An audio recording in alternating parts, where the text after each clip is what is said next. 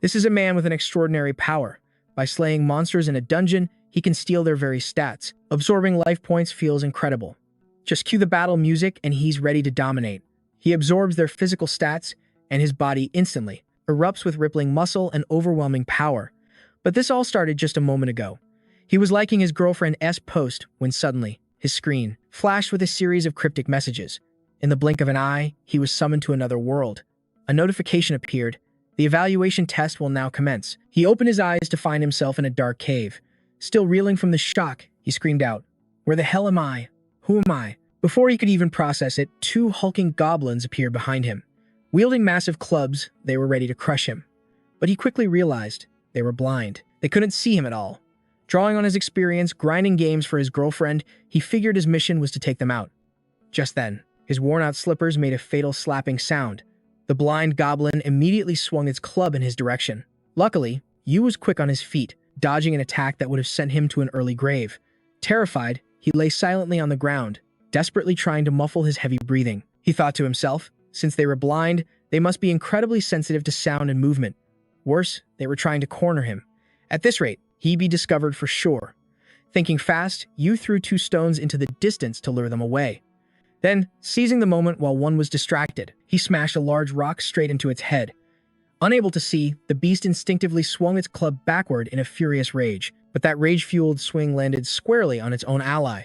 Seizing the opportunity, Yu yelled out, "Your prey is fighting back, take him down." The goblin that got hit, now thinking its partner was the enemy, unleashed a devastating blow. And just like that, the two goblins were dealt with. Guess it's a good thing he was Isekai with his brain intact. The smaller goblin was still breathing, but it was trapped, pinned beneath the corpse of its fallen comrade.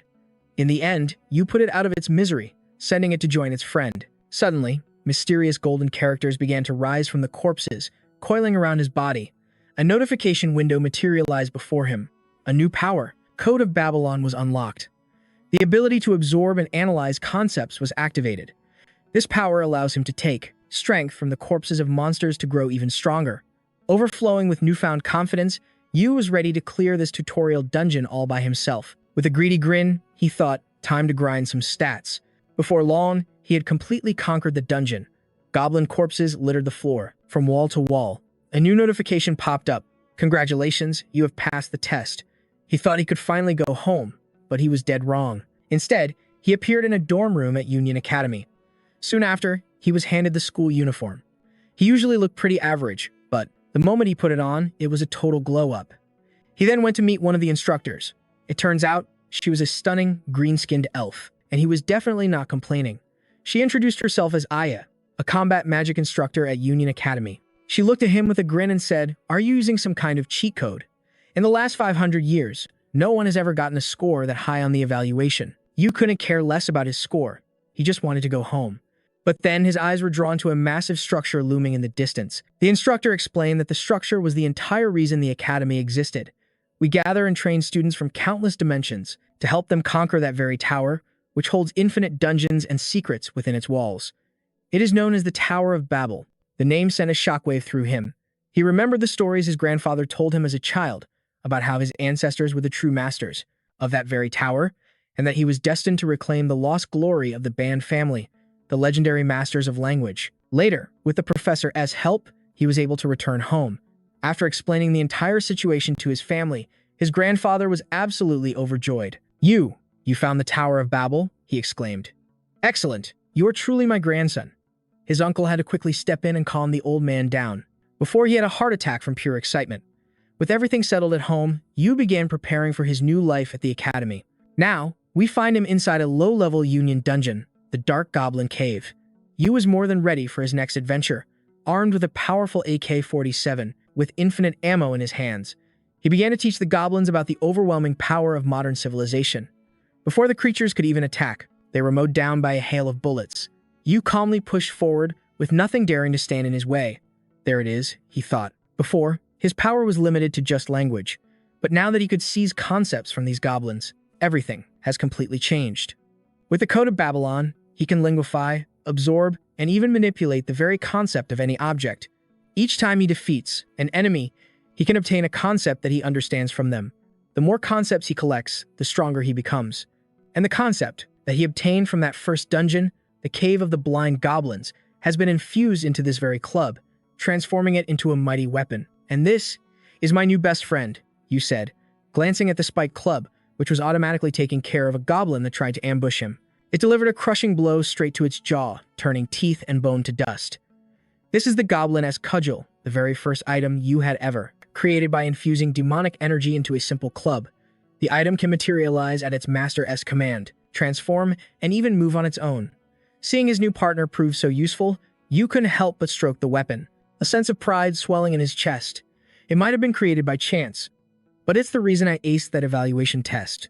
Satisfied with his victory, Yoon surveyed the battlefield-esque wreckage. All right, he muttered, time to collect the spoils. Just as the thought crossed his mind, he began absorbing the concepts from the fallen monsters. Life Force, 5.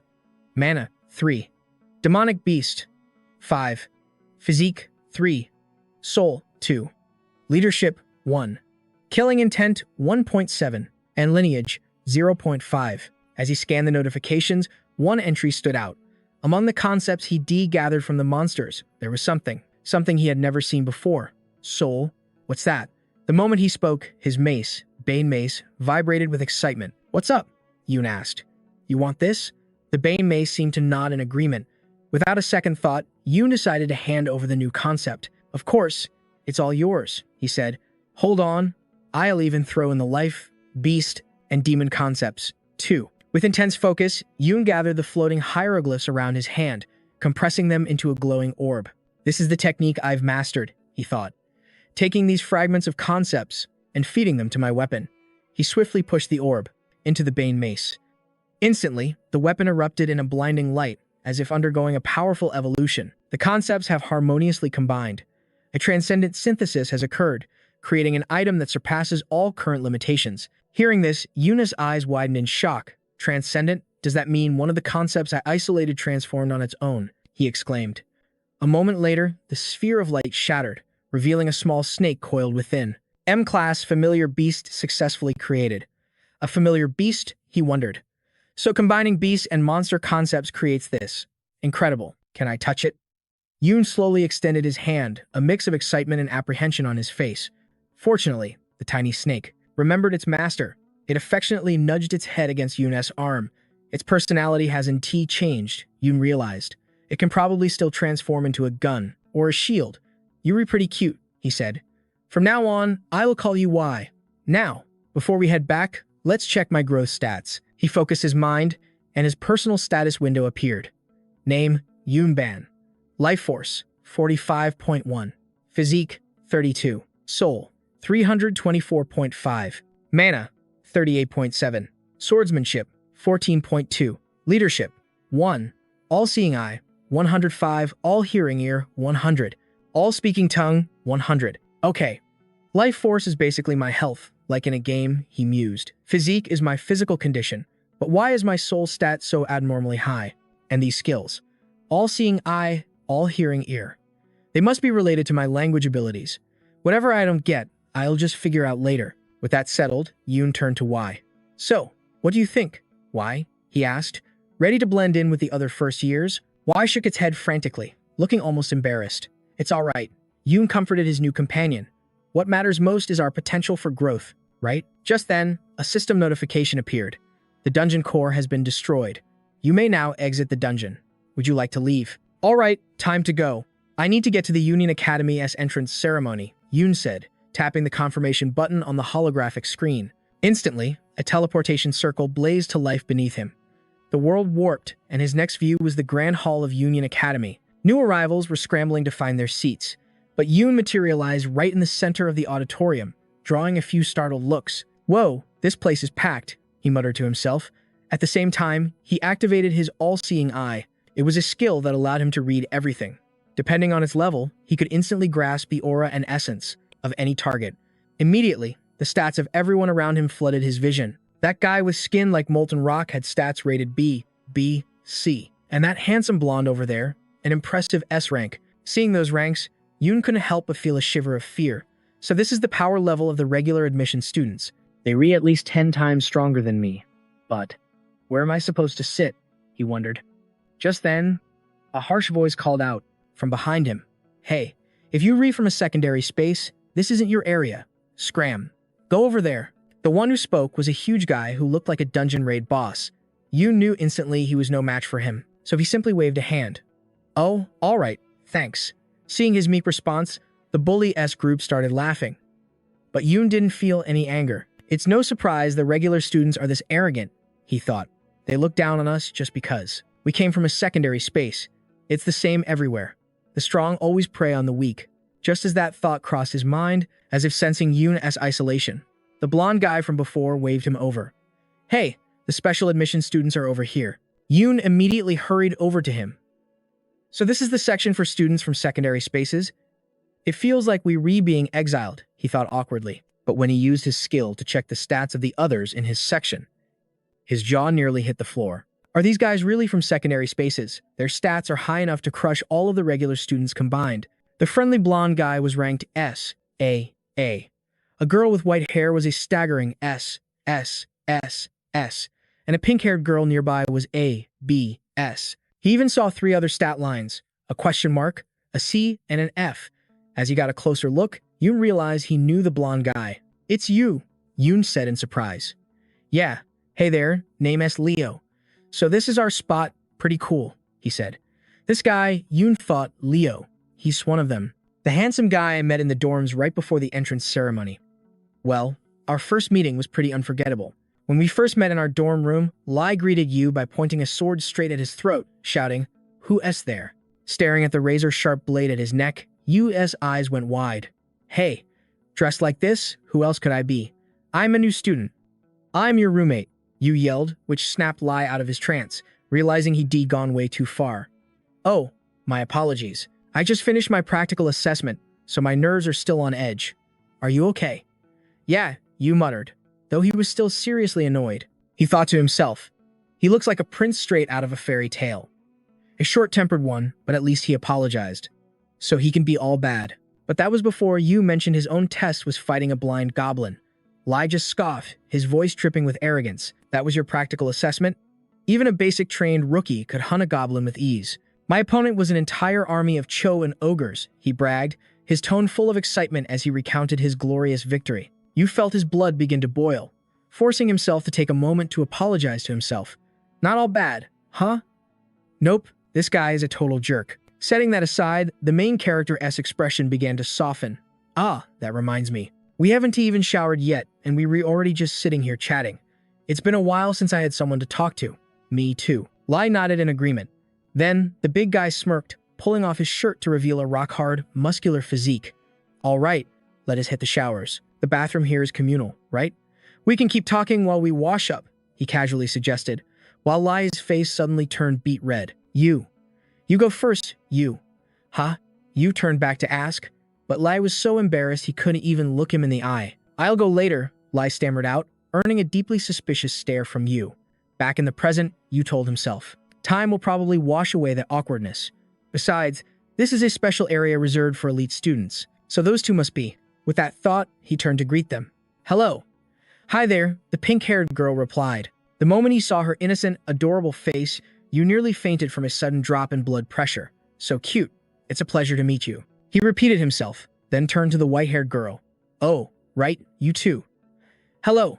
Across from him, the white-haired girl with striking dark eyes was staring intently at Yu, making him a little flustered. What is it? Yu asked. That thing wrapped around your arm looks interesting, she said calmly, and Yu immediately knew what she meant. Without hesitation, he summoned his little snake. Why? You mean why? You guys can all see him, huh? At the sight of Y's adorable form, all 3 of them melted. Even the cool-headed, white-haired girl blushed with excitement. So cute. Is that the item from before? How did it change so much in just a few days? Lai asked. Can I touch him? He looks so precious, the pink-haired girl pleaded. The white-haired girl then introduced herself. I am Dakozo, daughter of a martial master. And your name is? I am Ban Yu. Our hero replied, before asking a question of his own. But what is a martial master? Do you have some kind of special powers? Like, can you shoot energy beams? At his question, all 3 of them burst out laughing, leaving Yu confused. Even Dagozo was shaking so hard she had to cover her mouth.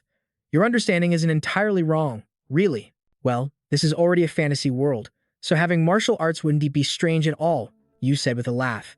The pink-haired girl also introduced herself. I'm Ruo. Nice to meet you. I am Assel, but you can all call me Lai. It's a pleasure to meet you, Dagozo Ruo, Lai said with a bright smile. However, the second he finished speaking, Dagozo turned her face away with a look of disdain, making Lai's eyes roll in frustration. Seeing this, Yu could only offer a weak smile and say, looks like the ceremony is about to start. He noticed the beautiful Professor Yumina sitting on the stage. Oh, it's Professor Yumina, he exclaimed, which made Lai curious. Professor Yumina was your counselor? Yeah, yours too, Lai. Before they could say more, the lights in the hall suddenly shifted, and the roof began to slowly retract, revealing the sky above. The ceiling is opening. What's going on? The group exclaimed in confusion. Suddenly, a cold voice shattered the silence. All of you, focus here. The voice was so full of authority that the entire student body felt a terrifying pressure. It weighed down on their shoulders, making them tremble uncontrollably. What is this? Where is this pressure coming from? Yu wondered silently. His heart was filled with dread. Still, he grit his teeth and forced his head up, looking toward the source of the voice. High above, a colossal entity appeared, and the voice continued. And now, the entrance ceremony for the 2557th year of Union Academy officially begins. The entity was a gigantic eye, a superior and mysterious being. Time passed in a flash, and Professor Yumina began to greet the group of students. That was impressive, wasn't it? The headmaster's speech is always unforgettable, she said with a smile. However, the students still seemed to be trapped in the aftershock of that terrifying presence, so no one responded, except for Yu, who calmly took a sip of tea and nodded. Truly impressive. So that great eyeball king is our headmaster. His words made the entire group jump. They turned to him in shock, asking, You saw the eye? You dared to look up? The pressure it gave off was so intense, most of us couldn't even lift our heads. Terrifying. But Yoon was a little confused. He could feel the pressure. Sure, but it wasn't as overwhelming as they described. At the same time, Ru stared intently at Yoon, trying to understand how he could possibly look directly at such a frightening entity. That being was using a special method to conceal its true form, so how could he possibly see it? Under her scrutinizing gaze, Yoon felt flustered and quickly explained, It is just a feeling, like a colossal eye is looking down on us. Meanwhile, Professor Yumina returned to the main subject. In any case, that was the headmaster. Unless you achieve something extraordinary or cause a major incident, you'll likely never have the chance to meet him again. However, it seems you'll be getting a private meeting. Yoon, she said, her eyes sparkling with amusement, which only made Yoon groan. Why does that sound like a curse, Professor? He mumbled. Yumina covered her mouth, giggling. Haha, as your supervising teacher, your achievements are my achievements. From now on, give it your all. Hearing this, Lai looked astonished and asked, So Professor Yumina is going to be in charge of us? Precisely, she replied, rewarding herself with a cup of tea. This revelation left Lai stunned. One of the 9 official professors of the academy is supervising us, he thought. After setting her teacup down, Yumina began her formal introduction. I haven't properly introduced myself yet, have I? I am Yumina, a professor of combat magic, and I've been assigned as the homeroom teacher for this class, Class 11. Let's strive to do our best for the next 5 years. Lai, surprised, asked. I thought only teaching assistants were in charge of the preparatory students. Yumina nodded. That's correct. However, this year you read a special batch of students, so I will be taking on this role. As she said this, she mused internally. So special. In fact, that I wonder how only people like you were chosen. Then, as if remembering something, her expression turned serious as she warned them, be wary of the obstruction and malice from the regular students. Hearing this, Yoon was initially taken aback, but he quickly grasped the hidden meaning behind her words. The obstruction and malice the professor mentioned wasn't just about academic competition. It also included physical violence and conflicts between students, issues that fell outside the protected rivalries under the Academy's regulations. Even the professors couldn't interfere. To thrive in the race against other students, you must be strong enough to overcome every obstacle and ill will. That's why, from now on, the 4 of you will operate as a team. You are all uniquely special students. Moreover, you will be comrades, conquering the tower as peak together. From now until you graduate. But enough of that for now. The Academy has prepared a small gift for you. The rules and details will be explained after you receive the item. With that, she snapped her fingers, and a brilliant item materialized before the group. They gasped in amazement. It was a pendant. Is this for student identification? It looks just like an ordinary necklace. You can use it for identification and to access all of the school's facilities. And at the same time, it allows you to teleport anywhere on campus. To test the teleport feature, they muttered the incantation, teleport, Professor Yumina is so beautiful. The moment the phrase was uttered, all three of them were thrown outside. Professor Yumina is so beautiful, Ruo shouted in awe. Then they were teleported back to their original spot. Regarding the incantation, the three could only remain silent, unsure of what to think about Professor Yumina. Good grief, the group sighed. We need this identification pendant to enter the tower, so whether we like it or not, we have to keep it safe. Lai said this while quickly tucking the pendant into his pocket. Across from him, the pink-haired Ruo wondered, but why was only Yun held back? Who knows? Lai replied with a shrug. Perhaps it's because he could sense that horrifying entity. Ruo voiced her own theory. As she spoke, she recalled hearing Professor Yumina's conversation with someone over the phone. Right now? No, we've prepared a tea party. It's a shame. Of all the students, he was the only one who could look directly at the headmaster. Cut to the headmaster's office, where Yun sat as meek as a lamb. What is this? A private meeting with the headmaster on the very first day. Did I do something wrong? Yun thought in confusion. Seeing his worried expression, the headmaster spoke. Look directly at me. My true body is not present here. The voice emanated from a doll sitting on the desk. Hearing this, Yun finally dared to look at the doll and ask, Headmaster? No. I am the chairman. Address me as such, he corrected. Yes, chairman, Yun hastily replied. The chairman then got straight to the point. Let me explain why I summoned you. Normally, I do not interfere in a student's development, whether they be strong or weak, whether they live or die in the tower. I do not care. My sole objective is to witness the one who climbs to the tower's peak. Everything else is meaningless. Hearing this declaration, Yun fell silent. In truth, the tower is the legacy of my ancestors. The Ban clan was destined to reclaim it with all its power and glory. I am willing to risk my life to reclaim the entire tower. But facing the chairman, another student wondered, what is the tower? And why must we conquer it in this dimension? Unable to contain his own curiosity, Yun finally spoke up. Sir, what exactly is this tower? The principal paused for a few seconds, seemingly taken aback by the young man's question. Then, he answered slowly, the tower is the path to godhood. But it is also a great trial. Godhood?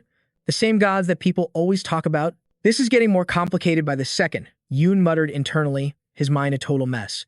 Just then, the principal continued. Normally, I don't interfere when students face hardship, but this time is an exception, because I see your immense potential. The greatest potential I have ever witnessed. I will make special arrangements to help you prepare for your journey to conquer the tower. As he finished speaking, the small doll on his desk lifted its arm, unleashing a strange light that merged with Yun's identification necklace. What is this? Yun gasped in surprise. The principal quickly explained, I have expanded your exploration privileges beyond the Academy's walls. You can now freely travel to any dungeon you wish. Use your free time to hone your skills before you begin your climb. Outside the Academy, Yun asked again, still in disbelief. That is right. Now, you should go. Remember, Yun, level up your skills before you attempt the tower. If your performance is exceptional, I will unlock your next privilege. With a wave of his hand, a portal instantly appeared at Yun's feet. It immediately began pulling him in. The next privilege? Yun cried out in shock. Indeed, the right to explore the tower. Alone. I look forward to our next meeting. Before he could react, Yun was ejected from the room, falling directly into the arms of Professor Yuma, who was waiting outside. Did your meeting with the principal go well? Yuma asked with a bright smile.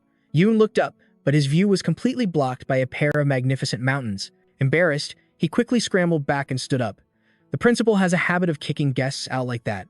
Weird, isn't it? Yuma said with a shrug and a laugh. Yun was too flustered to even look her in the eyes. Yes, he stammered. He was actually very eager to meet you from the beginning, Yun. After calming down, Yun recounted his conversation with the principal. Yuma was utterly astonished by the promises he'd been given. Oh my god, permission for a student to leave the academy. That is a massive privilege, Yuma exclaimed. Is it really that big of a deal? He just said I needed to improve my lacking skills, Yun asked, still confused. It's beyond big. You can freely explore dungeons outside the tower, and even travel to other cities. This means you will gain far more experience and be better prepared than anyone else. No student has ever received this privilege before. Yuma's explanation finally made Yun realize just how much favor he was being shown. Haha, so that's what it meant. I thought he was telling me I was so weak I needed remedial lessons. Thank heavens, Yun chuckled in relief. Yuma continued, a hint of jealousy in her voice. You were so lucky, Yun. I'm actually envious. We teachers are usually too busy to go outside at this time of year. Really? Yun asked. That's right. Since Union is an academy, everything is student-focused, which makes things inconvenient for us teachers. With this privilege, you can explore dungeons, travel to cities, and go shopping. You can even eat all the snacks you want. I am so jealous." As she spoke, she leaned closer and closer to Yoon with a strange look on her face, making the young man break out in a cold sweat. A bribe, wasn't it? Yuma finally revealed her true intentions. "There's this really beautiful city you should visit. It's called Ronica, the spring temple there is truly." Fearing she might just devour him, he quickly cut her off. "Professor, please, let me buy you a gift." Time passed in a flash, and the scene shifted to a location outside the academy. Yoon was now on his way to complete the mission Yuma had given him, remembering her words. The honeymoon wine brewed by the monks is famous for its sweet aroma. It has a thick foam and a captivating aftertaste. "Buy me one." "No, 2 bottles, okay." The wine-loving professor had said it with her eyes sparkling like headlights, entrusting this heavy responsibility to her brand-new student. Yoon could only sigh internally. A professor sending a student to buy her liquor. This world truly was full of surprises. Luckily, I already have an item storage. He opened his inventory to check, a satisfied look on his face. Then he suddenly noticed an unfamiliar item inside. "Ah, this is what Grandpa gave me before I enrolled." Yoon stared intently at the item pouch, prepared by grandfather. Rarity, unknown. Flashing back to the day before he left for the academy, his grandfather had approached him with a bag in hand. "Are you ready, Yoon?" "Yes, I think so." "Did you sleep well, Grandpa?" Yoon replied. Hearing his grandson's words, the old man set the bag on the ground with a heavy thud. "Open it and take as much as you want." "What is this?" Yoon asked curiously. "Just open it and you will see," his grandfather said with a mysterious smile. The moment he opened the bag, a golden light flashed so brightly it nearly blinded him. "Whoa, this is all solid gold. Can I really take this?" Yoon asked, completely stunned. "Haha, don't worry about it. This is our ancestral fortune. It was meant for the quest to find the Tower of Babel. Now, it's all yours. Use it as you see fit," his grandfather said cheerfully. Overwhelmed with emotion, tears began to stream down Yoon's face. "Thanks, Gramps. This stuff will be a game changer." "But how am I supposed to carry all this?" Yuan stammered. "What's the problem?" The old man shot back. "Just looking at it makes my back hurt," Yuan whined. "You ungrateful brat," the old man roared, losing his temper. Back in the present, after opening his inventory, Yuan tossed everything inside, his personal gear now safely stowed away. Having an item storage made life so much easier. Gramps said gold is king no matter where you go, he thought, so I'll take a few bars. "All right, preparations complete. It's time to step into a new world," Yuan said, gazing at the modern metropolis before him. As he entered the city, he was stunned by the sheer level of advancement. Whoa, even in another dimension, the cityscape feels pretty similar. But as he was thinking, several people on flying vehicles zipped by in the sky, and he immediately went silent. Okay, maybe it's not that similar. What is that? It's flying. How is that possible? He thought with bubbling excitement. But his bizarre appearance had already attracted the attention of a few guards. "Hey, you there? Where are you from?" Yuan turned. But before he could explain, the 2 officers recognized his uniform, and their entire demeanor shifted in an instant. "Good heavens, you're a student from the Union Academy?" Yeah. Hello. We are the West Border Guards of Ronica City." They stood at rigid attention. Yuan felt awkward at their sudden enthusiasm, all because he was a Union student. He scratched his head and said, "Hello, I am Ban Yuan, a freshman at the Union Academy." At his words, both of them turned. Their faces were filled with curiosity. "But how did you manage to get all the way out here, Ban Yuan? Did the headmaster grant you permission?" "That is right," he said. "I could explore freely." Yuan replied with a nod. "I see. It is thanks to the headmaster and the teachers that our city remains so peaceful. We are forever in their debt." They both spoke with genuine smiles, forcing Yuan to start reevaluating the true power of this academy. "If you have any questions, just ask us." And for Yuan, a guy who knew absolutely nothing, how could he possibly pass up this opportunity? Without a moment hesitation, he pointed to a vehicle soaring through the sky and asked, "So, I want to buy one of those. How much do they cost?" Time flew by, and soon our hero Yuan was gripping the controls of a brand new flying vehicle, soaring over a vast grassy field. "This is incredible," Yuan shouted into the wind. Flashing back to 1 hour ago, hearing Yuan's question had caused the 2 guards to break out in a nervous sweat. "Ah, you must be talking about a hoverbike. The most basic model is already 250,000 ronia. It's quite expensive." Hearing this, Yuan's face went blank as he asked, 250,000 ronia. How much is that? So it's called a hoverbike, huh? As he spoke, he casually pulled a solid gold bar from his inventory and asked, "Can I trade this to buy one?" Seeing the young man casually produce such a precious item, the guard's eyes bulged. That's solid gold. Where did you get a gold bar that massive? Is that even real? Oh, my grandpa gave it to me, Yuan said with a smile. Back in the present, even he was a little stunned by the outcome. A single bar of gold was worth 75 million Ronia. He really had to thank his grandfather for forcing him to take it. Turns out gold is the universal currency. After all, you idiot, make sure you take this. The old man had roared in his memory. But it's heavy and such a pain, Yuan had complained. The struggles of a young man with too much money are truly harsh. Over here, as he felt the streams of wind rushing against him, the little snake Eve materialized, prompting Yuan to excitedly show off to his companion. Oh, hey Eve, what do you think? Just like with you, I use demonic concepts to bring this hoverbike to life. Her name is Lilith, so from now on, try to get along. Lilith was created when Ban Yuan granted it a demonic concept, transforming it into a living being with its own will, just like Eve. Hearing her master's declaration, the little snake flicked her tongue, though it was impossible to know if she was annoyed or pleased. Ignoring her attitude, Yuan hadn't forgotten the mission his professor, Yumina, had given him. All right, I've bought the liquor for Professor Yumina and created a little sister for Eve. Everything I needed to do is done.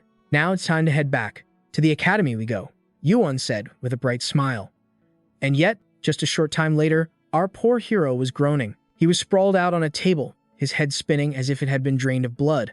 Oh God, my head. The main character whined like a pathetic puppy. At that moment, Ile approached, angrily placing a glass of water in front of him and shaking her head. I am extremely disappointed in you, Yuan. I cannot believe that right after our meeting, you snuck out without a word, only to return completely wasted. Ile's judgmental gaze made Yuan shrink in his seat. I am sorry. Professor Yumina forced me. I couldn't refuse. As he said this, he had a sudden flashback of the professor grabbing his collar, refusing to let him escape. Bottoms up. Drink. Another one. Her face had been as red as the sunset. This was the first time I've ever had alcohol in my life, Yuan said, quickly grabbing the glass of water. He downed it all in a single gulp. Meanwhile, Dahe coldly noticed the flower-shaped brooch on Yuan's chest and asked, So, about that pin. Is that what you got in exchange for becoming the professor's drinking buddy? The class representative position? Yuan leaned back, replying, Class representative? If you mean class president, then that is right. At that moment, Dahe's sharp declaration startled them both. If we have to choose one person to represent the four of us, then it must be me. Because I am the strongest one here. You agree, don't you? She stared, her gaze unwavering. Lai shot back instantly. That is crossing a line, Decoron. We were supposed to be equals, so I need to set the record straight. Your arrogance is going to poison this team's future in the tower. And for the record, I don't accept you as the strongest here. Lai shouted, pointing a finger right in her face. But Decoron just scoffed and shook her head. Ha, did you just say we were equals? How ridiculous. Weren't you the one who asked the professor yesterday if you could climb the tower solo? Where is the equality in that? She shrugged, and Lai's face went crimson with humiliation. That's C. Lai stammered, unable to form a sentence, as Yoon and Ruo shot him a suspicious glance. Oh yeah, you did say that. Flustered, Lai tried to backtrack. No, I was just curious. It's not like I don't want to team up. Meanwhile, Yoon slumped over the desk, thinking to himself, Seriously, I was hoping we could avoid this power struggle, at least on the first day. I was about to suggest we plan things out together, but our team is already falling apart. And I have zero interest in being the class leader. But now I see why the professor picked me. Lai has no people skills, only a massive ego, and Dee Coron is a complete tyrant. She might be strong, but she'll alienate everyone. Ruo is too passive to ever lead. Hey, what a special team this is. With that thought, Yoon finally spoke up. Hold on. Everybody, just calm down and listen. The class leader doesn't have to be the strongest person. In fact, they should be the strongest, he proposed. Dee Coron narrowed her eyes. And why is that? Because if the strongest is in charge, they'll just make every decision themselves. A leader needs to unite the class, not dominate it. A leader has to be someone who can find fair solutions for everyone. That's why I think an easygoing person, like me, should take the role. Easygoing? You? Dee Coron nearly laughed out loud. Fine. The professor has the authority to appoint the leader, so I'll go along with what you say. For now. Dee Coron said with a smirk. Seeing that the most dangerous member had conceded, Yoon let out a quiet sigh of relief as the tension in the air finally faded. Thanks, Dee Coron. Her tone shifted, becoming both serious and sincere. From the very start, you were the only one here I truly wanted on my side. Well, I don't like it, but to get what I want, I guess I have to put up with the dead weight. As she spoke, she shot a cold, meaningful glare toward Lai and Ruo. That is all. See you around. And with that, the white-haired girl turned and walked away, leaving Lai behind, trembling with absolute fury. What? Dead weight? Lai seethed through gritted teeth, his voice dripping with outrage. Seeing this, Yoon quickly stepped in. Hey, calm down, Lai. After barely managing to cool Lai down, Yoon felt utterly drained. My god, this morning felt more like a war zone than a classroom. Dealing with wounded pride is never easy. Just have to take it one step at a time, the main character, Yoon, told himself, trying to stay calm. But he didn't even get a moment's peace before Ruo stood up, his voice full of excitement. Hey, Yoon, did you bring that cute little snake with you today? I really want to touch it. The girl's eyes sparkled with pure curiosity. Oh, for crying out loud. Am I surrounded by landmines? Yoon groaned internally. He felt like he was constantly navigating a minefield. The scene shifts to a combat arena. A student named Erector, a user of lava-based powers, suddenly shot to his feet and roared, Professor, I want to see just how skilled these special admission students really are. His shout whipped every head in the room toward Yoon's group, their eyes filled with a mix of curiosity and condescension. The instructor, dressed in a prisoner-s uniform, simply nodded. For our first session, we'll start with a warm-up, a sparring match. How does that sound? At his words, the Class 1 students erupted, all of them begging for a chance to fight. Professor, let me take them on. No, pick me. Get back. I am first. Hey you, are you going to take that pin off or what? The barrage of taunts and challenges silenced both Yoon and Lai. Lai shot a worried look at Yoon. So this is Union Academy, a class based entirely on power. No wonder Class 1 is the special class. They really seem to hate us, Class 11 students. Yoon replied awkwardly, well, it might have something to do with what I am wearing. As the crowd continued to argue, Erector's eyes were locked on the emblem pinned to Yoon's chest, a fire of pure rage building within him. How dare that weakling wear the pin from the flower goddess, a gift from Professor Yuma herself, to wear it so brazenly in front of me. Unforgivable. The thought consumed him until he couldn't hold back any longer. Professor, he bellowed, let me test his strength myself. I am begging you, let me fight him. The professor agreed instantly. Very well. Step forward, Yoon. You will face Erector. Yoon felt like he'd just been thrown to the wolves, but there was no way out of it. Elsewhere, Professor Yumina was quietly observing Yoon's first day of class. After realizing it was a joint session between Class 1 and Class 11, she knew something was wrong. What is the meaning of this? Why would they schedule my student with the special class on the very first day?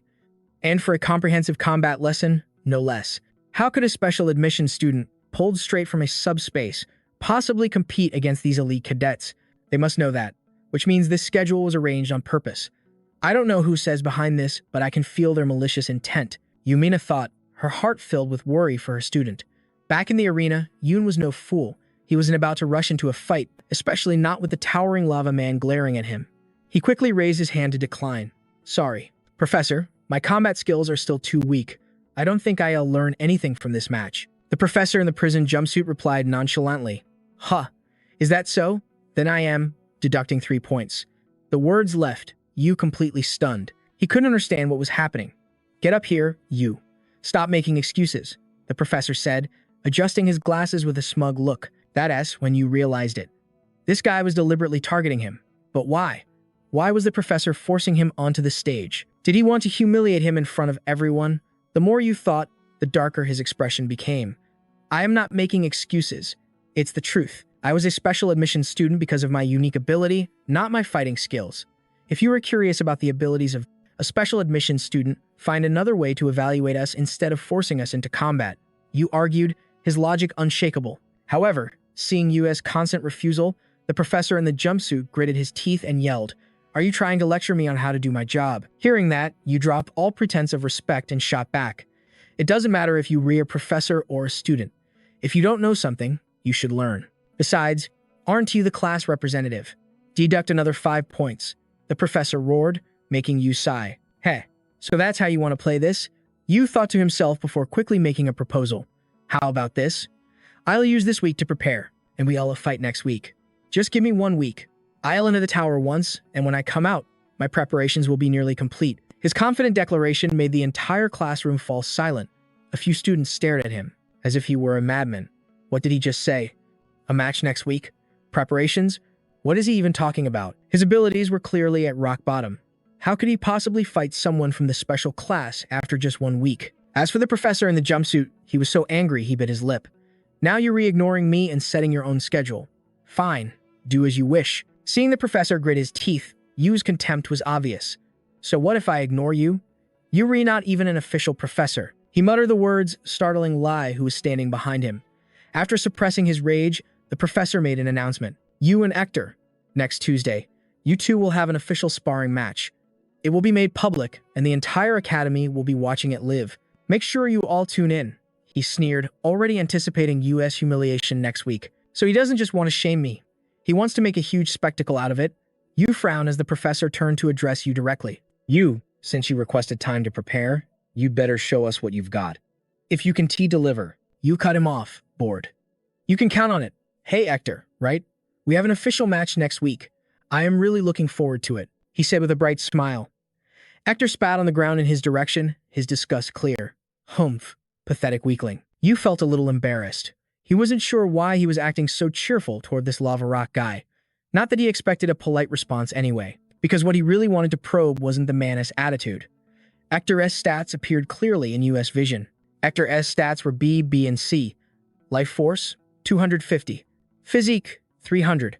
Magic, 120. Looking at these numbers, you knew his decision to postpone the match for a week was absolutely the right one. As expected of a student from the special class, his life force and physique stats were astonishing. His life force was 5 times his own, and his physique was 10 times greater. But even so, compared to them, Hector was nothing. You thought, glancing over at Lai and Ruo. To climb the tower with them, he had to surpass Hector's level first. Yu mused to himself, then chuckled. Haha, why do you two look so gloomy? Are you worried about me? Ignoring US words, Dagozo began to warm up behind them with a cold expression. What's this? Is no one brave enough to step up? Unlike the class representative, fighting is my specialty. Aren't you all curious about the skills of a special admissions student? Does anyone dare to come up here? If it is a sparring match, I am always ready, Dagozo said with absolute confidence. Her stats were so high they were breaking out of the hexagonal display frame.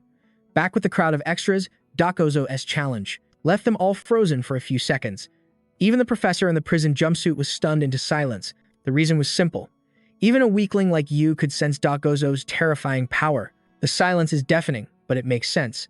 Even my myriad poison eyes are having trouble fully reading Dagozo's strength. There's no way a first-year student wouldn't feel her overwhelming aura, you thought. Back with Dagozo, seeing that no one dared to step forward, she spoke with a bored tone.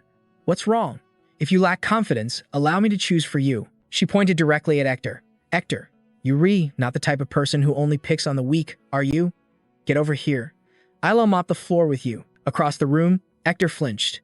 He must have realized that Dagozo's power was far beyond his own. Hector must be terrified right now. His original target was me, but now he's been challenged by someone completely unexpected. Everyone here could sense it.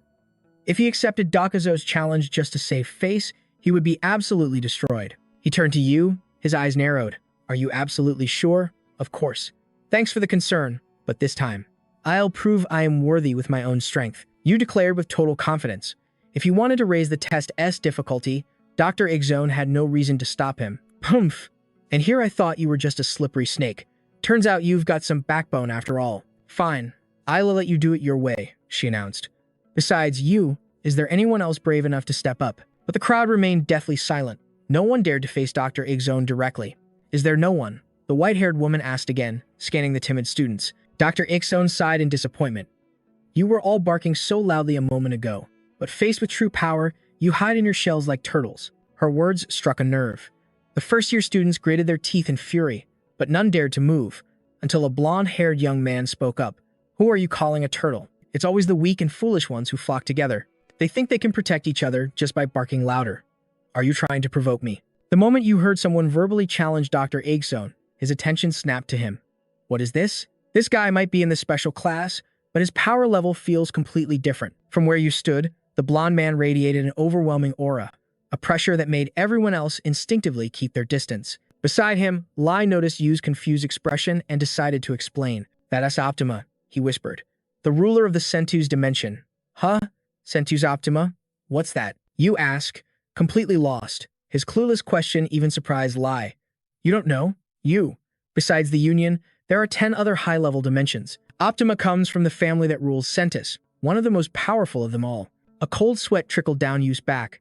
So this guy is the heir to one of the most powerful families across all the dimensions. Just then, with all eyes fixed on him, Optima began to descend into the testing arena. "Professor," he commanded coldly. The instructor understood immediately and scrambled to activate something. "Ah, right away," he said, pulling out an electronic device that caught Yu's eye. "What is that thing?" "Probably a recording device," Lai guessed. "I think they were planning to film this and make it public." "And then what?" Yu asked curiously. "They said they'd share it on the internet, but I'm not really sure what that is," Lai admitted, shaking his head. It seemed Lai came from a dimension without modern technology, so the concept was foreign to him. However, coming from a far more advanced civilization, Yu instantly understood the Professor's plan. "So that's it. It's the same in this world, too, huh?" Seeing that Yu understood, Lai turned to him. You know what the internet is?" "It's just a private network set up by companies or schools to share information," Yu explained as he connected to the Union net. Lai's eyes widened in shock. "Your dimension is so low level, they don't even know about the Union. But you know about this?" "In my world, this kind of tech is everywhere," Yu said. "But where is this school's internet portal?" As Yu scrolled through his phone, Rudo ran over to help. "Here, there's a live broadcast channel for our class right now." "Thanks, Rudo, you real lifesaver." Yu quickly tapped the link, and an image of Dr. Izone and Optima filled his screen. "What is this?" he muttered. "A live stream. The professor is trying to publicly humiliate us. But I have a feeling this won't go the way he thinks." In the arena, both Dr. Izone and Optima were unleashing an intense, crushing aura. After a tense standoff, Optima spoke first. "Make your move." Dr. Izone just smirked. "As the weaker one, you should have the first shot." She taunted him with a beckoning gesture. "Weaker? We'll see how long that arrogance lasts. Now, kneel." As Optima spoke, he thrust his hand forward, unleashing some kind of invisible power straight at Dr. Izone. From the crowd's perspective, a mysterious wave of energy pulsed from Optima's palm. As the power washed over them, even US group could feel a terrifying pressure weighing down on their bodies. "What is this power?" "It's completely different from the linguistic authority that I possess. It's like water flowing downhill, or the fact that we can live without air. This is a fundamental law of nature. Everything in this space is forcing me to kneel before him, as if it's the most obvious thing in the world. Could he be distorting reality itself?" Dr. Izone analyzed the attack. Standing beside Yu, Lai turned and asked, "Did you just figure out the principle behind his ability?" "Yeah," Yu replied. But before he could explain, Rudo grabbed onto him, trembling with fear as he stared at the arena. Meanwhile, Optima's reality-bending power struck Dr. Izone and did absolutely nothing. It was like a gentle breeze against a mountain. A swirling, dark blue energy began to pour from her palm. With a single wave of her hand, she effortlessly shattered the pressure crushing down on her. The entire group was stunned, their jaws hanging open. Even Yu couldn't believe his eyes. Impossible. She completely neutralized his power just by increasing her own aura. The blonde-haired Optima watched as Dr. Izone dismantled his technique, a flicker of genuine interest in his eyes. "Ha, not bad.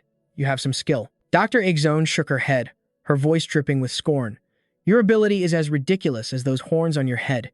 If this is all you have, then I am truly disappointed." "Not a chance," Optima shot back, posturing as if to unleash a skill, but the motion never escaped Doko Gion's sharp gaze. Instantly, Doko Gion channeled power into her legs, lunging forward and slamming a kick straight into his stomach, shattering his technique. "Did you really think I'd just stand here and take a second hit? Stronger up close, are you?" Doko Gion taunted. Optima threw up an energy shield to defend himself, but being forced on the defensive was a crushing blow to his pride. "I can't believe I have to use two hands for a fight like this," he grumbled in annoyance. "All brawn and no brains, as they say." Doko Gion's voice suddenly appeared right next to his ear, startling him into swinging wildly behind him.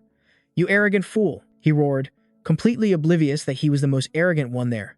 Doko Gion dodged the attack, batting his arm aside with her left hand. At the same time, her right hand gripped his collar, pulling him into a devastating knee strike aimed directly at his chin. "Your movements are hopelessly clumsy.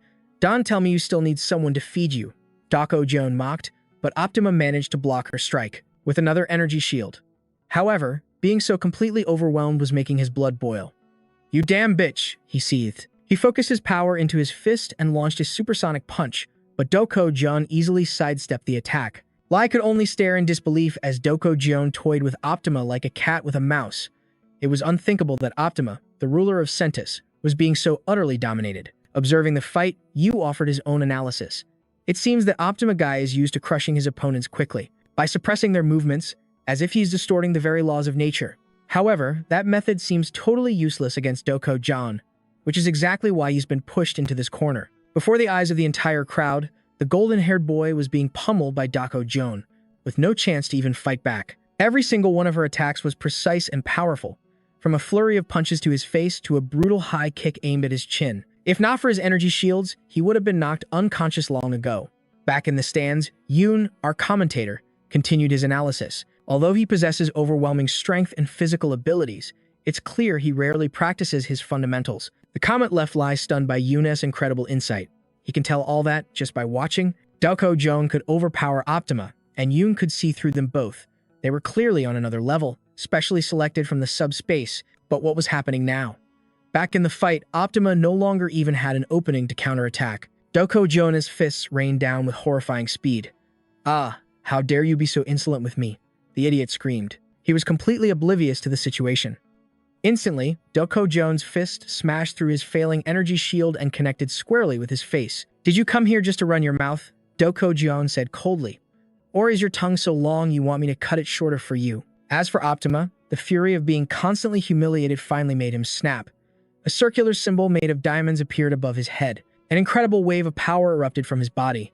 He slammed both hands into the ground, cracking the arena floor into pieces. "I will never forgive you. If you want to die so badly, I will grant your wish." Optima shrieked like a madman. Hearing his outburst, Doko John simply replied in a calm tone, "Death is not a word a child like you should use so lightly." She began to gather magic around her arm, preparing to teach the golden-haired boy a painful lesson. Optima was equally determined, screaming, "Die!" as he thrust his hands forward. Just as the two rivals were about to collide, Professor Yumina's voice rang out. "That is enough." With a single clap, she stopped all of their movements in an instant. The arena was suddenly flooded with beautiful flowers, leaving both Doko, Joan, and Optima completely stunned. Yumina spoke softly. "Our academy does not encourage life or death duels. Save that power for climbing the tower. Do you two understand?" Then, she snapped her fingers, and her skill dispersed, the flower garden slowly fading away. In the stands, you thought, "What was that? An illusion?" But I can still smell the rich fragrance of the flowers. On the field, the moment Optima saw Yumina, he knew he couldn't continue the fight. He clicked his tongue, turning to leave, completely unaware that the Professor's intervention had just saved his life. Otherwise, Doko Joan would have surely sent him to an early grave. As for Doko Joan, she paid the pathetic weakling no mind. She turned to Yumina and commented, "You are incredibly strong." In response, the female professor simply gave a gentle smile. Seeing that, Doko Joan sighed and returned to her spot. Welcome back," you said to her. At his words, the white-haired girl turned to ask Lai for his thoughts. "So, what did you think?" "It was amazing. Just watching was a thrill." However, before our main character could finish his sentence, Ruo suddenly darted out and clung tightly to his back from behind. This sudden action made the whole group curious. "Ruo, what's wrong? Are you still scared of Doko Joan?" he asked with a frown, seeing his friend trembling uncontrollably. "Haha, how cute. It's all right, you can come out now," Yoon said, still smiling brightly. But Ruo stubbornly clung to his back, refusing to let go. From another side, Yue's irritated voice cut in. A voice cut through the air, drawing every eye. "You re in for it now, Professor Farron. Allowing a sparring match on the very first day, not only did you permit it, you looked the other way when it got out of hand. You realize this is a serious offense, don't you?" I apologize, Professor," Ao2 stammered. "An apology won't be enough to fix this. You better brace yourself," Yuma declared with an air of superiority. She then approached Yuan. And for a class president, character is everything. "Yuan, why is your pin on upside down?" As she spoke, the beautiful professor gently reached out, adjusting the insignia on our hero's chest. It was an incredibly close gesture, driving the other students wild with envy, but she paid their burning stares no mind. After fixing Yuan's badge, Yuma turned to leave. "Well, I'll be on my way now. Have a pleasant day, everyone." Watching her walk away, Yuan could only manage an awkward laugh. Haha, so our professor came to stop the fight, but ended up stirring even more trouble.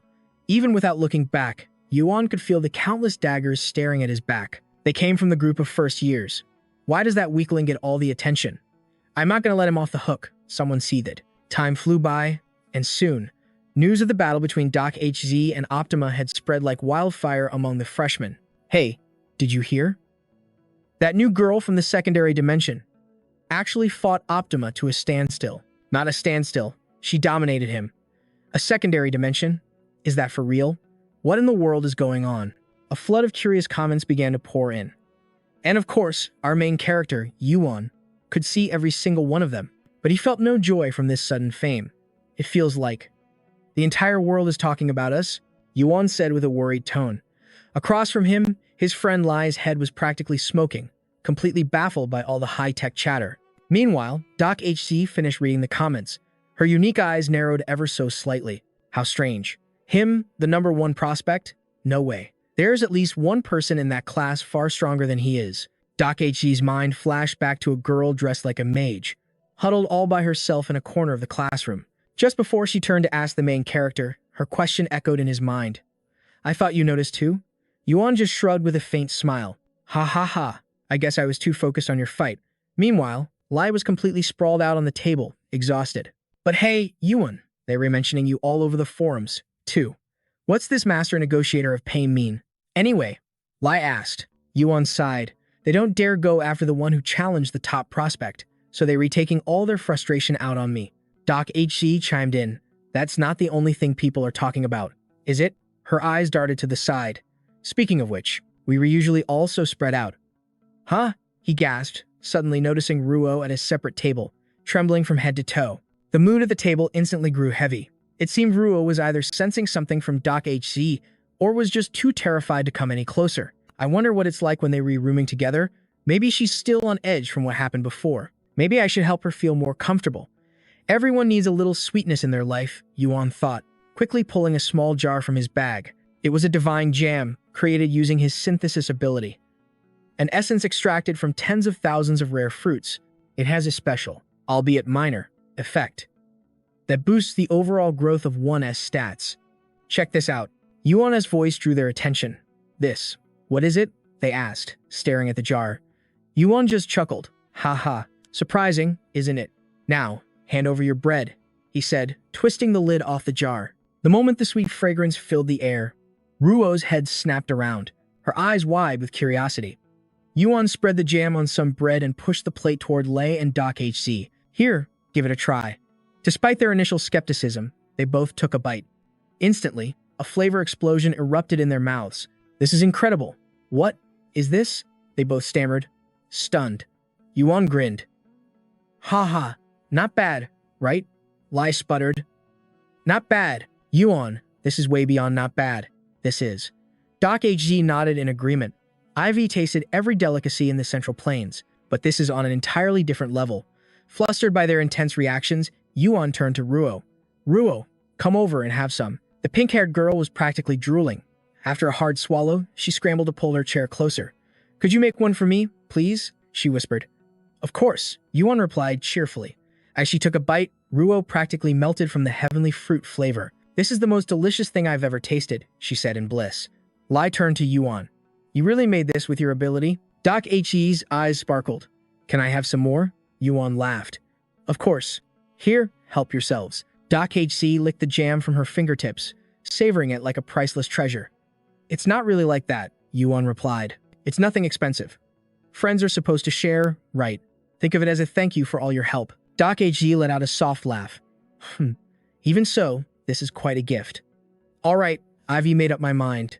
In return for this divine jam, I will personally train you in martial arts, she spoke while leaning in close to our hero's face, making him blush.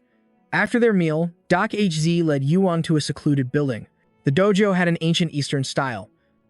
All it needed was enough space to move. I never expected to find a place this peaceful. She gazed around excitedly as she spoke, while our main character quickly pieced together why the training hall was arranged this way. This room, it reflects the user's mental state, doesn't it? Truly the work of the Union, he muttered, then turned to ask. But we just finished eating and left right away. What are you planning to teach me? Ignoring his question, Dako Yu Young picked up a wooden sword and murmured, This should be enough. Don't even think about moving. She swung the blade casually as she spoke, making Yoon flinch in surprise. Let's begin with this. With that, she settled into a thrusting stance, holding the sword level with her chest. Her right hand gripped the hilt tightly, while her left rested gently on the pommel. Then, Dako Yu Young drove the blade straight at Yoon. Just as the tip was about to touch his face, she stopped, sending a wave of air pressure slamming into him. This is the thrust, Dako Yu Young explained simply. A single, decisive movement without a hint of hesitation. A human attack, yet it felt almost divine. In that brief instant, Yoon grasped a new concept, pierce. Does she mean to pierce through something? But why that specific word? Isn't she just showing me basic swordsmanship? Yoon was lost in thought, his face a complete blank. Hey, Yoon, Dako Yu Young called out. Are you listening to me? Yoon snapped back to reality. Ah, my apologies. Then focus and watch closely. The thrust has more than just one form. You can execute it with anything. I've just shown you the fundamental meaning and the very core of the thrust. How many times you thrust, from where, at what target, and with what kind of spirit. As she spoke, Dako Yu Young performed a flurry of techniques, each ending with a sharp thrust aimed directly at Yoon. She stopped and continued her explanation. The applications are endless, but the core fundamentals never change. Don't you forget that. Even though he knew Dako Yu Young wouldn't actually hurt him, Yoon still flinched every time the tip of the blade flew toward his face. The fundamental core. Dako Yu Young had refined a single concept to its absolute limit, rather than combining many. This gave it a much more overwhelming sense of power. Perhaps that's how she mastered this technique. After finishing her lesson, Dako Yu Young offered the sword to Yoon and asked, "Want to give it a try?" "Ah, yeah," Yoon replied, rolling up his sleeves slightly. "I am a little clumsy, so please bear with me." Dako Yu Young let out a laugh. "Ha ha, if you were perfect from the very beginning, all my years of training would be completely meaningless." The moment she finished speaking, a powerful gust of wind from Yoon's thrust landed with perfect accuracy, leaving a look of pure shock on her face. What in the world? Could he have actually grasped the concept after seeing it only once? The thought echoed in her bewildered mind. As for Yoon, despite unleashing a surprisingly powerful strike, his expression was anything but satisfied. "Not right. It's still wrong," Yoon muttered, reminding himself, "Focus. I can just imitate her perfectly. Until now, I've only focused on combining concepts. I always thought they could only become stronger through synergy or by adding to them. But that's not the whole story. My own power can be pushed to an entirely new level just by honing what I already possess. Think. There are many characters that mean thrust, so why choose the one that means to pierce? To him, a thrust must pierce its target because that is the essence of a fatal blow. As this idea formed, something clicked inside Yoon's mind. He focused his entire spirit and unleashed a powerful thrust. A strike so fast it shattered the sound barrier, creating a massive sonic boom in the air. Immediately after the attack, an immense recoil slammed back into Yoon, forcing him to his knees from complete exhaustion. Dako Yu Young, who was observing, saw Yoon pushing himself far too quickly. She immediately stepped in to stop him. "Stop. You don't need to overdo it right from the start. If you've memorized what you saw, try applying it in a larger space. Against an opponent you actually want to take down." "I know," Yoon answered, panting heavily. At that moment, as if to congratulate him for learning a new technique, countless notifications flooded his vision. "You have comprehended and experienced the concept, Pierce. You have comprehended and experienced the concept, martial arts." Looking at these messages, Yoon couldn't help but chuckle. "Haha, I just swung a sword a few times and my stats already increased." Suddenly, a special notification caught his attention. Supplemental ability update successful. Observed and understood the concept, teleportation. Depth of the all-poison eye has increased to 110. Martial arts, 36. Swordsmanship, 20. Piercing thrust, 16. Staring at these numbers, Yoon was in a state of panic. My stats are absolutely skyrocketing. The piercing thrust concept I just learned is already at 16 points, and swordsmanship. It wouldn't go up no matter how many goblins I killed. But now, it's jumped all the way to 20. My overall combat technique has basically doubled. Does this even make sense? The more Yoon thought, the more unbelievable it seemed. Meanwhile, Dako Yu Young stared at him with pure astonishment. "I cannot believe I'm the one getting the short end of the stick here. Who could have guessed you'd be able to separate the technique from the weapon itself and grasp its true essence right from the very beginning?" Dako Yu Young said, her voice laced with disbelief. "How did you master that so fast?" "It was nothing, really. I just watched and copied you," Yu replied, scratching his head. But his humble answer only infuriated Dako Z more. "Are you serious? If anyone could learn just by watching, who would bother training so hard?" Dako Z snapped. Seeing her temper flare, Yu quickly tried to smooth things over. "You might have a point, but maybe it's because you re such a great teacher? I'm not exaggerating. The moment I saw your moves, I deeply understood the meaning behind each motion. I was just amazed that someone could reach such a level, and I was so captivated by that depth that I completely lost track of time." Hearing Yu's words, Dako Z's face slowly turned crimson. "Geez, this guy," she thought. "We just met. How can he say things like that so easily? Sighing internally, she turned to leave. Back with our main character, you didn't forget to thank Deco Z for her help. Today's lesson was incredibly useful. From now on, let me cover your drink money. Please, Deco Z scoffed. That is nothing compared to what I just taught you, she said, her voice still laced with annoyance. What? Really? Then what should I do? You asked in a panic. In response, Deco Z flashed a smile he had never seen before. Haha, don't worry about it. I'll collect the debt you owe me today, with interest. Later on, you just wait. Anyway, it's time for class, so let's get going, Deco Z said cheerfully. Oh, right, of course. You replied absent-mindedly, waiting until she teleported away. Once he was alone, you muttered something only he could hear. I never knew she could make a face like that. The scene shifts to a hallway inside Union Academy. Lai and Ruo are walking together casually, but a group of students from another class seems to recognize Ruo, stepping forward to block her path. Hey there, little lady. Where are you from? The sudden question left Ruo slightly stunned. Standing behind her, Lai saw they were trying to give Ruo a hard time. He immediately shot forward, positioning himself in front of the pink-haired girl. This act made the blue-haired punk raise an eyebrow, studying him. What's this? He asked, annoyed. Lai shot back in a cold voice. She is my classmate. What do you want? For some reason, hearing this sent the blue-haired guy into a rage. Huh? What kind of low-class insect dares to interfere? Get lost, he screamed. At that exact moment, you and Deco Z teleported to the same spot. Phew, hope we re not late, you said, drawing the attention of the entire group. Looks like we read just in time for the show to start, Deco Z added. Meanwhile, you spotted his friends up ahead. Oh, what are you two doing? He asked, surprised. Aren't you going to class? Across from them, the blue-haired punk clicked his tongue in annoyance, seeing that they all knew each other. He didn't leave without spitting out a few classic threats. Chi, you better watch your back, you bastard. After that, the three lackeys turned and walked away. You, having just arrived, had no idea what happened. Ruo could only stammer. Thank you. What's with those guys? What was that all about? Lie. You asked, confused, as he watched them retreat. Time passes. The scene changes to a lecture hall. A bald, blue-skinned professor is explaining the school as history. And so, the history of Union doesn't begin with the chairman's founding of the academy, but with the appearance of the tower in the primordial space. Blah, blah, blah. In another corner, the same three punks from before are aiming a camera at Ruo, whispering, Whoa, look at her. Perfect. Another one for the collection. The bald one said with a slimy voice. The red-haired punk in the middle also glared at her with contempt. What's the point of trash like her climbing the tower anyway? Hearing this, the blue-haired one smirked. There are other, more suitable jobs for her. Suitable? Someone asked. If you came to my house as a maid, I'd dote on you every single day. He spoke with a disgusting, hidden meaning. You re-insane man. Haha, in that case, I'll be the first one to bid. They burst out laughing. They didn't even bother to hide their foul words, causing Ruo to tremble, on the verge of tears. Of course, you and Lai, sitting just above them, heard everything. Their faces darkened instantly. Ha, it doesn't matter where you go. People are the same everywhere. But seriously, what's wrong with this professor? How can he ignore a commotion this loud? Is he deaf, or is he just pretending not to hear? You wondered. Meanwhile, Lai couldn't stand by any longer. He stood up and called out, Professor. Hearing his name, the professor stopped his lecture. Ah, yes? Were you calling me? Seeing his chance, Lai decided to speak his mind directly.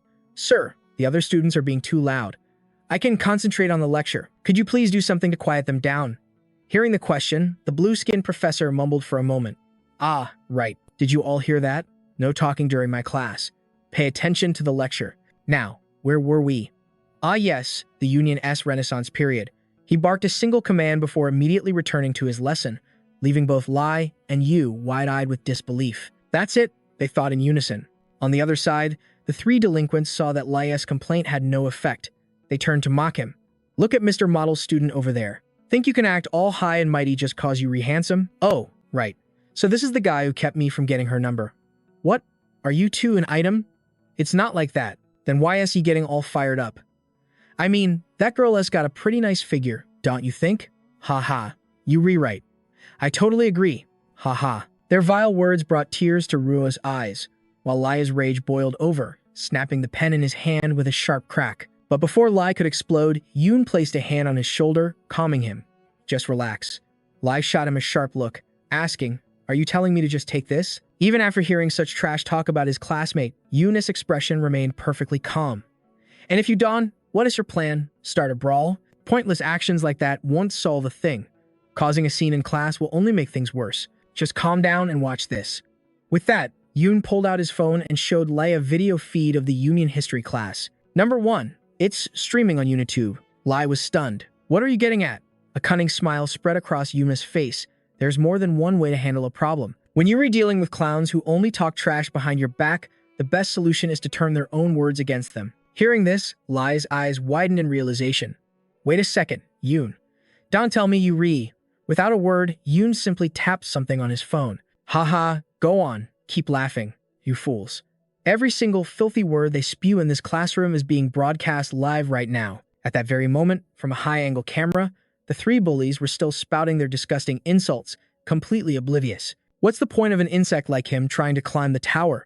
If you came to my house as a maid, I'd take care of you every single day, you psycho. This perfect shot was being captured by the small snake, Y, holding a micro camera in its mouth from high above. The moment those words hit the airwaves, the comment section exploded with outrage. What the hell? Did he just say insect? What class are these psychos in? They have to be freshmen from class 7. Are these guys insane? We're S the professor. This year, S freshmen are on another level of crazy. As the comments flooded in, a satisfied grin spread across Yuna's face. Oh, what an explosive reaction. It wasn't long before the bullies realized they had become the internet's main event. Hey, what the hell is this? A damn live stream. Who is filming this? Find the camera, now, they screamed, frantically scanning the room. That S when the blue-haired one finally spotted the small snake, Y, holding the camera from above. Hey, it's up there, he yelled to his two cronies standing beside him. But before the thugs could even move to grab the snake, Y vanished right before their very eyes, leaving the three of them absolutely seething. But there was one thing they failed to notice. Their disruptive behavior, like flies buzzing in his classroom, had finally pushed the bald professor past his breaking point. Students, your attitude toward your studies is profoundly disappointing. You were the ones causing all that noise just now, weren't you? State your names in class, then get out, now. The professor's order was ice cold, and the sheer authority rolling off him made even the red-haired punk shrink back. No, professor, you don't understand. Someone was posting a video of us online. He tried to explain, but the professor cut him off coldly. I don't care. And before they could utter another word, he literally kicked them out of the room. I said, get out, he roared. He then turned to warn the remaining students. Those three will receive an F for the entire school year. As for the rest of you, do not disturb my class again. Focus on the lesson. Back with Yoon, seeing the professor's show of force, he couldn't help but be silently impressed. So even the adjunct professors here are no pushovers. Still, just getting an F after what they said about Ruo seems like they got off easy. Yoon muttered, and Lai nodded in agreement. True. But with that on their record, their student life is basically over. As for Ruo, seeing the two of them stand up for her, the pink-haired girl offered a gentle, relieved smile and said, it's all right now. This was more than enough. I am okay now. Thank you both for helping me. Faced with her adorable expression, Yoon felt a bit flustered and quickly looked away. No, I didn't really do anything. When it comes to raw power, I am no match for you guys. My methods just happened to work out this time. You don't need to thank me, he replied humbly. Still, having you as our class president really puts my mind at ease. Yoon, Lai said with a grin. Time flashes forward, and the scene shifts to a combat arena. At that moment, the three scumbags had found Lai, itching for revenge. Hey, you, the pretty boy over there, they shouted. Lai turned, his expression like ice. What about it? You got a problem? What do you want this time? The three of them looked ready to tear him apart at any moment. The blue-haired one snarled, you were going to explain what you did yesterday, you damn insect. The red-haired one ground his teeth in fury. Because of that stupid broadcast yesterday, my grades are completely shot. My friends are getting targeted by the upperclassmen, and our own classmates are shunning us. Do you have any idea? Ignoring their whining, Yoon glanced over at the professor, who was casually sitting on the sidelines watching the scene unfold. And just as he predicted, the man was simply enjoying the show, with absolutely no intention of stepping in. Just look at that. Three students armed with sharp weapons ganging up on their friend, and the professor won't lift a finger. It seems that no one here, professor or student alike, has any respect for those from the secondary space, Yoon thought to himself. After all, who cares about the fate of chickens and pigs in a slaughterhouse? Meanwhile, Ruo quickly hid herself behind him as the confrontation between the two sides reached its boiling point. The green and red-haired duo clutched their weapons, snarling with menace. "What did you just say, you bastard? Hey, try saying that one more time." They screamed, their voices challenging, as if they wanted the whole world to hear. In response, Lai let out a low growl. Suddenly, his sword erupted with a ferocious aura that sent a shockwave through the group. They were stunned by his overwhelming power. This was the first time they'd witnessed his true strength. The three goons froze, their faces turning pale with terror. They had picked a fight with the wrong guy. Just as Lai's rage peaked, his power ready to obliterate them, Dagozo thankfully stepped in. She flicked him hard on the forehead, stopping him from doing something foolish. "You idiot, Dagozo. Is that you?" Lai rubbed his head, tears welling in his eyes from the stinging pain. But before he could complain, Dagozo cut him off. "You were being way too loud. Letting that sword control you and acting all high and mighty." "Huh," she said, poking him again with two fingers. As if understanding her meaning, Lai immediately sheathed his blade. The moment the sword was put away, Yuen felt that strange, oppressive energy vanish with it. The change made him breathe a sigh of relief. Meanwhile, the green-skinned professor leaned on his cane, his face twisted in annoyance. "Teask, such arrogant lower beings from a secondary dimension. TH, he muttered before turning to leave. His empty barking left Yuen and Ruo completely speechless. "That was a close call, wasn't it?" Yuen murmured, glancing at his pink-haired friend. Meanwhile, Dakozo continued to lecture Lai. "You get your hands on one useful item and you immediately start screaming your head off. Is that your true nature? Lai really is the biggest ticking time bomb," Yuen thought to himself. As the group sat down to eat, Yuen poked at his food instead of eating. He turned to Lai and said, "You know, I've been thinking a lot. At this rate, we're never going to be treated fairly at this academy." "What are you talking about?" Lai asked, startled. Yuen's eyes widened in frustration. "Huh? What about me? Didn't I try my best to get along with the professor? I even signed up for an official duel because they provoked me. Are you saying we're the same?" Hearing that, Lai's voice grew faint. Well, about that. After seeing how you reacted last time, I wanted to try and fix things." "Yeah, right. And you ended up making an even bigger mess," Yuen cut in. "I just don't get you. You let the real bullies off the hook and then tried to challenge a professor." I am sorry," Lai stammered, his eyes getting watery. In reality, Yuen was more concerned with Lai's attitude while using the sword. Normally, Lai would never act so recklessly. It was like someone had flipped a switch inside him. It had to be that sword. To prevent any more trouble, Yuen frowned and questioned Lai directly. "Be honest with me. You can control that power from before, can't you?" Lai slammed his hand on the table, declaring, "Of course I can. If I couldn't, how would I have passed the entrance exam? I was just furious about the professor's lies." "Oh, so it was because of his lies? Wow, lying really is a terrible thing, isn't it?" Yuen smirked, his voice dripping with doubt, making Lai tremble slightly. "Trust me," Lai insisted, puffing out his chest.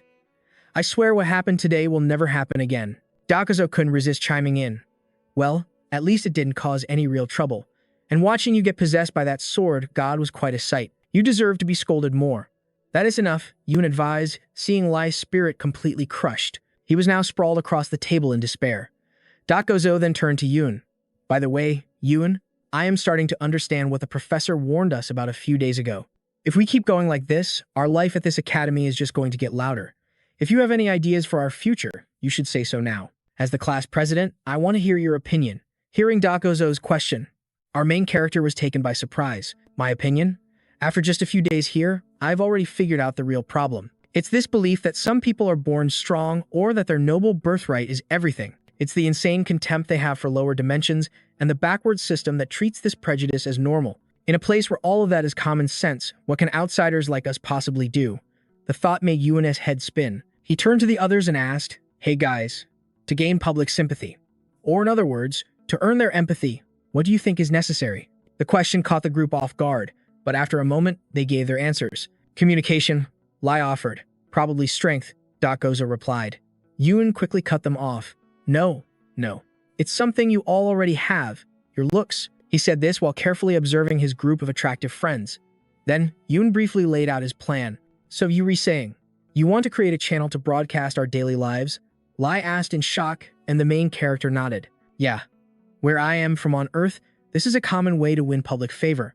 We'll build up our image and show it to everyone. Once that image is ingrained in people's minds, it naturally creates a sense of closeness, right? That can eventually grow into respect or even admiration. Yoon explained, adjusting a camera angle and a background prop. He turned to Lai, who seemed to understand the plan but still had a question. But Yoon, if the goal is to earn respect and admiration, why do we have to have a mock battle with each other? It's not a mock battle, Yoon corrected him seriously. This is for real. Model. Just then, Dago seized the opening and unleashed a relentless barrage of attacks. Lai was still underestimating her, but finally muttered that it was time to get serious, he thought to himself while throwing a powerful right hook. However, in a flash, Dago effortlessly dodged the blow. Don't worry. Yuan, a few good hits is all it takes to make him get serious, she said, grabbing Lai firmly by the collar. Then, she executed a flawless shoulder throw. The impact was so devastating it actually cratered the arena floor. Lai's world was spinning. Dago taunted him. Oh, is that all you've got? I get it now. Last time, you were just coasting on the power of an item. What good will pulling out that sword do? Even with it, you were nowhere near my level, Dago added with pure contempt. Rage blazed in Lai's eyes. Unable to swallow the humiliation, he let out a furious roar and charged at Dago once more. Seeing the fierce clash, you cheered them on. Yes, Lai, that's it. You were doing great. All while hunting for the perfect camera angle. Ruo watched Yu's excitement with concern. Hey you, she asked nervously. Is this really going to make our school life any easier? I still don't quite get it. Yu just chuckled. Well, things won't change overnight, but trust me, this will work. Just think about it. If all those bullies see how incredible you guys are, they'll never dare to mess with us again. Oh, right? Ruo nodded slowly. Yuri, right? Huh? Just look at them.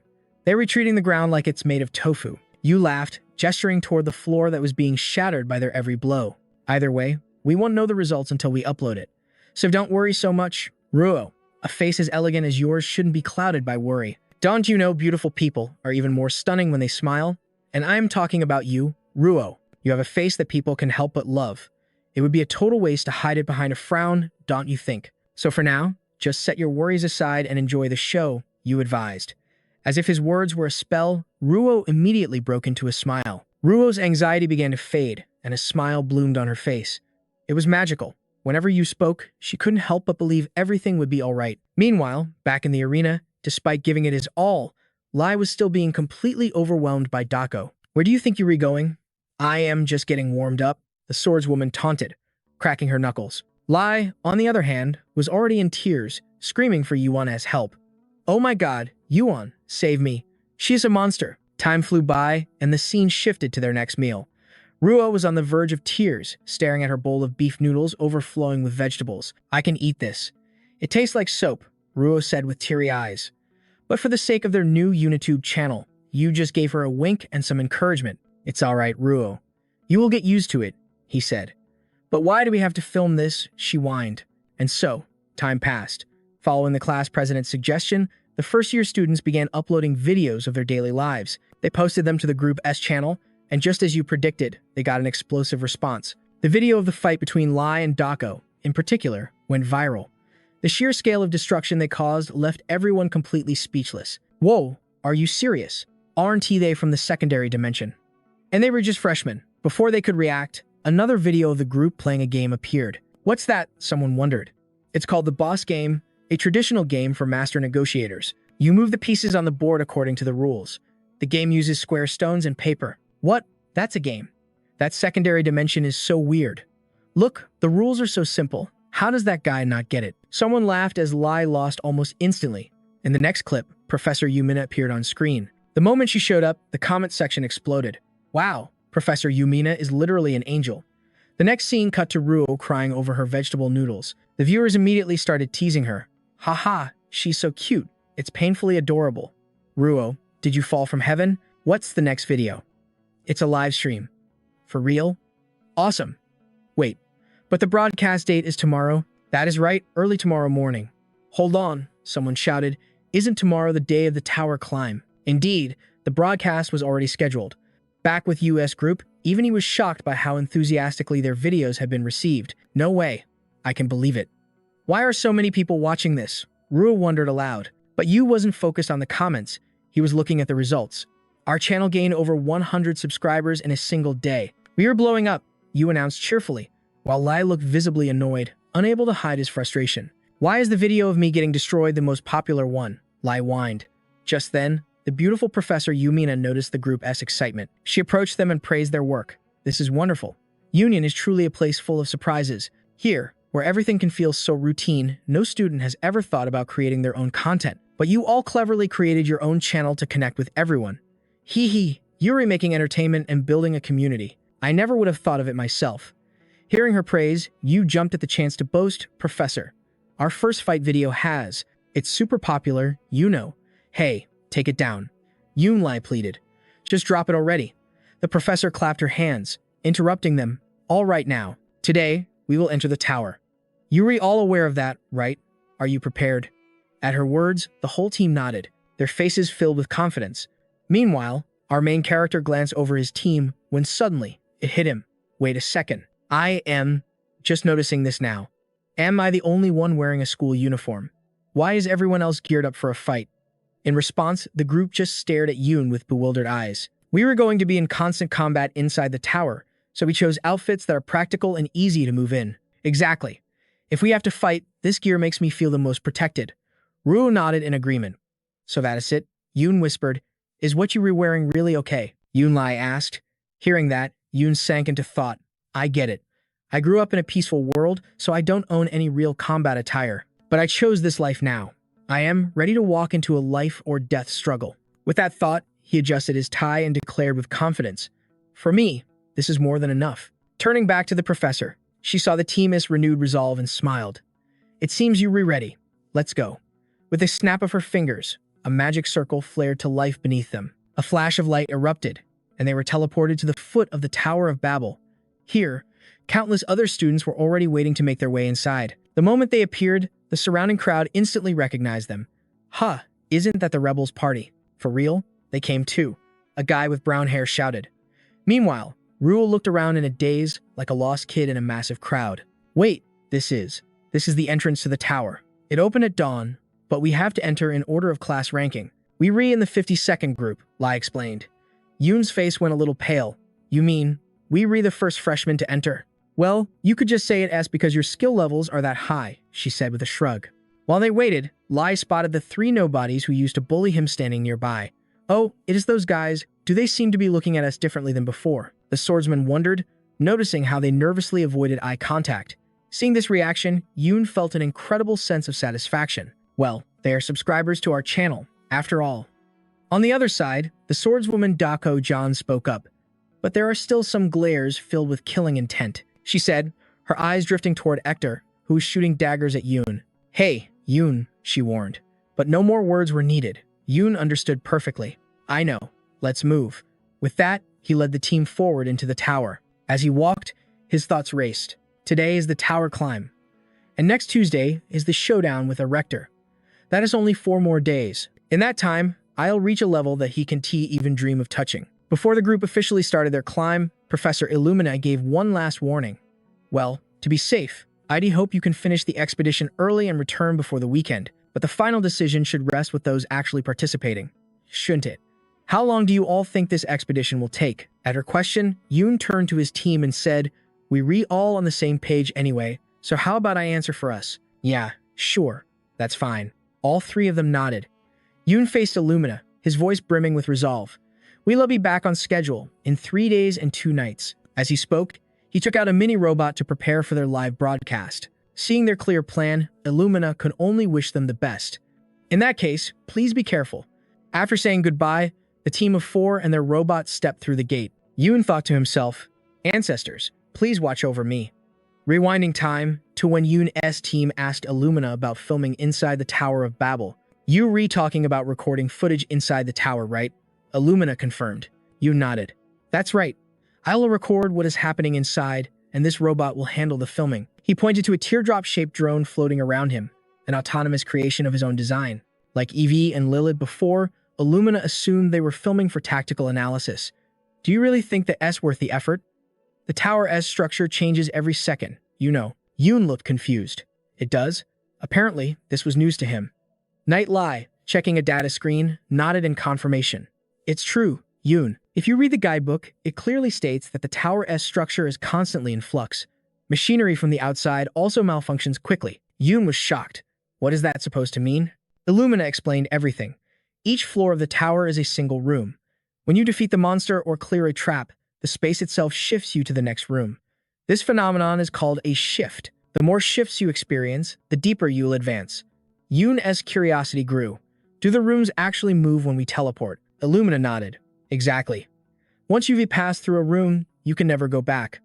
Lai then asked nervously, do the monsters and traps change as well? Illumina replied, of course. With every single shift, the monsters become stronger and the traps become deadlier. Doko-John, after a calm sip of tea, asked the most serious question. What happens if someone dies during the tower climb? Yoon and Lai froze, realizing things weren't as simple as they thought. That is right. What happens if we die in battle? We completely forgot about that critical detail. A wave of anxiety washed over them. Illumina answered them carefully. That is the key question. Contrary to your fears, in most areas of the tower, challengers don't actually die, even when they were killed. Yoon breathed a heavy sigh of relief. Phew, thank goodness. Both he and Lai relaxed. The generals all breathed a sigh of relief, knowing they would have to die inside this tower. Turning to Illumina, she continued to explain. To be precise, if you die, you will be sent back to the tower's entrance. What? So we have to start over from the first floor? Yoon asked in astonishment. Not at all. Your student ID rings record your teleportation history, so you can return to the exact spot where you were eliminated. That is why your student ID is critically important when climbing the tower. Whatever you do, don't lose it. Remember that well.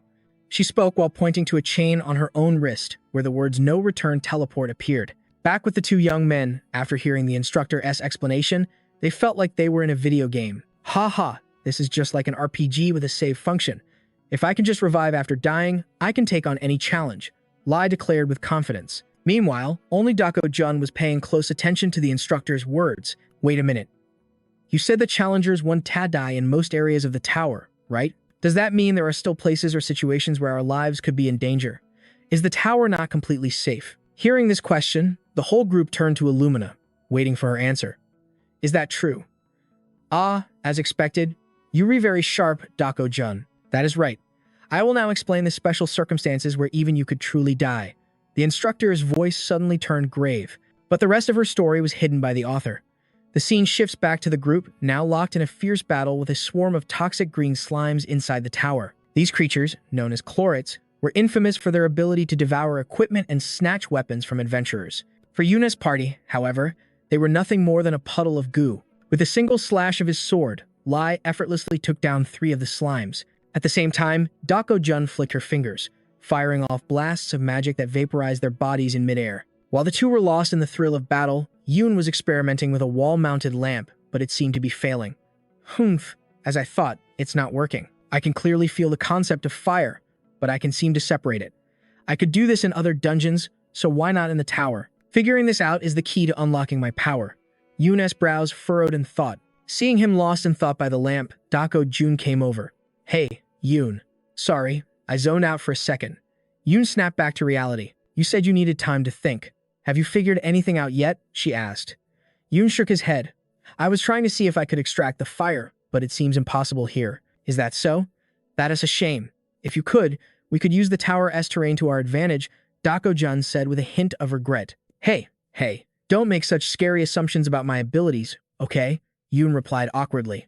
As the two were talking, a green slime slowly crept up behind them. Just as it reached Doko-Jun's heel, it suddenly lunged, spreading itself wide in the air as if to swallow her whole. But before it could touch her, a supersonic chain shot out, blasting the chlorid's body into gelatinous chunks. The attack, of course, came from Yoon. Seeing him use such a strange weapon, Doko-Jun exclaimed in surprise. Oh, so that is what your automated item looks like in battle? Yeah, that's it. Yoon nodded. He then waved his hand, directing it to attack. Possessing an independent soul, the chain needed few commands from Yoon. It flew around on its own, wiping out the entire swarm of chlorets at blinding speed. Even Doko-Jun had to admit, not bad. That is pretty fast. Yoon just gave a forced smile in return. Actually, I have something stronger, but it is a bit loud. Hearing this, Doko-Jun glanced over towards Vu Cho and asked, can it compare to her? At that moment, under their watchful eyes, Vu Cho became incredibly ferocious as her hands transformed into beastly claws. With a single swipe, she gouged a massive crater in the floor, sending dust and debris flying everywhere. It's ridiculous. The basic rule of combat is to stay hidden from the enemy's sight, yet she's fighting and screaming in a place like this. Dako Jun shook her head, exasperated by Vu Cho's style, while Yoon also felt a bit numb. Haha, Vu Cho's fighting style is completely based on instinct, isn't it? Gra, Lai and Vu Cho roared, causing Dako Jun to grit her teeth from behind them. So noisy. Does he have to scream with every swing of his sword? She muttered in complaint. Time flew by, and the party soon cleared the hallway. Looks like this room only had chlorets. Monsters of this level are nothing to us, right? Lai said calmly. But just then, Dako Jun sensed a strange aura. Don't let your guard down, she warned. A much stronger monster is about to appear. As soon as she finished speaking, energy began to gather. Hearing this, Lai quickly tightened his grip on his sword and asked, could it be a high-level monster? It's possible, Dako Jun speculated.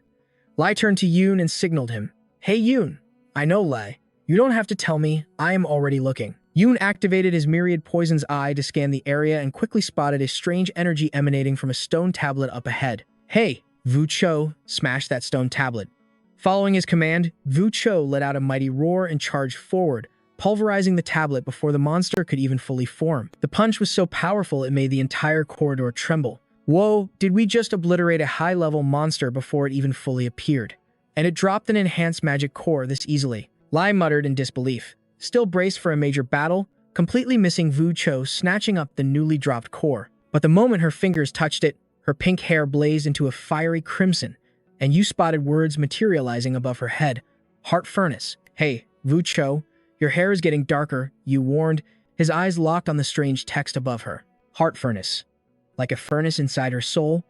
A concept that burns emotions as fuel for power, just like a berserker. Will her hair change completely?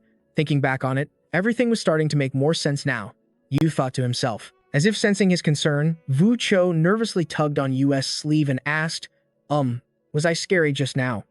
Yu could only offer a practiced smile. Not at all. In fact, you were incredibly reliable. But what if it gets worse? Vu Cho stammered. That is when Dako-Jan cut in. I already said it was fine. What are you so worried about? If you were afraid of losing control, then relax. I'll just kill you myself to prevent any collateral damage. She spoke with such ice-cold certainty that tears welled up in Vu Cho's eyes.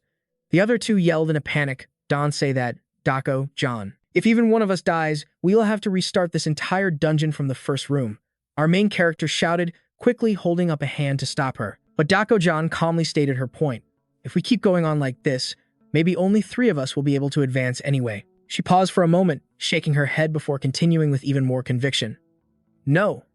I think it would be better if just the 2 of us climbed. Hearing this, Lai felt a sudden sting of abandonment as tears streamed down his cheeks. Hey, wait a minute. What about me? He screamed in frustration, feeling like he was being cast aside. Yu wondered to himself, why did he suddenly get so angry? He then turned to Vu Cho, who was still fretting over her new power. Yu gently placed a hand on her shoulder to comfort her. Listen, I'll think this through. I understand why you were worried, and as the party leader, I promise I will find a solution. Yu's warm smile made Vu Cho's entire face light up. She grabbed his hand and said, Thank you, Yu. Faced with her sudden affection, Yu blushed and scratched his head. It's nothing. That is what a leader has to do. However, Lai and Dako-Jan now felt completely ignored. They glared at Yu with pure annoyance. So Yuri, just like every other guy, your eyes light up the second you see a pretty face. Dako-Jan said with contempt. Yu quickly shot back. That is a total misunderstanding. I act perfectly normal around you. Lai jumped in to remind them, aren't we all getting a little too careless? After clearing the floor, they used a teleportation spell to descend to the next level. Lai calmly announced, teleportation complete. We are now in the second chamber. He crouched down, picking at some weeds on the floor. Other than some moss and weeds, I don't see how this room is any different from the last. Meanwhile, Yu was focused on the magic core from the first floor, the one from the high-level monster Vu Cho had given him. He thought to himself as the core's stats appeared before his eyes. Life 8, Demonic 11. Melting 12, Acid 5, Resistance 1. Looking at these numbers, Yu was disappointed. What is this? This dungeon is a total waste of time. The amount of concepts I can absorb in one room is the same as a single goblin den. Acid and melting are both material decomposition attributes. It's probably because we defeated a golem. I'll absorb the melting concept into my sword. And as for the acid, that is for you, of course. He tossed the acid orb to his little snake, Ev, but the orb seemed way too big. Its eyes bulged as it struggled to swallow it. Dako-Jan curiously ran over and asked, This little one is getting strong fast, isn't it? Her sudden voice made Yu jump. Hey, Could you not sneak up on me and talk so suddenly like that? Dako-John just scoffed. If you trained your senses a little, you wouldn't be so jumpy. While the two were bickering, Lai interrupted them. You guys are unbelievable. The monsters for the second room are about to spawn. Can't you be serious? Right on cue, a series of magic circles flared to life before them. It looked like they were preparing to summon monsters. But before Lai could even finish his sentence, Dako-John had already fired off a magic bullet. It instantly dispersed a cloud of black smoke that was gathering ahead. Serious. Is that all you talk about? This second room seems exactly the same as the first. No matter how careless a lion is, it won't get killed by an ant, right? She shrugged, completely unconcerned. At that moment, a black, smoke-like entity in the shape of a person materialized. It was an evil spirit, a malevolent creature that hunts the magic inside humans. Lai immediately argued against facing them head-on. If we keep being this cocky, we were going to face a disaster sooner or later. I propose we let our friend Yu handle the combat in the second room. What do you all think? A girl's voice made the suggestion, startling Lai.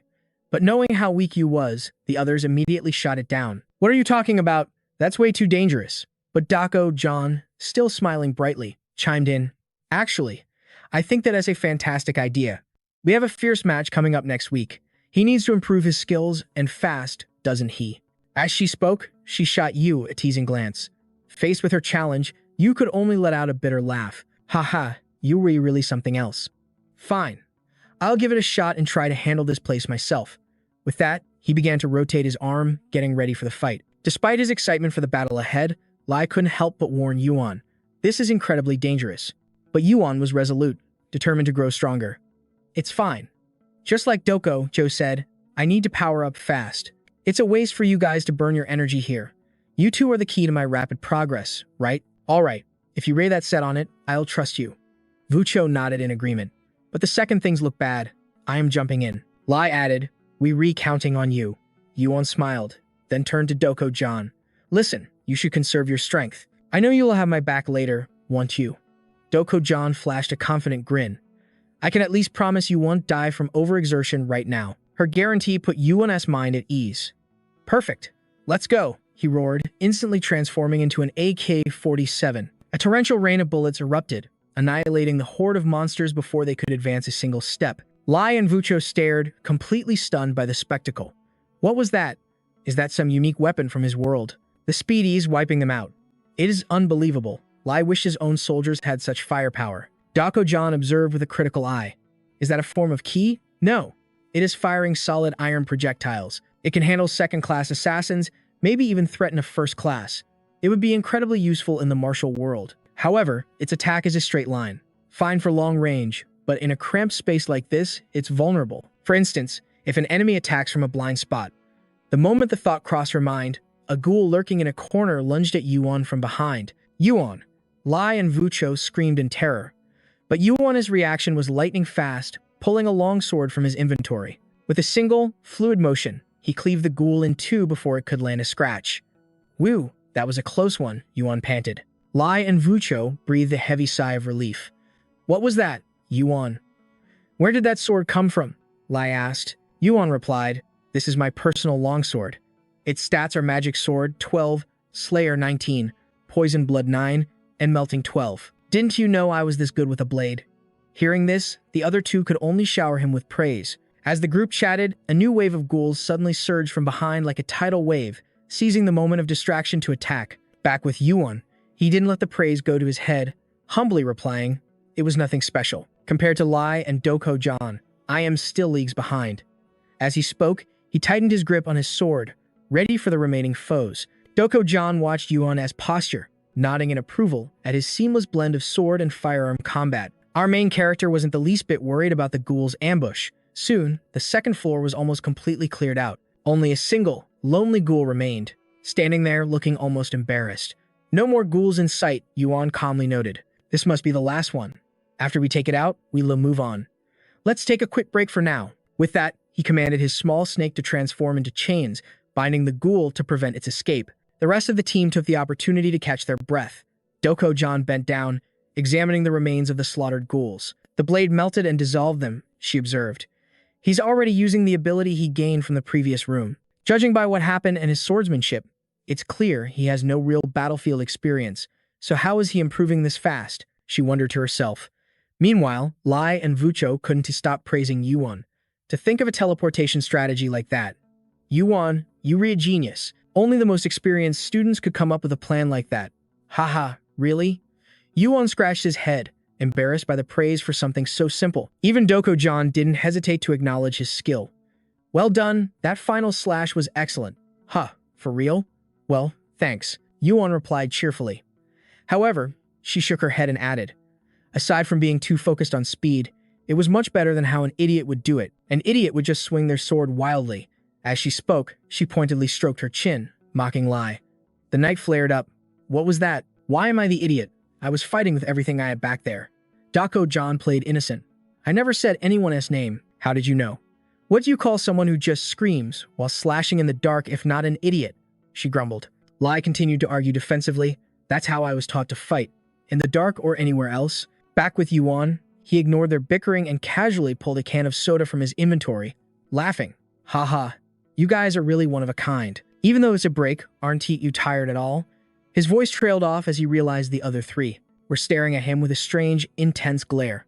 Doko-John's face darkened. Hey Yuan, what are you holding out on us? Vucho was practically drooling. I heard a fizzing sound just now, and then this incredibly sweet scent filled the air. Yuan quickly held up the can in his hand to explain. This? Oh, they sell these outside the dungeon. Lai's voice was cold. You get to go outside. We don't. Whoa, calm down, guys.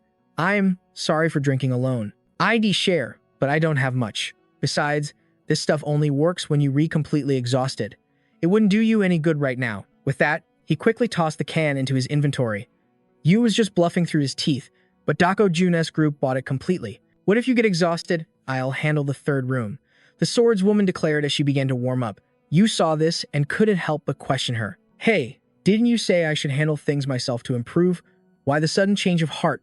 Hearing this, Doko-Jun's cheeks puffed out. Ignoring him, she huffed. I've never tasted that drink before. I can just let you have it all to yourself. Hey, that drink was used to begin with. Lai reminded her with a sharp glance. Putting it aside, Yu finished off the last enemy after their rest. He put the pathetic evil spirit out of its misery, saving it from more mental torture. The moment it vanished, a circle appeared beneath the team, a teleportation portal to the next floor. The teleport is starting, Lai announced. While they waited, Yu took the chance to check his progress from the last floor. This was his current status window.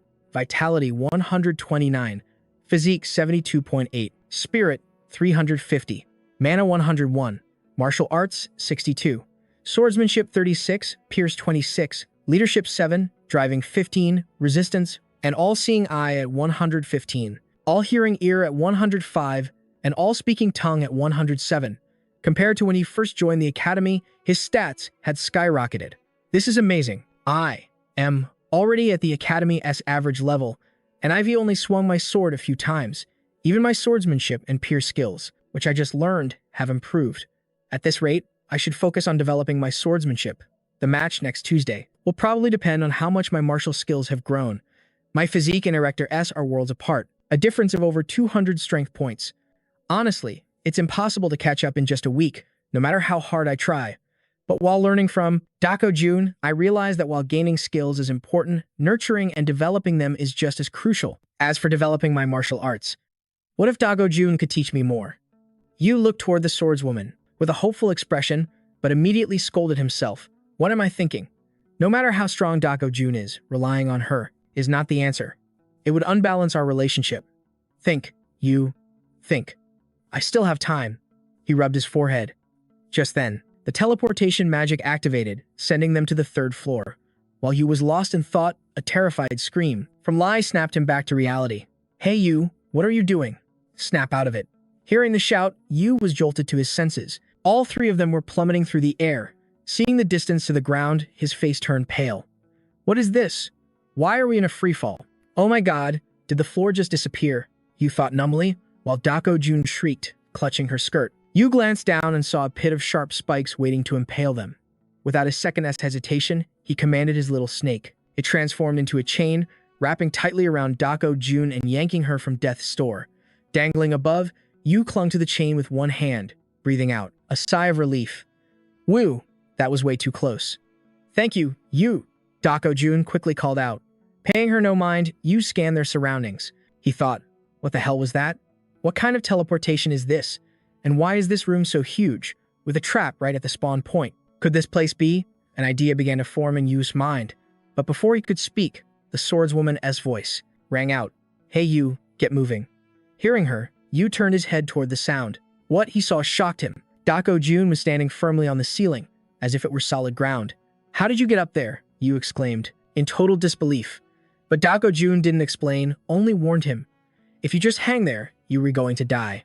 What? Yu asked back, still not understanding what she meant. At that exact moment, small shutters on the walls flew open, and countless spears shot straight at him. He was trapped in a perilous situation. Damn it, I can just leave Dako Jun.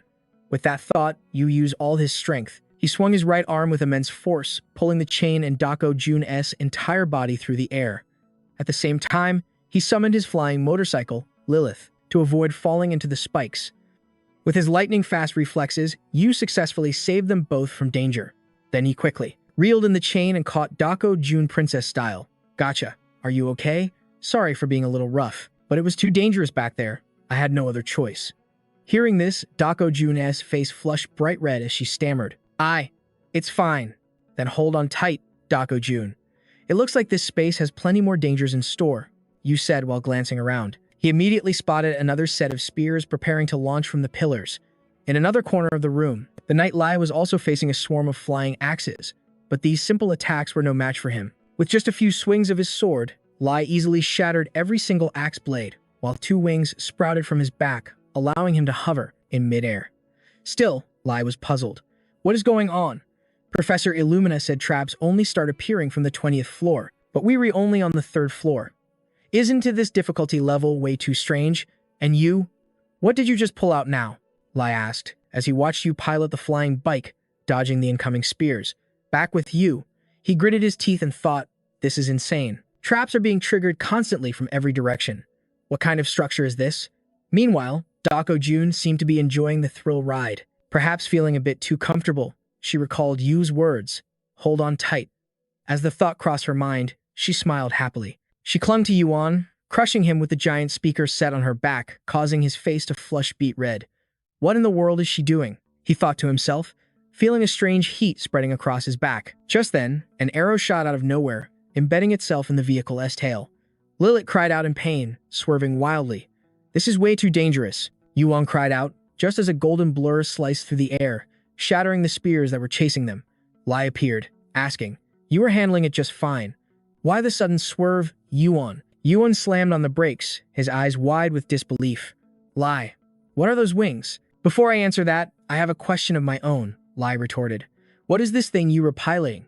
Is this another creation from your world? Lai's eyes were filled with curiosity. It's a hoverbike. You've really never seen one before? Yuan answered, a hint of shock in his voice. A hoverbike? Lai repeated, utterly baffled. From the confused look on his face, Yuan knew instantly the knight had no idea what he was talking about. Not wanting to get sidetracked, Yuan scanned the area.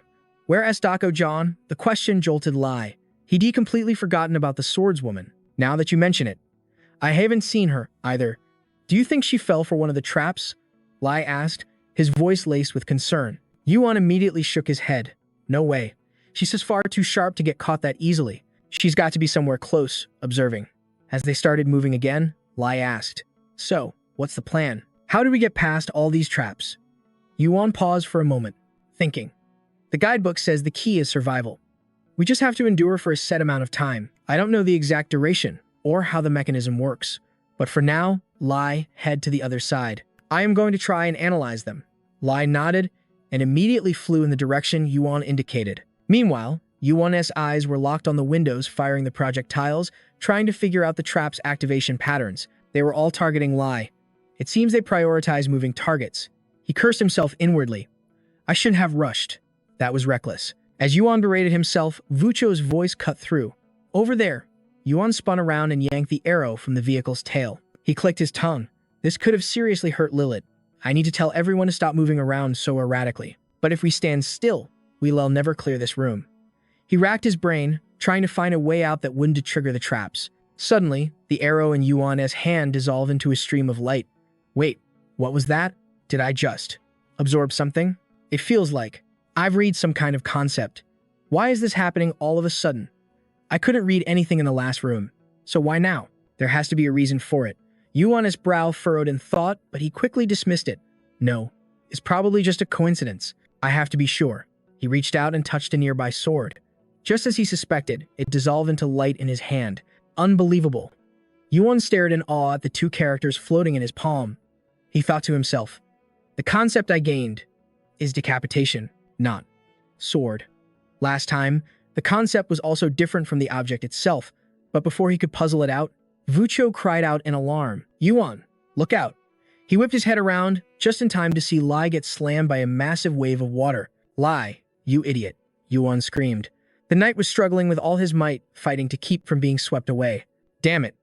I let my guard down, Lai grunted. I thought the only threat was the weapons. I never expected a water trap. There's something in this water. A strange numbness is spreading through my body. My vision is blurring. At this rate, I won't be able to handle whatever comes next. His eyes widened in terror as a storm of spears hurtled towards him. I can block them all. This is it. I'm done for. From across the room, Yuan saw his friend in a desperate situation. Without a second thought, he gunned the engine and raced to the rescue. As Vucho watched the main character speed away, his words echoed in her mind. Sorry, Vucho.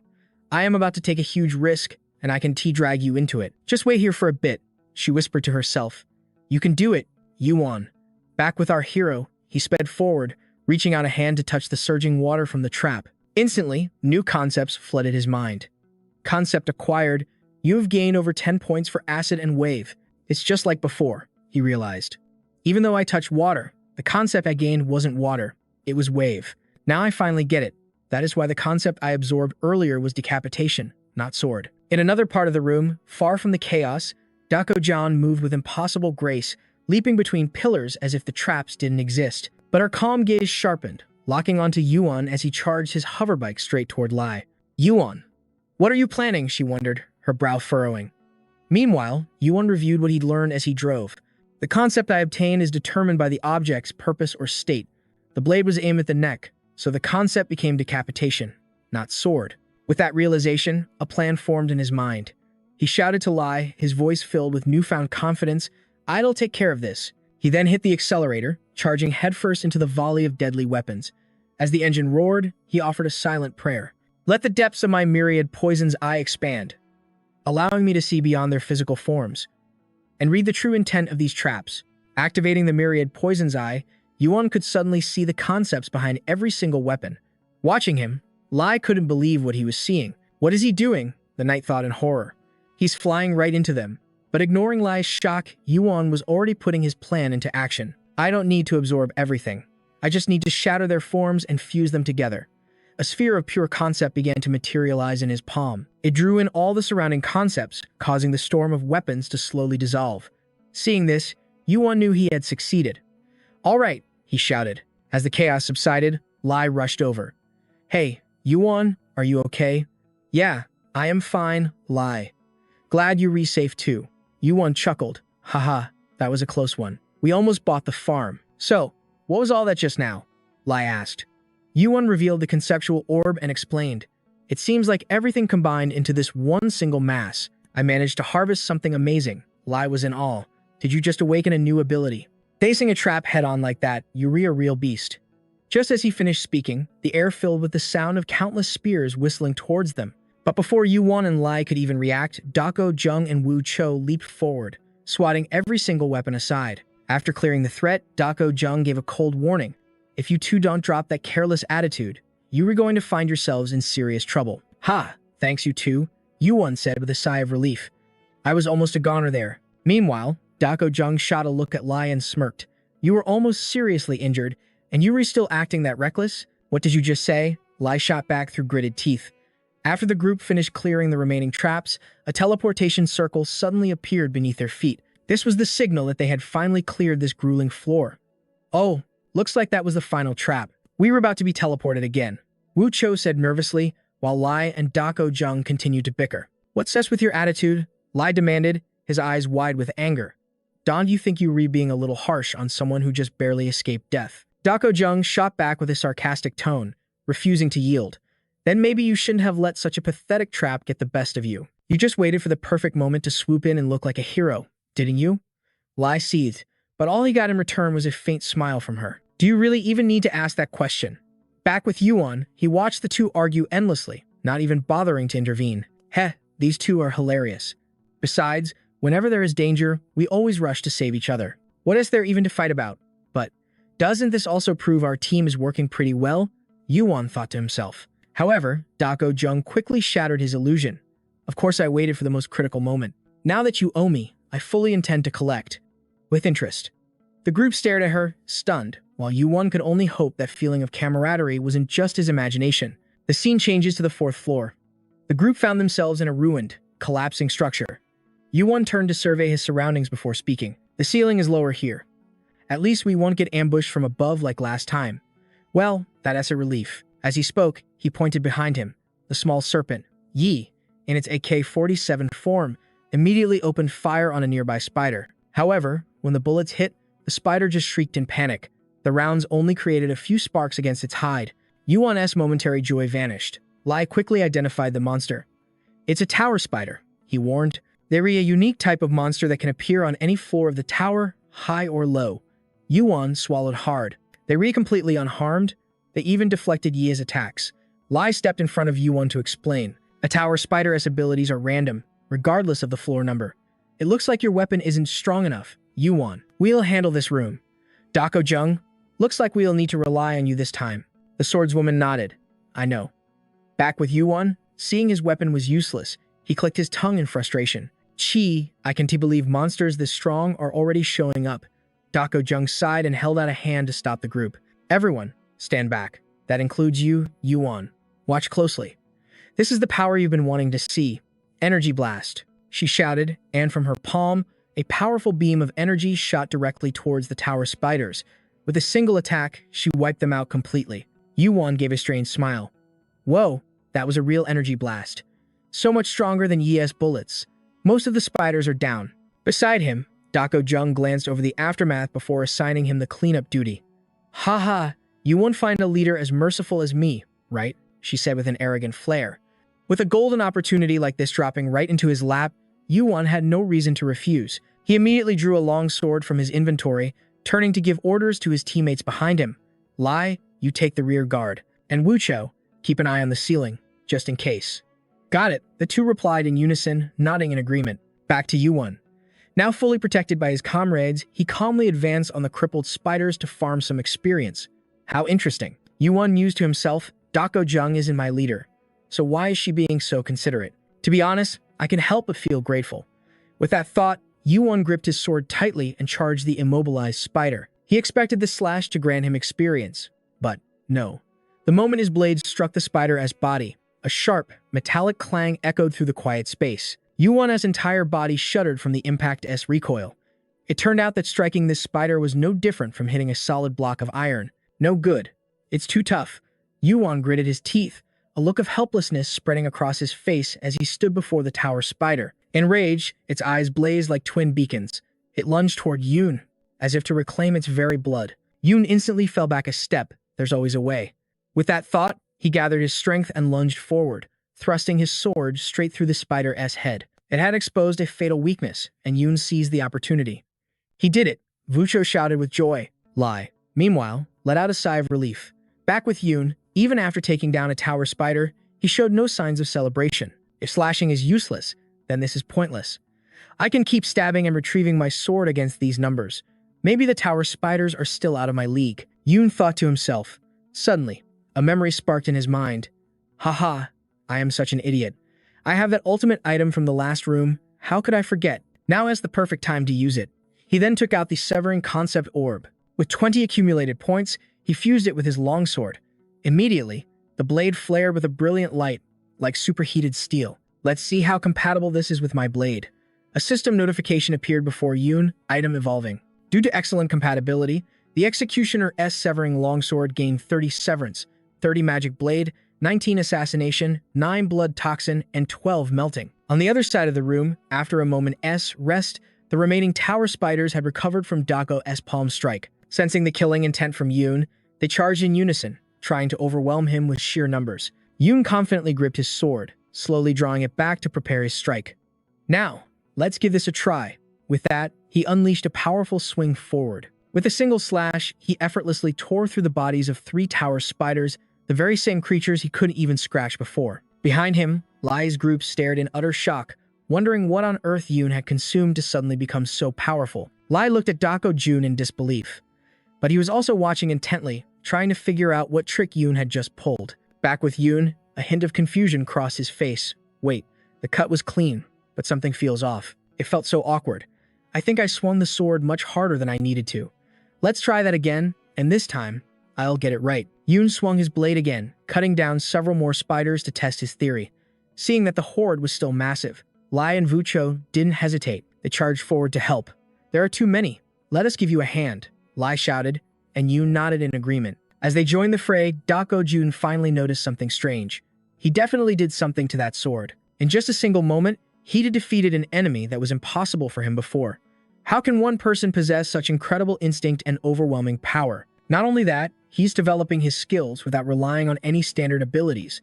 When most people get a stronger weapon, they swing it wildly without control. But he doesn't have that weakness. It might not be immediate, but one day, he'll surely grasp the true essence of the severing technique. I have no reason to interfere with his progress, but it feels like such a waste to just let it be. After overcoming the 3 calamities, I prided myself as the greatest prodigy in the martial world. But now, I am witnessing a talent that makes my own past seem insignificant. Unacceptable. This man must belong to me. As he thought this, a dangerous light glinted in Dako Jun's eyes. Meanwhile, our main character was completely absorbed in the fight, totally unaware that he had just become a target. Suddenly, a chill ran down his spine, causing him to pause his swing. Hey Yoon, what's wrong? Lai asked. Oh, it's nothing. I just felt this sudden chill.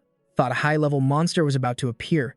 Yoon said, failing to notice the dark expression on Dako Jun's face behind him. He turned to the martial artist. Hey, Dako Jun, why are you just standing there?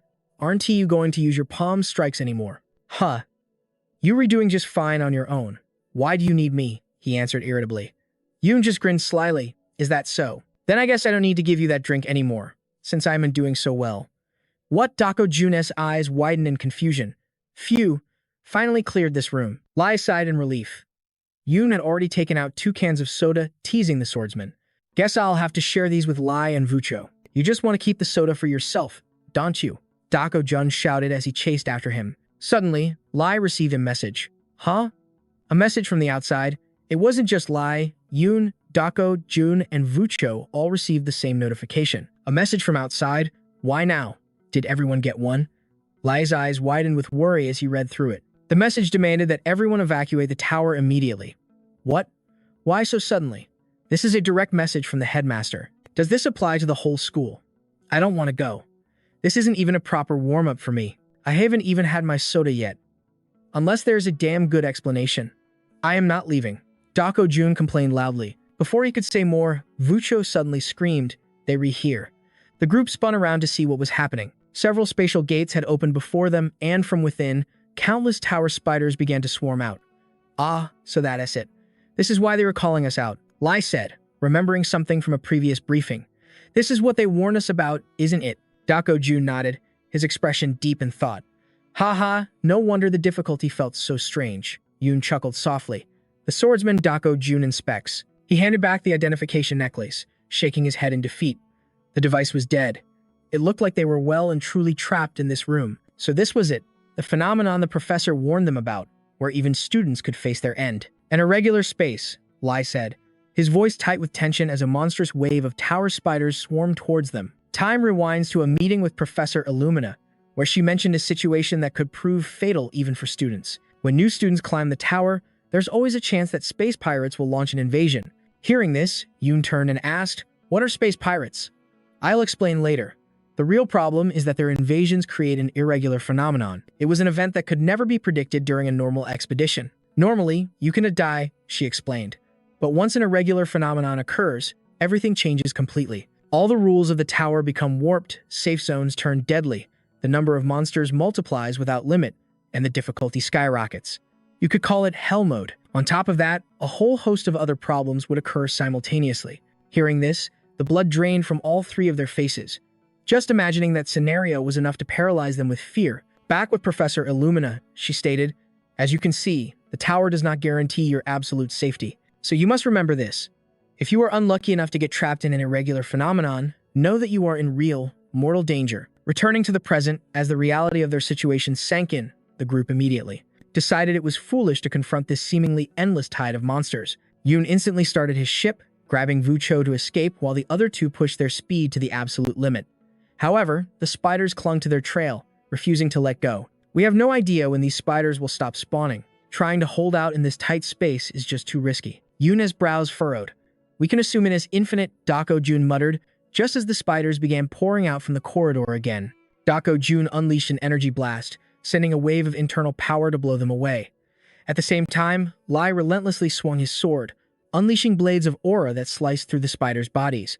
As he slashed, he yelled, "Dako Jun, don't stop. Just worry about yourself for now." Dako Jun grumbled. Together, the two managed to halt the monstrous wave. However, Yoon was worried about how much energy they were burning. Dako Jun had already killed dozens on the way here, and so had Lai. Their stamina was being worn down, and Vucho's hair had grown darker. He couldn't even speak anymore. If his hair completely changes color, will something terrible happen? These spiders are too tough. What are we supposed to do? Yoon thought in a panic. During a brief pause, Dako Jun turned to Yoon. "Your beast friend seems to have completely lost his mind. Who knew this would happen? I can keep this up for much longer. This is dangerous if we don't get a break." As she spoke, she rotated her wrist, which was aching from overusing her power. Without hesitation, Yoon pulled a can of soda from his inventory and handed it to her. "Oh my, what's this?" Dako Jun asked, hesitating. "Just drink it. I'll hold them off.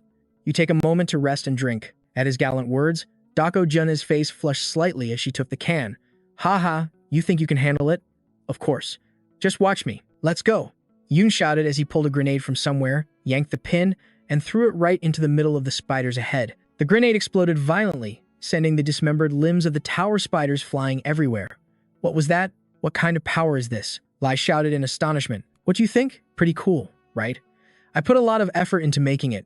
Take a break, Lai." Yoon said with a laugh, then continued to pilot his hoverbike, diving in to absorb experience. As he moved, he absorbed concepts from the spiders' bodies and thought, Vucho still looks full of energy, but he is a bit the monsters just keep increasing. I don't know how much more time we have. Letting Lai and Dako Jun rest is the best option. In the meantime, I have to defeat as many monsters as possible. I have to buy them time to recover. Yoon thought to himself, just before he was drawn in by a notification that appeared before him.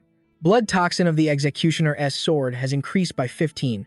You have understood and mastered a bit of the concept of slash. The depth of slash has reached level 2. The moment the notification appeared, the sword in Yoon's hand was suddenly enveloped in a sinister red aura. Is my sword turning red? Yoon frowned at the blade. I don't know what this blood toxin concept is based on, but I guess I'll just have to test it out. With that, he gripped the sword tightly and swung. Immediately after the attack, Yoon noticed the difference. Wait, the trail of the sword is expanding. If a downward slash enhances the cut itself, then blood toxin extends the attack's range and distance. By draining my own blood, I can use it too often. Every swing is like donating blood. Yoon thought in horror about this treacherous sword. From behind, Lai saw the sword transform and asked, Did you get another interesting item? What is with that sword aura? Yoon didn't answer, instead asking, Vucho, where is he? Lai glanced to one side and shook his head. He's over there, massacring the spiders. We probably shouldn't get close to him right now. Yoon glanced toward Vucho, who was roaring like a wild beast, pulverizing any spider that dared get close. He sighed, telling the others not to rush in just yet, but to rest a little longer. That's not necessary, Yon. Thanks to you, I've had more than enough rest. You should take a look around you. The spider swarm has thinned out considerably, Lai said calmly, making Yu whip his head around, finally realizing how few monsters were left. Now that you mention it, Dako Yeon also scanned their surroundings and then spoke. The momentum has died down. Usually, when the monsters halt their assault, it means the battle is nearly over, or that something far more powerful is about to appear. At that very moment, Wu Cho, lost in his battle frenzy, also sensed the strange shift and froze. He stared toward a spatial gate that was forming in mid-air, from which a colossal spider began to crawl through. Looking at the monster's body, as large as a building, Lai muttered gravely, It is too late.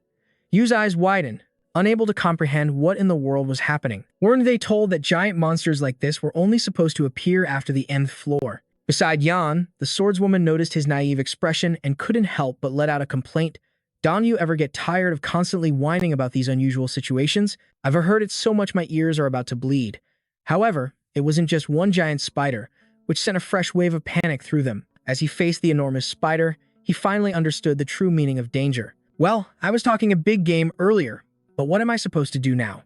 The smaller spiders were easy, just sever their legs and use their poison blood. But against something this massive, I don't know if my attacks will even work. The more he thought, the more his confidence shattered. Just then, the swordswoman stepped forward and spoke. Didn't you say it yourself a moment ago? That you knew you could win, but you still refused my help. Is that your pride talking, or are you just that stubborn? She whispered softly into Yana's ear, causing his face to flush slightly. What? You asked instinctively. This is your type, isn't it? A bit of an acquired taste, but not bad. Now, it's time to pay the price for that sweet moment. The price might be a little steep, so don't consider this a favor. As she spoke, Dako Yuan slowly drew her sword.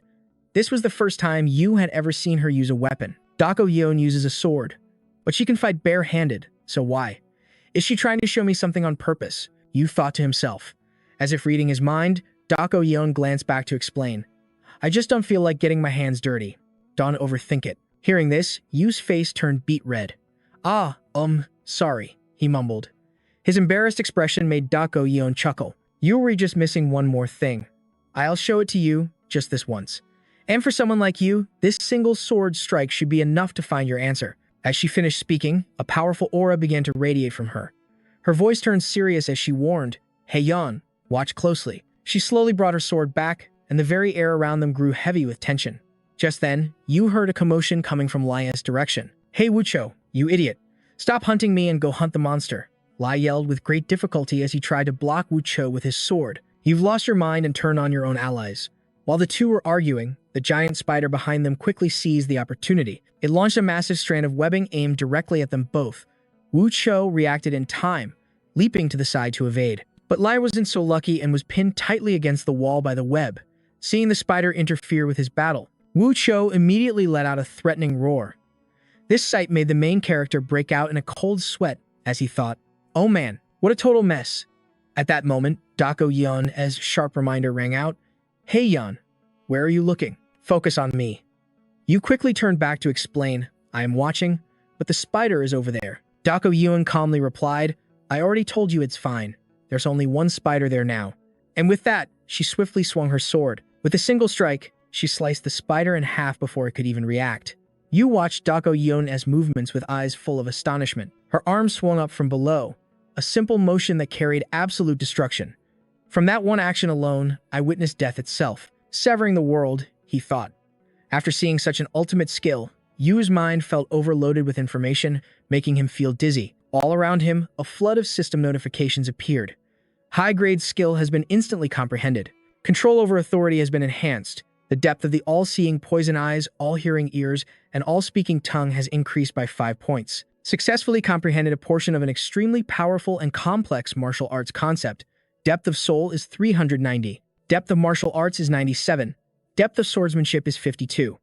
You have observed the essence of the slash. Depth has reached 15. You didn't have time to carefully review the notifications. His head throbbed as if it would split in two. I can believe it. Just by catching a glimpse of her martial art, my stats have skyrocketed. That power was like when I broke through Optimus' energy field. That must be an upgraded version of the death slash she showed before. How can one person channel such an overwhelming will into a sword? The concept of death that I just discovered was so clear and vivid that it sends a shiver down my spine. At that thought, he couldn't help but tremble as he imagined facing that attack himself. Dako Yeon saw Yu standing stunned after her attack and called out, Hey Ban Yu, were you observing carefully? Don't expect to see that a second time. With that, she leaned in close to Yana's face, making him jump back in surprise. Why are you dodging? She asked. A little too close, Yoon stammered awkwardly. Without a word, Dako John tossed him the core from the elite spider she had just slain. Huh? Isn't this the core from that high-level spider? Yoon stared in disbelief as he inspected the life core S stats. Body, 11.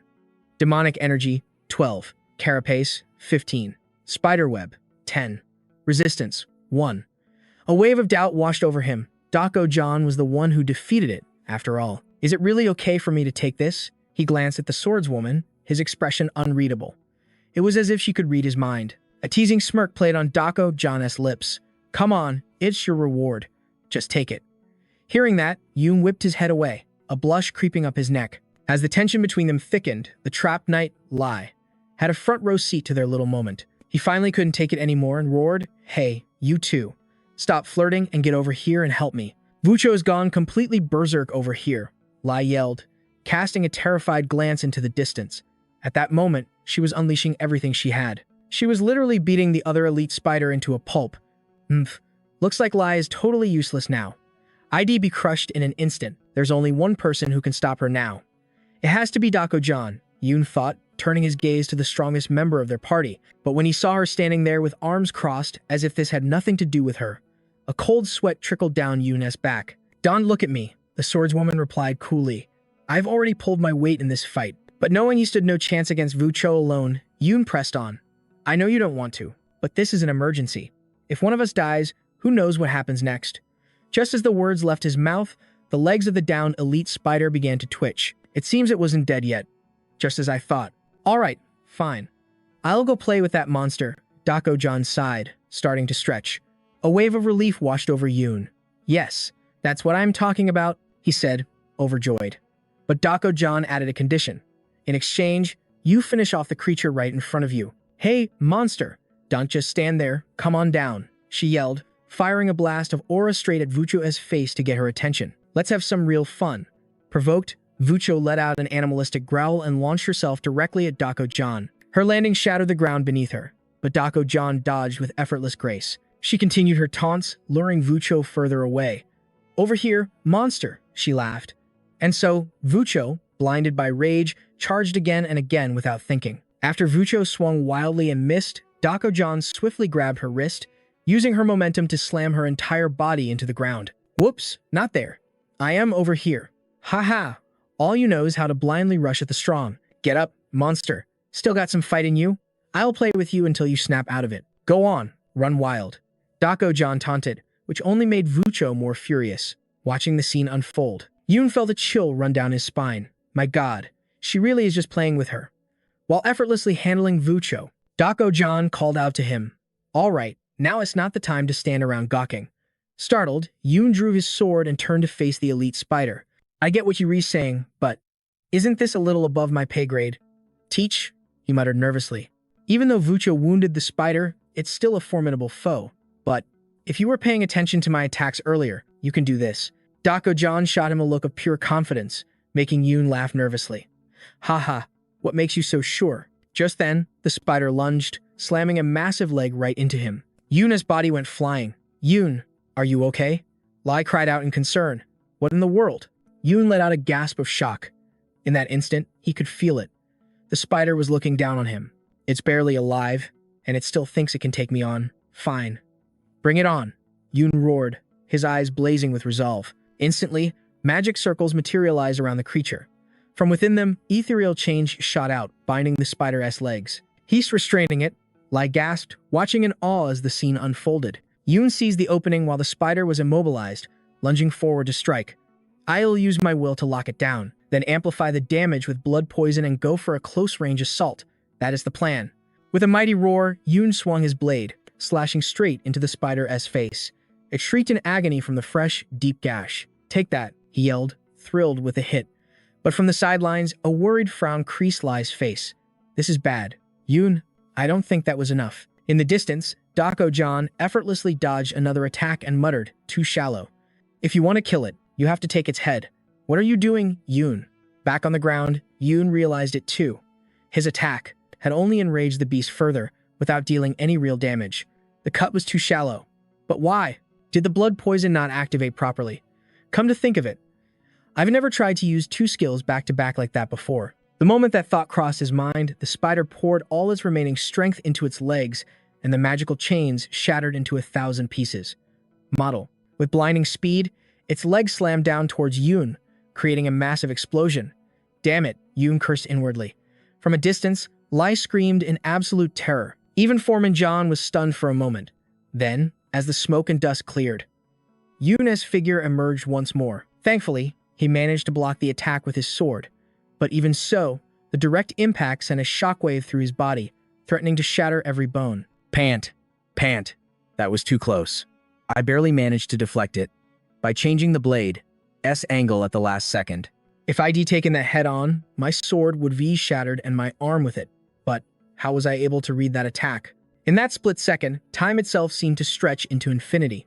It must be Foreman John's swordsmanship, Yoon realized. At that very moment, his power surged once more. By facing his enemy, he had grasped the concept of flow. The depth of flow has increased to level 5.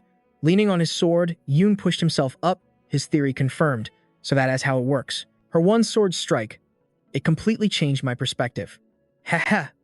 This is incredible. To think she could awaken a martial talent I never knew I possessed. I can replicate her swordsmanship perfectly. But I think I finally understand what I need to do.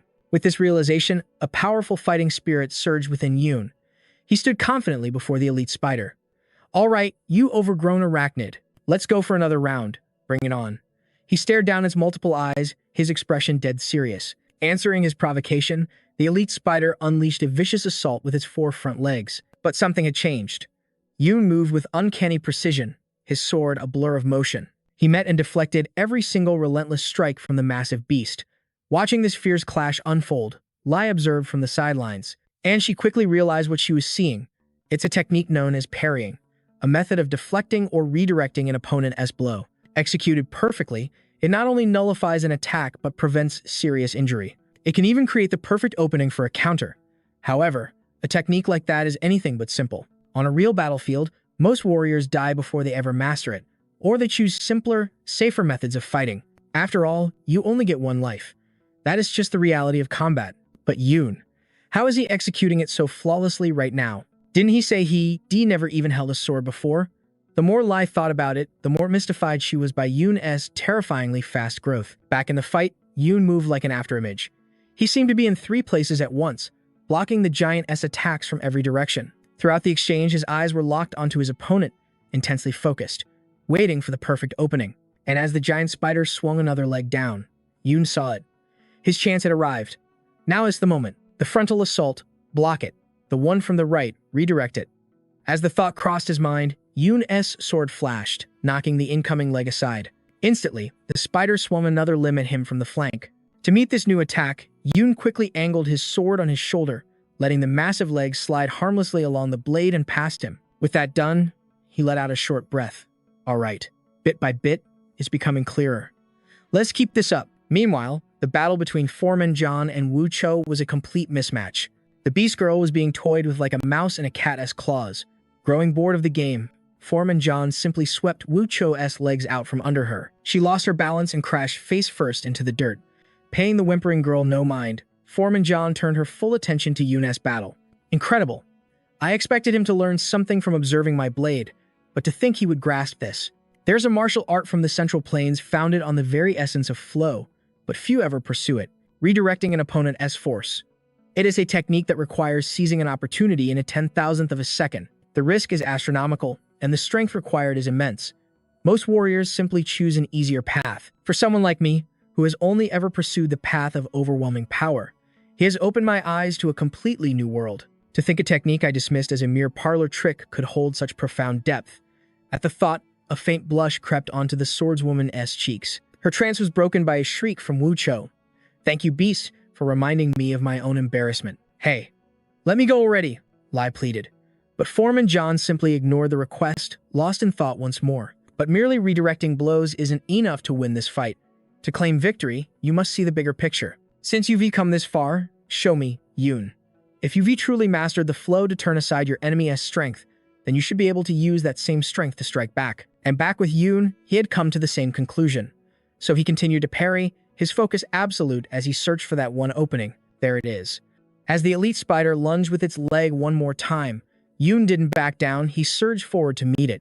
At the precise moment of impact, Yoon harnessed the enemy's own piercing force, channeling it into a spinning slash that combined 2 of his severing skills. Thinking fast, he parried the spider's leg with his blade, using its own momentum to power up his counterattack. He infused his blade with 2 concepts, poison blood and slash, and swung it directly at the spider's monstrous face. A massive gash tore across its visage. The beast shrieked in agony, as if its very soul was on fire. Watching from behind, Dako Johan clenched her fists in excitement. Yes, that's the way. He did it. She cheered silently for him. Back with Yuan, as the spider collapsed, he slumped to the ground, gasping for air, completely spent. In recognition of his desperate battle, a system window materialized before him, temporary synthesis of concept origin. To create a more powerful concept, the conceptual depth of poison, air, and language has increased by 5 points. Staring at the message, Yuan was stunned. Whoa. I actually did it.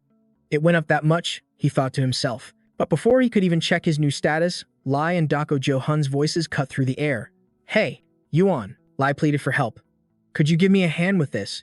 He was still trapped in the sticky webbing, while Wu Cho was still relentlessly attacking Dako Johan. And this one over here, too, Dako Johan added. All Yuan could do was flash a weary, crooked smile. So everyone is just going to ask me to do everything because I beat one elite monster? Hey, you're really the all-powerful genius here. Lai's eyes welled up with tears. I am sorry. I am completely stuck and can't use any magic. Dako Johan nodded grimly. This thing has unbelievable strength and endurance. I almost wish I was tangled up like that fool. She groaned in frustration, but her words sparked an idea in Yuan's mind. That actually sounds like a plan, he muttered. Instantly, he put his plan into action. He analyzed the concept of the webbing binding Lai and fed it to Yan. All I need is a net. He absorbed the concept from the silk and forced it into his little snake, Yan. You have acquired the concept's spider web. Yan's conceptual depth was 25, far exceeding the web's level of 16. After absorbing it, Yan's body transformed into a cage of chains. Yuan hurled the chain net at Wu Cho, who was too stunned to react in time. In an instant, her entire body was ensnared by the chains. The more she struggled, the tighter they coiled around her. Yuan grinned victoriously. Ha! Go ahead, struggle all you want, Wu Cho. This is far more durable, and it can drain your mana, too. The more you fight, the tighter it will become. Meanwhile, the chains began to bind Wu Cho's body in a rather suggestive way, making both Lai and Yuan blush. Lai quickly covered Yuan's eyes. You shouldn't be looking at this. Yuan gritted his teeth in frustration. Then what about you? I am fine, Lai stammered back awkwardly. Dako Johan scanned the area and nodded, satisfied. Whew, thank goodness. This room hasn't transformed. And those chains, they look pretty useful. Just then, Yuan's pendant began to chime with a familiar warning, filling him with a sudden sense of urgency. He quickly alerted the group. My clearance card is going off again. We have to get out of here, now. Hearing this, Dako Johan nodded in agreement. She's right, we need to leave immediately. But before they could even move, a crimson orb of energy materialized behind them. From within the sphere, an unfamiliar voice echoed. You, who have overcome the trial. Yuan's group jolted, instantly on high alert. The main character's gaze snapped towards the source of the voice. He demanded, Who's there? In response, the orb of light began to shift, slowly taking the form of a woman. She extended a hand towards them and made an offer. I shall bestow upon you a reward. I am giving you a chance to form a contract with an overseer of the myriad eyes. Time flashes forward, and the scene shifts to the world outside the tower. Here, Professor Illumina was anxiously awaiting her students' return. They still hadn't emerged from the tower, but her wait wasn't long. A teleportation circle flared to life, and Yuan's group appeared. Wu, is everyone okay? Yuan asked. Where are we? Lai wondered aloud. It's the place we first entered, Dako Johan replied. Seeing her students return, Illumina rushed over, her face etched with worry. Are you all right? Is anyone injured? Are there any lasting effects? Seeing her on the verge of tears, Yuan offered a reassuring smile. We okay, Professor. We all safe. Please, calm down. But his words did little to soothe Illumina's racing heart. Even though the emergency evacuation alert had malfunctioned, she had been terrified when no one came out. But thank goodness, you all safe. So, what exactly happened in there? Can you tell me everything? Illumina's question made the entire group flinch. Yuan scratched his head, hesitating. About that. Maybe we should find a room to talk first. Time passes, and the scene shifts to a more secluded location. Now, the main character finally had a chance to ask about the incident in the tower himself. So, what really happened out here? We were dragged into a bizarre space after the fourth room transformed. Shortly after we went inside. While all that was happening, what was going on out here? Hearing Yuan's question, Illumina's expression turned somber. The truth is, a student was murdered by an outside intruder.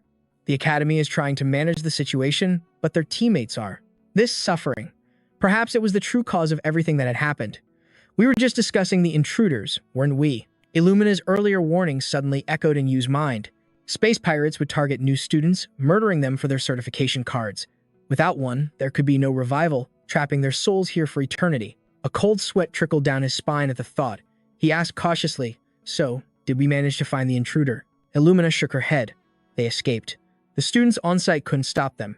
Hearing this, Dako-John, standing nearby, offered his own theory. It seems this test was a setup from the beginning. Even if they aren't students here, there are always beings who wish to ascend the tower. To them, freshmen who have just entered the tower are nothing more than easy prey. They slaughter students who pass the entrance exam to destroy the Academy's reputation, then use the stolen cards to infiltrate our ranks. So from the Academy's perspective, confronting these intruders is a mandatory test, forcing a massive responsibility onto our shoulders.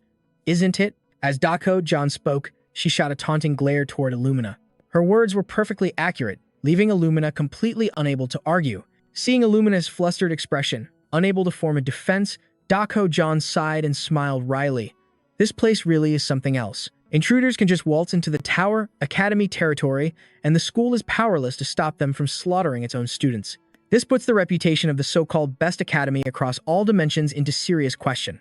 Behind them, US group fell into a heavy silence, each lost in their own thoughts. Only Professor Illumina refused to accept this.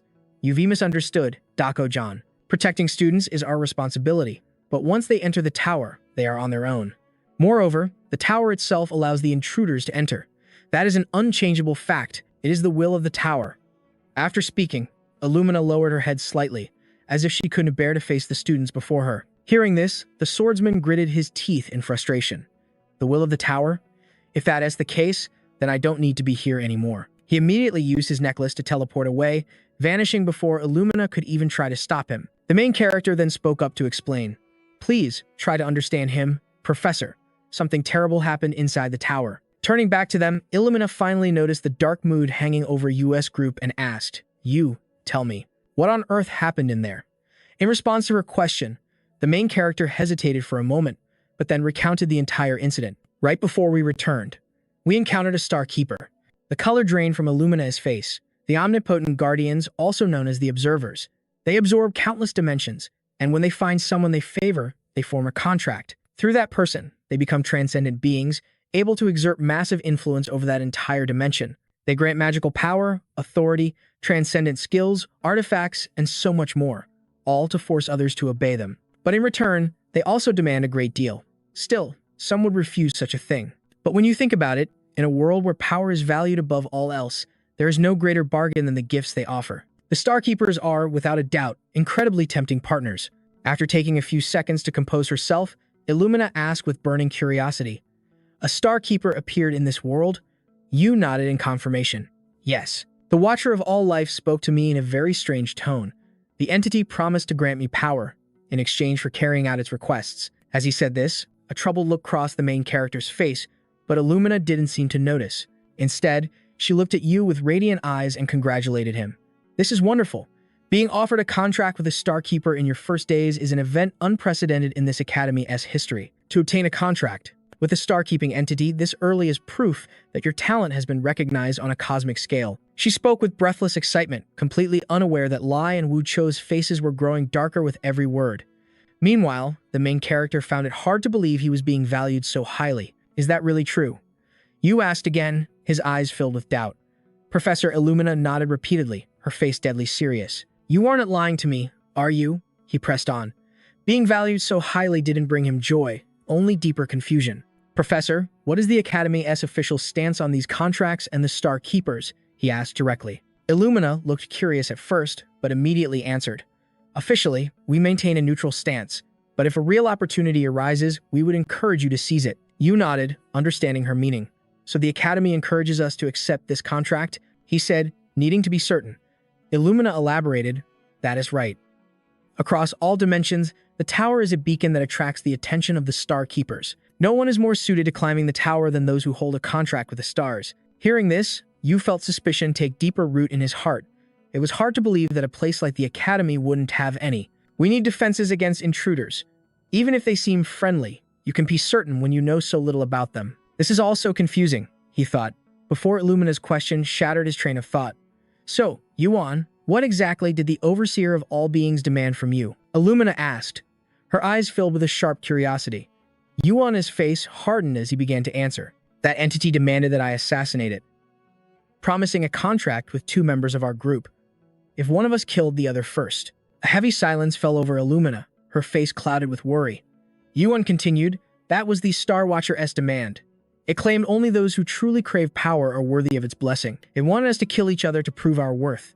He flashed back to the moment the Star Watcher gave its cruel ultimatum. Slit your comrade's throat and offer it to me. I will make you my most cherished servant until you reach the pinnacle of the tower and seize what you desire. My love will never abandon you. Now, begin.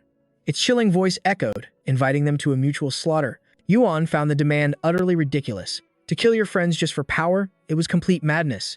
Do you really think I'd go through with it? He wondered, his suspicious gaze falling on Dako Jung. If he went berserk, no one on the team could stop him. And sure enough, Dako Jung didn't disappoint. He strode forward a few steps, his icy stare locked onto the Star Watcher. Leave me alone, he said, unleashing a terrifying aura of power. Back in the present, Illumina was stunned by Yuan's story. So that is what happened. That boy must have used every last bit of his strength, right? She asked. Yuan nodded. That is right. He forced the Star Watcher to retreat. But it was terrifying how it treated our lives like a game. He paused for a moment, then continued. So does this mean we can't enter the tower for the rest of the week? It seems far too dangerous. Illumina replied, we will be monitoring the tower until the end of next week to prevent any further intrusions. Yuan immediately began to rethink his strategy. He desperately needed to grow stronger to face Erector. But now, climbing the tower was impossible. His duel with Erector was on Tuesday, and now he had no way to train. The weight of the situation crushed down on him. This is a serious disadvantage, Yuan thought grimly. Lost and confused, he wondered how to make use of the remaining time. As he searched for a plan, an idea struck him, and he turned to his professor. Professor, I plan to report everything that happened in the tower. I also have an audio recording we took. Would that be acceptable? Professor Illumina thought for a moment before nodding in agreement. That will work. But if it were possible, I would have liked to hear your report over a meal. However, it seems that's not an option right now. As she spoke, she glanced over at Vucho, who was sitting silently in the corner.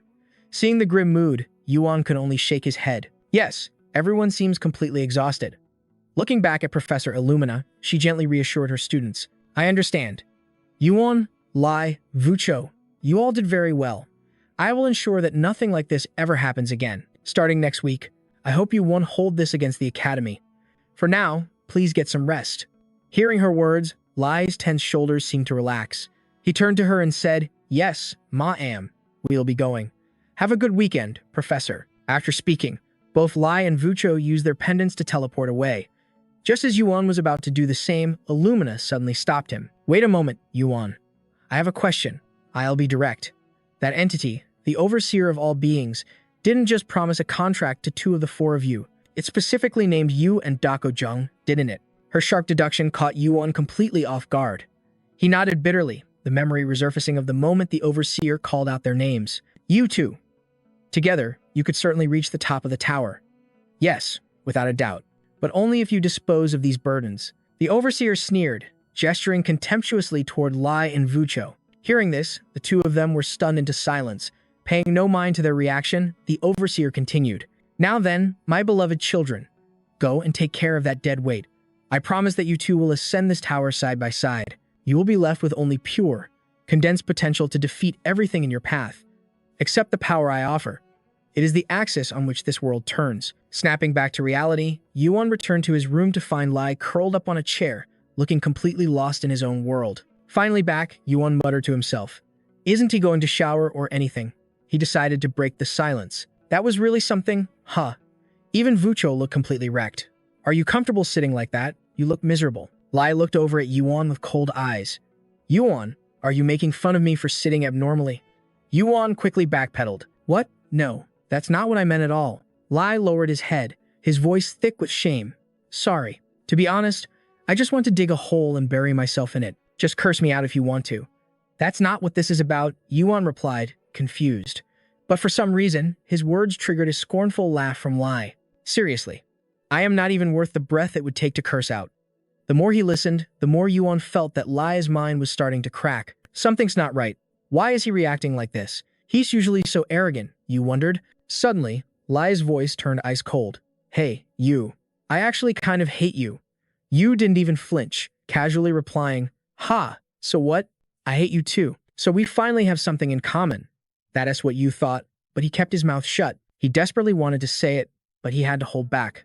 Because calling an idiot is just rude. Yu's hands balled into fists with frustration. After a few seconds of composing himself, he sat down next to Lai and said, "Hey Lai, if you've got something on your mind, just let it out. No matter what you need to complain about, I'll listen to all of it." As he spoke, his gaze locked onto the night before him. Only after hearing these words from our main character did Lai finally begin to open up and share his story. In my own world, I was considered one of the greatest geniuses. That is not an exaggeration. My family, my subordinates, everyone admired and praised my talent. They entrusted me with the holy sword not out of flattery, but because of their genuine faith in me. I made a pact with the holy sword and came to this academy carrying everyone's expectations. But what is this? What the hell am I even doing? Why does he treat me like some useless burden? As he spoke these words, Lai's mental state seemed to be crumbling, prompting you to quickly try and comfort him. "Hey Lai, don't pay any attention to that holy relic or whatever. It's not worth your time." Before you could finish his sentence, Lai cut him off. "Whether it's a holy relic or not, you only call it whatever because you re one of the chosen ones. But I am different. I am just an outsider caught between two chosen people. They are transcendent divine beings, far more powerful and knowledgeable than any human. With an offer like that, how could you and Dako-John refuse so easily?" Lai challenged you loudly, causing him to go silent for a few seconds. Then, you slowly explained, because it's obviously meaningless. There are tons of ways to get stronger without sacrificing anyone. Neither of us came here to follow the orders of things like that, right? You asked again. However, his words still didn't seem to convince the troubled knight. Lai just shook his head and withdrew further into himself. "You only say that because you rear an overwhelming genius. But me? If that was what it took to be chosen, I probably would have hesitated and sacrificed everything. I can refuse as firmly as you and Dako-John. I would have made that choice. The truth is, I feel resentful, scared, and I can forgive myself." As he confessed this, Lai's expression became unreadable. Time passed quickly. It's unclear how their conversation ended, but now you had finished his shower and returned to see Lai lying on the bed. As if sensing Yu's gaze, Lai spoke up. I am sorry for whining like that earlier. It's not your fault. I am the one who brought up such an unpleasant topic." "I'm truly sorry," Lai said, his voice laced with guilt. Hearing this, Yu gave a small smile and waved it off. "We were friends. I'm always here to listen. I am stepping out for a bit. If you want the hot chocolate, go ahead. Sweet things usually help melt away the bad stuff." With that, Yu placed a mug of hot chocolate on the table. Lai responded softly, "Thank you." Back to Yu. After closing the door and walking into the hallway, he thought to himself, "He's changed so much since we first met. I'll have to be more careful with my words next time." At that same moment, Dako-John was walking down the hall and spotted Yu. She ran over cheerfully. "Oh, you back? At least I don't have to go inside now. What a relief." Startled by her voice, Yu practically yelled, "What are you doing here? This is the boys' dorm." His eyes went wide. Seeing this, Dako-John quickly shushed him. "Shh. It's not a crime if no one sees you. Didn't you know that?" With a playful smile, she grabbed Yu's shirt and started dragging him away before he could complain. The scene changes to a wooden bench outside. Yu asks, "So, did you come all this way because the cafe was too crowded?" Ignoring his previous question, Dako-John changed the subject to check on Lai's condition. "I got curious, so I came over. So, how's your burden doing? Is he alright?" In response, the main character's voice filled with annoyance. "Are you for real? What do you mean, burden? Why do you keep saying that?" Hearing him, Dako-John just scoffed. "Am I wrong? He just blindly throws his power around. A pathetic, incompetent guy who can't adapt, right?" Lai isn't incompetent. He's a master swordsman and has plenty of other skills. Yu shot back, defending his roommate. However, Dako-John had already seen through the knight's true power. The problem is that all of it comes from the sword. You know it too. His immense physical strength, his sharp combat intuition, his special abilities. It's all from that blade. Without it, he's completely useless. He can even grasp the situation he's in. He always gets anxious at critical moments, gets himself captured, and becomes a total failure. The swordswoman listed off Lai's weaknesses one by one, making Yu rub his temples in frustration as he cut her off. "Alright, I get it. Stop. If I kept listening to you, we'd be here all day." Hearing this, Dako-John paused her assessment, her voice suddenly turning serious. This was a critical moment. If his spirit breaks now, it's all over. There'd be no point in him coming with us. The monster was already on its last legs anyway. She didn't have to say another word. Yoon knew exactly what she was thinking. But still, he wondered, was Dako Jun just looking down on Lai, or was she actually worried about him? With that thought, he turned to her. What about you? You acted strangely when you saw the god, and you were on edge with the professor. Are you all right? The genuine concern in Yoon's voice made the swordswoman's face flush, throwing her off balance. Are you worried about me? Why don't you just use your ability to check? Dako Jun stammered. Yoon sighed. I don't need an ability for that. It's written all over your face. I just wanted to ask if you were okay. After speaking, he pulled a cup of hot chocolate from his inventory and handed it to her. Dako Jun accepted the cup, feeling a bit amused. Is he trying to comfort me? She took a sip and nodded in approval. It is sweeter than I expected. Well, it's hot chocolate. Of course it's sweet, Yoon replied nonchalantly. Dako Jun's mood seemed to lift. She began to open up. Thanks for your concern, but it's not that serious. I was just irritated at the time. Yoon's curiosity was piqued. What made you so angry? Well, I am not entirely sure. But don't you think that me, the observer with 10,000 eyes, and that thing share a similar way of thinking? Is that what you were thinking? She asked, startling Yoon.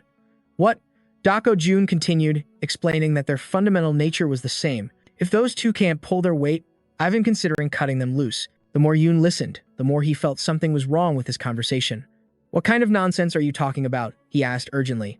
Dako Jun's expression turned to ice. That's why I was so irritated. If I were more decisive, I would have only brought along those with real potential. If I had truly committed to that path, even without killing them directly, I could let them die through my own indifference. Maybe I was wrong to agree to this way of doing things. Dako Jun's voice was laced with a bitter poison. Meanwhile, our main character simply took a quiet sip of his own chocolate before asking, is that really true? Yes, it is. Dako Jun replied calmly. Then that just means you're really a fool, doesn't it? His teasing tone made the swordswoman's face burn with anger. She turned her head away, fuming to herself. I share my deepest, darkest thoughts, and this is the reaction I get? Then, she went back around to challenge him. Do you honestly think those two have any talent? You met her gaze with unwavering confidence.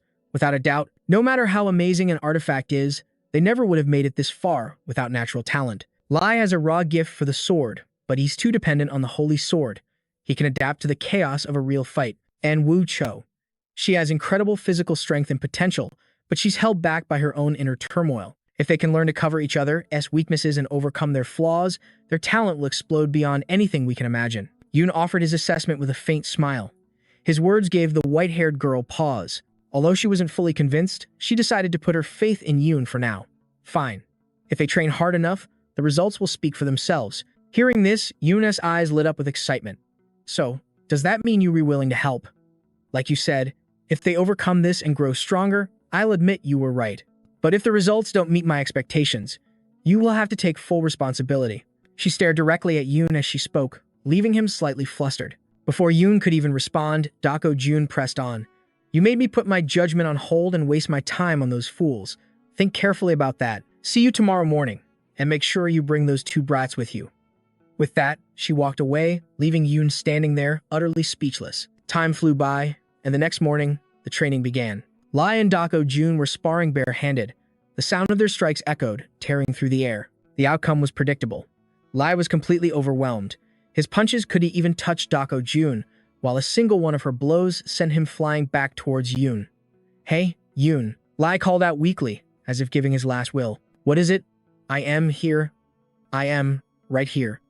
Yoon rushed to his side. Lai looked up at him with pure resentment. You said you were going to teach me something. So why am I the only one getting beat up?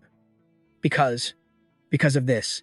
Yoon stammered, unable to find the right words. Before he could make an excuse, Dako Jun stormed over, stomping her foot and shouting, You idiot. This is physical conditioning. This is exactly how it's supposed to be. You not the type who can learn just by watching like Yoon, so stop whining and get back on your feet. Lai shakily reached for his sword. Sob. My sword. Just give me my sword. Absolutely not. You won't get it back until you learn how to fight without it. Think of it like being back in the tower. Dako Jun flatly refused. Her words made the young knight's eyes go wide with disbelief. But I'm a swordsman. Taking away a swordsman's sword. How does that make any sense? Dako Jun shot him a look like he was the dumbest person alive. So if you lose your sword, you are just going to roll over and die. Lai immediately shot back. No, I would never let that happen. Your pathetic dodging is starting to piss me off. Dako, John see it. You want your sword back so badly? Fine. I guarantee I'll take it from you in less than 3 seconds. Her overwhelming presence left Lai speechless. All he could do was mutter to himself in despair. But without my sword, I'm nothing. Seeing his friend's spirit break, Yoon quickly stepped in. Lai, this is the training Dako, John, and I agreed on to help you grow. Just trust us this once and train without your weapon. We're redoing all of this for your sake. Yoon's sincere words seemed to reach Lai's heart, slowly reigniting the flame of his determination. If Yoon has a plan, there must be a reason for it. All right, I understand. I'll trust you and give it a shot this time. Okay, let's go again, Lai said with renewed vigor. But before he could finish, Dako John lunged, unleashing a spinning kick from above that sent Lai flying like a ragdoll. You left yourself wide open again. What was that? Your stance is pathetic. Aren't you even going to try and block? Stop relying only on your eyes. Feel the battle with all of your senses. If you get it, then focus. Is your combat instinct really this weak without your holy sword? Dako John roared, unleashing a relentless storm of attacks, forcing Lai to do nothing more than throw up his arms to defend himself. From the sidelines, Yoon watched intently and finally realized the problem. Everything Dako John was saying was true. Right now, Lai's stats were steadily dropping. Normally, he, as a monster who could handle an erector with ease, but for some reason, he, as fighting without a sword. If his abilities can advance so much just by wielding that weapon, then his condition is far worse than I ever imagined. Yoon's brow furrowed deeply. Meanwhile, Dako John's taunts continued. You getting weaker. What are you? The holy sword itself. Are you the sword? No, I'm not. Lai screamed back. Then what is the meaning of this? You completely useless without it, Dako John challenged. That's not true, Lai growled through gritted teeth. If you really believe that, then stop searching for a sword you don't even have and face me properly. Dako John roared, her eyes blazing. Her words seemed to awaken something deep inside Lai. Suddenly, his entire body erupted in a blinding flash of light. With a powerful shout, Lai threw a punch at lightning speed, catching Dako John by surprise and forcing her to jerk her head aside to dodge. The sheer force of the blow created a shockwave, blasting away everything behind him. But what shocked everyone even more was Lai's appearance. His body had completely transformed, with long, silky hair and a feminine figure with a massive chest. This new form left both Yoon and Wucho completely speechless. Dako John stared thoughtfully, about to speak, when Lai's body began to change once more. Shrouded in streaks of light, the light rapidly converged, absorbing into a cross-shaped mark in the center of her chest. The sudden event sent a wave of pain through Lai, causing her to collapse. Seeing this, Yoon rushed over to check on the situation. But Dako John quickly put out an arm to stop him. Calm down, he's fine. This just isn't going to be an easy fix, she said, her eyes narrowed with grim seriousness. A moment later, Lai slowly reverted to his normal state. Dako John asked Lai coldly, So, you understand the problem now, don't you? Lai nodded, a sad expression on the knight's face. Yeah, you and Yoon were right. I can go on like this anymore. Then how about another round? Dako John proposed. But first, I am sorry for misjudging you. Lai scratched his head, embarrassed. No, don't apologize. You were the one who helped me. There was a hint of joy in his voice, but that joy lasted for less than 3 seconds. Before Dako John continued, I used to think you were just a clueless idiot, but now I see you were a clueless idiot with a ticking time bomb on your back. Let's just hope that bomb doesn't go off inside the tower. She finished with a long, exhausted sigh. Lai could only scream in frustration. I really don't like you. Meanwhile, Wucho watched the scene between Lai and Dako John, a spark of excitement in her eyes. Hey, Yoon, we should do that, too, she said, lightly tugging on the main character's sleeve. But Yoon was completely focused on Lai and didn't hear a single word. He noticed something strange. What was that just now? Holy spirit and demonic spirit. How can two opposing forces exist in the same body? That must be what's causing these outbursts. I wonder if Lai even knows about this. I'll talk to him when we get back to the dorms, Yoon thought, turning to Wucho. Oh, sorry, Wucho. Have you been calling me? I was just lost in thought. Wucho replied awkwardly. It's okay. More importantly, we should have a practice match too. Yoon recalled her berserk state and couldn't help but hesitate. Are you sure that that's a good idea? Wucho quickly explained. Well, no, but you know how to restrain me, Yoon. I want to learn to control my power. I want to be useful, too. Her desperate plea was impossible for Yoon to refuse. All right, he nodded, walking toward the weapon rack. As he walked, he thought, Wucho S being unusually proactive today. Maybe yesterday S shock was bigger than I realized. He then tossed a wooden sword to Wucho. All right, let's set our own pace. No need to be flashy like them. We'll gradually increase the intensity. Vucho nodded. I understand. Yoon raised his sword. Okay, let's begin. Vucho replied, right, I'll give it my all. But in that moment, a realization hit Yoon. Hold on, come to think of it. Isn't this my dream school life scenario? The youth I always pictured wasn't about chaotic, all-out battles. It was a guy and a girl, encouraging each other as they polished their skills. This is it. Haha, I'm so lucky. Thanks to Vucho, my dream is becoming a reality. He was so thrilled that the tip of his nose turned red. Vucho asked worriedly, so, should I begin? Yoon whispered, all right, bring it on. In the next instant, the pink-haired girl's entire demeanor shifted, and she exploded into a berserker state. The sight terrified Yoon, draining the color from his face. After just 5 short minutes, Yoon was frantically ordering Yukon, his little snake, to transform into chains. To restrain the rampaging Vucho, Yukon, hold her tight. Don't let go no matter what happens, Yoon cried out in a panic. The struggle ended quickly as the chains began to drain mana from Vucho's body, allowing her consciousness to slowly return. Are you back with me? Yoon asked, his eyes welling up with tears. Seeing the look on his face, Vucho knew things had gone terribly wrong. She covered her mouth, asking anxiously, Yoon, are you all right? Are you hurt? How many times did this happen? Looking completely drained, Yoon answered, I lost count, but it's definitely over 10 times now. It's fine, though. All my limbs are still attached. Hearing that, Vucho could only weep and blame herself. I am so sorry. It's my fault you have to suffer like this. Tears streamed down her cheeks. She looked utterly heartbroken. Yoon couldn't stand it and reached out to pat her head. It's really okay. I promised I would help you. I was prepared for things like this to happen, so please don't be sad. Yoon's warm voice sent a deep blush across Vucho's face. However, that sweet moment didn't last.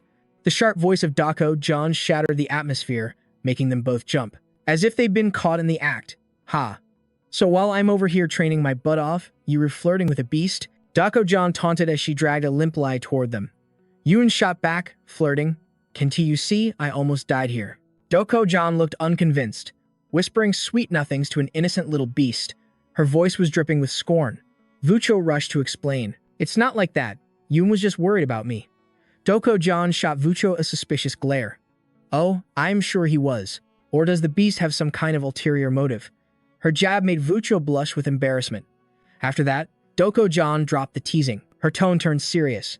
Losing your focus during training is disrespectful to your partner, beast. You need to clear your head of those thoughts. Meanwhile, Yoon was quietly thinking about Vucho. She was normally so cheerful, but now she seemed so timid. She was being way too passive with Doko John. But then again, shouldn't this be when I step up? Yoon decided to do something. To raise the pink-haired girl as spirits, he spoke. All right, so, I asked the professors if I could take one of you with me when I leave the floating island, and I just got their approval. Doko John flipped her hair, already lost in a fantasy. Excellent. It's so suffocating here anyway. Yoon paid her no mind, looking straight at Vucho. So, Vucho, from now on, let's go out together. Let's go on a date. His words shocked the other two into silence. Some time passed, and just as planned, Yoon and Vucho were out on their date. Inside a clothing shop, Dako John's interrogating voice blared from the communication screen. No, I already told you before you left. Yoon explained, completely exasperated. We were not staying overnight. It's just a quick trip. I'll be back before nightfall. Hearing that, Doko John seemed to calm down a bit. Fine, she replied. You've lived in another world for so long, do you really think that men and women can just go out recklessly at night like that? In another feed, Lai couldn't hold back her tears. Her voice was choked with emotion. Hey Yoon, is that it? If you go out with someone other than me, your own roommate. Yoon cut her off before she could finish. What are you, my mother? Why are you so worried? At that exact moment, Vucho emerged from the fitting room. Her face was beet red from shyness.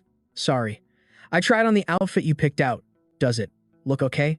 It feels like I am showing off my whole body. Though she was embarrassed, the outfit highlighted her beauty so perfectly that Yoon instinctively covered his mouth, giving her an emphatic thumbs up. It looks absolutely beautiful.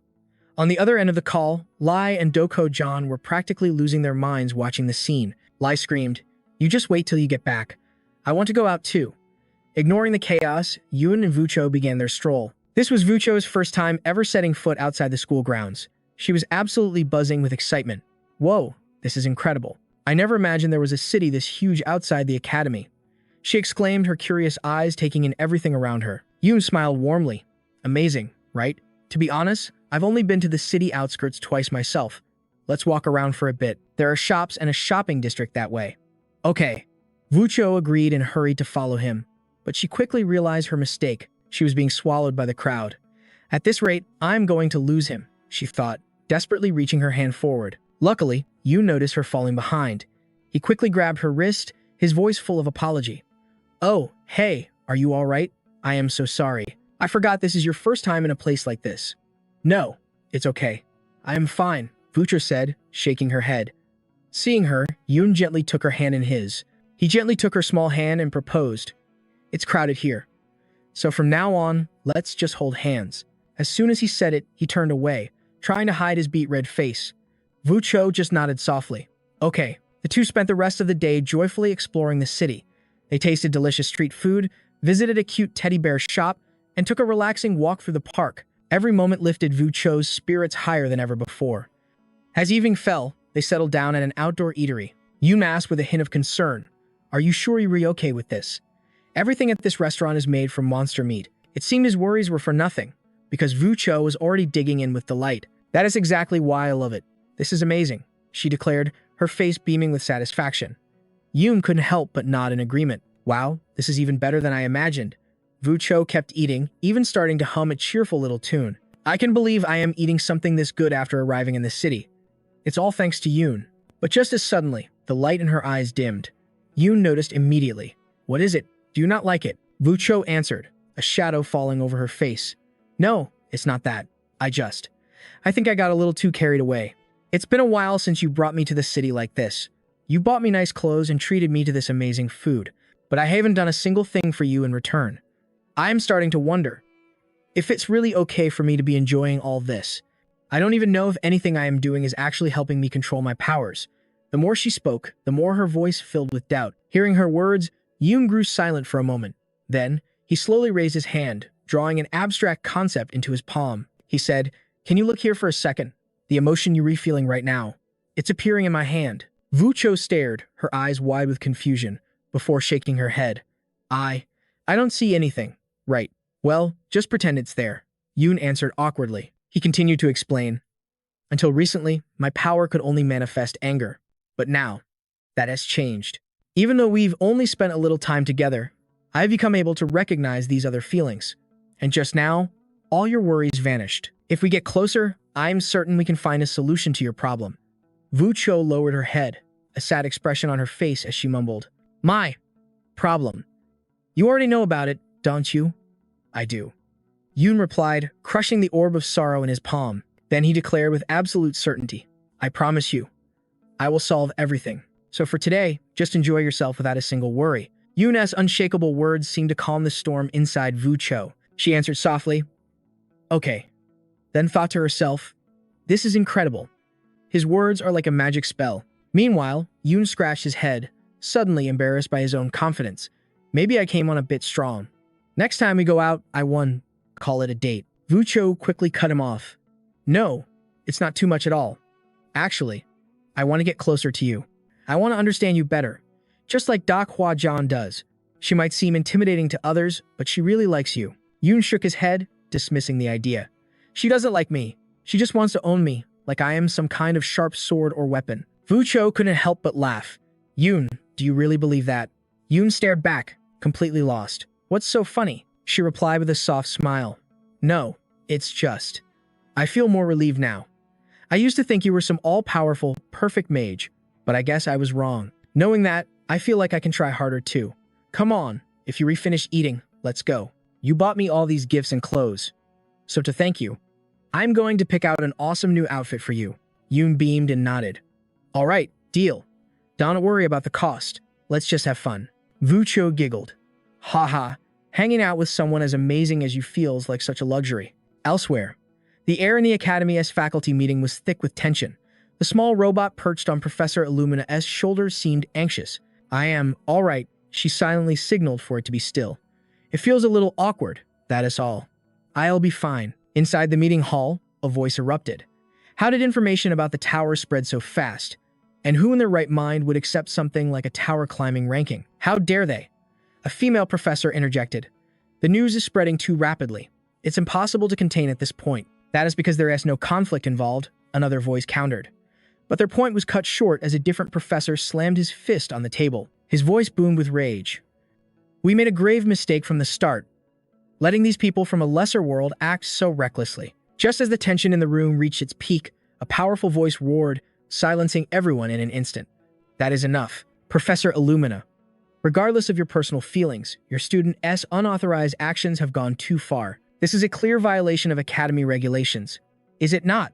Do you understand the responsibility you hold for letting that boy run wild? The purple-haired professor glared, her tone dripping with accusation.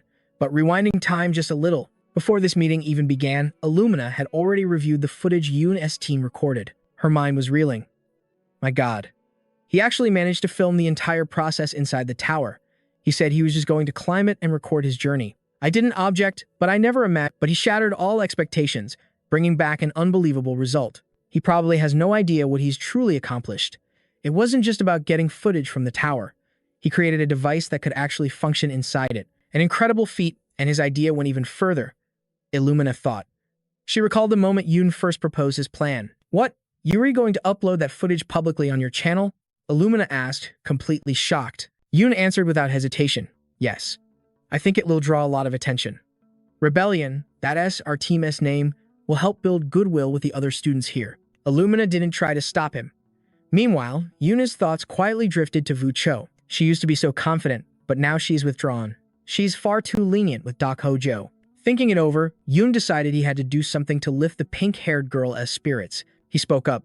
All right, I asked the professors if I could bring one of you with me when I leave the floating island. They just approved it. Doc Hojo flipped her hair smugly. Perfect. It's so stuffy here anyway. But Yoon ignored her, his eyes fixed on Vu Cho. So, Vu Cho, from now on, Yuri coming out with me. Let's go on a date. His sudden proposal stunned the other two girls. And so, just as planned, Yoon and Vu Cho found themselves on a date in the middle of a clothing store. Doc Hojo's demanding voice erupted from the comms screen. No way. I told you before you left. Yoon sighed, exasperated. We were not staying overnight. We were just hanging out for a little while. I'll be back before nightfall. Hearing this, Doc Hojo seemed to relax a bit. Fine. Have you been in another world so long you think men and women can just wander around carelessly at night? From another screen, Lai was on the verge of tears, her voice cracking. Hey, Yoon, is that it? Yuri going out with someone else and not me, your own roommate? Before Lai could finish, Yoon cut her off. What are you, my mom? Why are you so worried? Just then, Vu Cho emerged from the dressing room, her cheeks flushed. Sorry, I tried on the outfit you picked out. Does it look okay? It feels a little revealing. Though she was shy, the outfit highlighted her beauty perfectly. Yoon couldn't help but cover his mouth, giving her a huge thumbs up. It looks amazing. On the other end of the call, Lai and Doc Hojo were practically losing their minds watching this unfold. Lai screamed, just you wait till you get back. I want to go out too. Ignoring the chaos, Yoon and Vu Cho began their walk. This was Vu Cho's first time ever leaving the academy grounds, and she was absolutely thrilled. Whoa, this is incredible. I had no idea there was a huge city like this right outside the academy, she said, her eyes wide with curiosity. Yoon chuckled and nodded. Amazing, right? Though I've only been to the outskirts twice myself. Let's walk around for a bit. There are some shops and a shopping district over there. Okay, Vu Cho agreed, hurrying to keep up. But she quickly found herself swallowed by the crowd. At this rate, I'm going to lose him, she thought. Panicked, she reached her hand out. Luckily, Yoon noticed right away and grabbed her wrist, his voice full of concern. Whoa, are you okay? I am sorry. I forgot this is your first time in a place like this. No. It's okay. I am fine, Vu Cho said, shaking her head. Seeing her response, Yoon gently took her small hand in his. There are a lot of people here.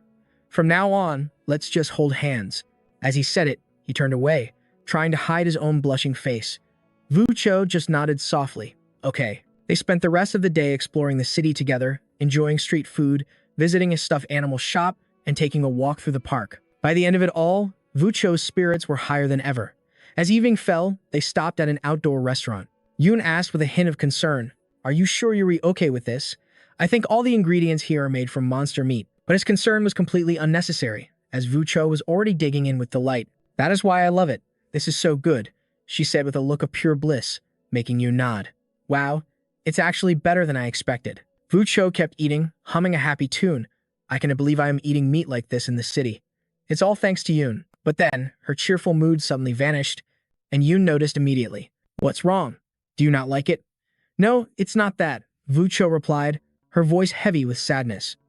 It's just, I realize I got a little too carried away. You brought me to the city, bought me beautiful clothes, and treated me to a delicious meal, but I haven't done anything for you in return. I wonder if it's okay for me to be enjoying myself so much, especially when I don't even know if what I am doing is actually helping me control my powers. The more she spoke, the more lost and confused she sounded. Hearing her words, Yoon fell silent for a moment.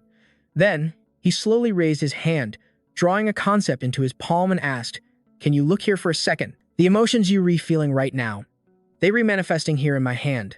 Vucho stared, her expression puzzled, before shaking her head. I don't see anything." "Yeah, well, just pretend you do," Yoon said awkwardly, before trying to explain, "Until recently, my power could only manifest anger. But now, it's different, even after just this short time we've spent together. If we had been closer, I would realize what you were feeling sooner. I promise we'll find a way to fix your problem." Wujo lowered her head, a shadow of sadness crossing her face as she mumbled, "My problem. You already know about it, right?" "I do. But all of your worries are gone now," Yu-un declared, crushing the orb that represented her sorrow in his palm. He then swore, "I promise you, I will handle every single one of your troubles, so just enjoy today without a single care." His powerful words seemed to calm the storm inside Wujo. She whispered, "Okay," and thought to herself, "This is incredible." Everything Yu-un said felt like it was powered by magic. Turning back to him, Yu-un scratched his head, a little embarrassed by his own confidence. "Maybe I came on a little too strong. The next time we hang out, I won't call it a date." Wu-jo quickly interrupted. "No, it wasn't too much at all. In fact, I want to become closer to you. I want to understand you more, just like Dako-jun does. She might seem a bit scary to other people, but she genuinely likes you." Yu-un shook his head, denying it. "It's not that she likes me. She just wants to possess me like I am some kind of ultimate weapon." Wujo burst into laughter. "Ha ha, Yu-un. Do you really believe that?" Yu-un looked bewildered. "What's so funny about that?" Wujo replied gently. "Nothing. It's just, I feel more at ease now. I used to think you were this all-powerful mage, but maybe I was completely wrong. It makes me feel like I can try harder, too. Come on, if you're done eating, let's go. You bought me all these gifts and clothes to say thank you." With that, he turned to Professor Illumina, his voice sharp. "Tell me, Professor Illumina, should you be sharing more information from that footage, so that the other professors can fully understand the situation?" Instantly, every eye in the room locked onto her, burning with curiosity. Is there something else? What information is Professor Illumina hiding? Blindsided by the sudden accusation, Illumina's face flushed with confusion. She was at a total loss for words. What? What are you talking about?" So watched her flustered reaction, a flicker of surprise in his eyes. He then explained, Perhaps the professor is unaware of this matter. In that case, allow me to enlighten you. Ban Yu and his classmates are the only tower climbers who have been chosen by the constellations." This revelation sent a shockwave through the room. The professors lost their composure, and Professor Thalia shot up from her seat. She demanded, "Wait, the climber who just entered the tower yesterday, he's already been chosen by a constellation?" Before So could respond, Professor Illumina quickly interjected. "Vice President, a connection to a constellation is a student's personal achievement if you speak so recklessly here." But So cut her off sharply, asking, "Then you should answer me honestly. This is an official question from my position as Vice President. Did Ban Yu and the other students form a contract with a constellation?" Faced with a direct command from a superior, Illumina was forced to answer. No. Neither Ban Yu nor the other students signed any contract with a constellation. Hearing her answer, So's expression grew pensive, his mind racing. He thought to himself, so they refused. How extraordinary. It must have taken immense willpower to declare their intentions, especially under the pressure of a constellation. With that, he clapped his hands together and made his decision. If that's the case, then it's settled. I will admit Ban Yu and all the 11th grade students into my private lecture. His decision threw the other professors into an uproar. They immediately began to protest. What? Wait, just a moment, Vice President. Didn't you just say none of them signed a contract? So, why does he get to attend a high-level lecture? Hearing this, So sighed with a hint of boredom as he explained to the clueless professors. Professors, what is important here isn't it whether they signed a contract. It's the fact that they were chosen by a constellation in the first place. Being chosen is already proof of their overwhelming potential. And since they refused the first contract, you can be sure that other constellations are now paying very close attention to them. So, doesn't that make them the perfect students to attend my lecture? I am, after all, The professor who guides the constellation has chosen. If Banyu was selected by a constellation, that makes him my student. Do you understand, professors? As he spoke, his eyes flashed as he glanced around the room, releasing an undeniable wave of pressure. It left the other professors no choice but to agree. Yes, sir, they replied weakly. Seeing this, So continued. Now then, I will continue the meeting regarding the spread of the Tower's internal video. There is nothing we, as the school, can do to impose a punishment on that student. As for his abilities, personal questions and requests for his skills will be permitted. But if, during that process, we discover that anyone has pressured the student or caused him any disadvantage, the person involved, whether a professor or a student, will be expelled from this academy. I expect you all to remember this. With that, this meeting is adjourned. I hope everyone has a productive rest of the week. After saying his piece, the vice president left the room with a pleasant smile. Meanwhile, it all finally clicked for Professor Illumina. I get it now, she thought. This meeting was never about deciding how to handle Yuan. The vice president's word is law. That was the chairman's will. A clear warning delivered through the vice chairman. Don, you dare touch Ban Yuan. This is great. Ban Yuan. I never thought he gained so much favor with the chairman. It seems I was worrying for nothing. Mulling this over, Professor Illumina let out a long, weary sigh. Just then, Professor C suddenly approached the beautiful professor with a proposition. Professor Illumina, what do you say? How about we grab a drink at the bar? I'd like to celebrate the success of your student. In response, the small robot shot him a furious glare, as if to ask how he had the nerve after constantly cornering her just moments ago. And now he has the gall to ask her out for a drink? Beside it, Illumina looked right through him as if he were thin air, then turned and left the meeting without another word. Seeing this, the other male professors could only offer an awkward laugh. Haha, looks like you got shot down, Professor C. Come on, just have a drink with us. Time flashes forward to the next day. At the cafeteria, Yuan is suddenly mobbed by a massive crowd of students. Everyone wanted a piece of him. You reban Yuan, right? My name is Mira, from the Hater World. Are you interested in the student council? Yuan, want to exchange contacts? I am Eureka. Is it true Yuri from a Manila's secondary world? Hey, are you even listening? I am asking you on a date. Let's meet up tonight, okay? Should I write this down in my journal? The student council always welcomes talented people like you. The barrage of questions left Yuan completely bewildered. He had absolutely no idea how to react. Watching the scene unfold, Dako Johan couldn't help but ask, what the hell? Why is it so crowded? Lai explained, his voice filled with pride. Remember that channel we created? It's completely blown up. Just from the tower climbing video, our subscribers shot past 2 million, and the tower footage alone has hit 5 million views. At this point, you'd be hard-pressed to find anyone in the academy who hasn't seen our channel. Back in Dako Johan's thoughts, she grew pensive watching Yuan surrounded by everyone. Honestly, compared to his actual abilities, I didn't think filming it would be this impactful. But seeing everyone's reaction, Ban Yuan's vision and talent are truly impressive. After what felt like an eternity, Yuan finally managed to escape the crowd. He slumped onto the table, exhausted, and groaned to his friends. My God, it's only Monday morning and it's already like this? Across from him, Vucho grinned. You did great, Yuan. Lai didn't miss the chance to tease him. Well, look at Mr. Popular. You enjoying the fame. Yuan shot back with a sarcastic smile. I guess it's better than getting dragged into controversies just for breathing. Then he turned to Lai. Oh, by the way, you have a lot of fans. If someone wants to talk to you, try to be a little nicer. They said they were too scared to approach you. Lai smiled calmly. If they approach with good intentions, then there's no problem. However, not everyone was a fan. A few haters started sneering nearby. How ridiculous, making such a fuss over a staged video. There's no way they cleared 4 rounds that quickly, especially not a bunch of trash from a secondary world. Look at the size of this spider. It's obviously fake. How can the school let them get away with this garbage? Just you wait. Tomorrow, all their lies will be exposed. They shot Yuan a malicious glare. Their words suddenly reminded Yuan of something. Ah, that is right. Tomorrow is the day. The day I have to face that muscle-bound brute. After all this, the people who doubt the video or just plain hate me are definitely dying to see me get crushed tomorrow. Hearing this, worry washed over Lai's and Vucho's faces. But aside from cheering him on, there was nothing else they could do. Meanwhile, Dako Jo-hyun had just finished her meal. She dabbed her mouth delicately with a napkin and smiled. Then all you have to do is give both your haters and your fans the best show possible, right? Yuan laughed. Haha, you rewrite. At the same time, he thought to himself. At the very least, tomorrow is a perfect opportunity to gain some new subscribers. Time passes, and the scene shifts to the training arena. Yuan and his opponent, Hector, are already there. The referee announces, "This match will be live streamed on the school's official channel. Do you both consent? If so, please sign the document." As soon as he finished speaking, a system window materialized before them. Yuan couldn't hide his shock as he read the contents. What the hell are these advisory clauses? The match ends if one combatant surrenders or is incapacitated.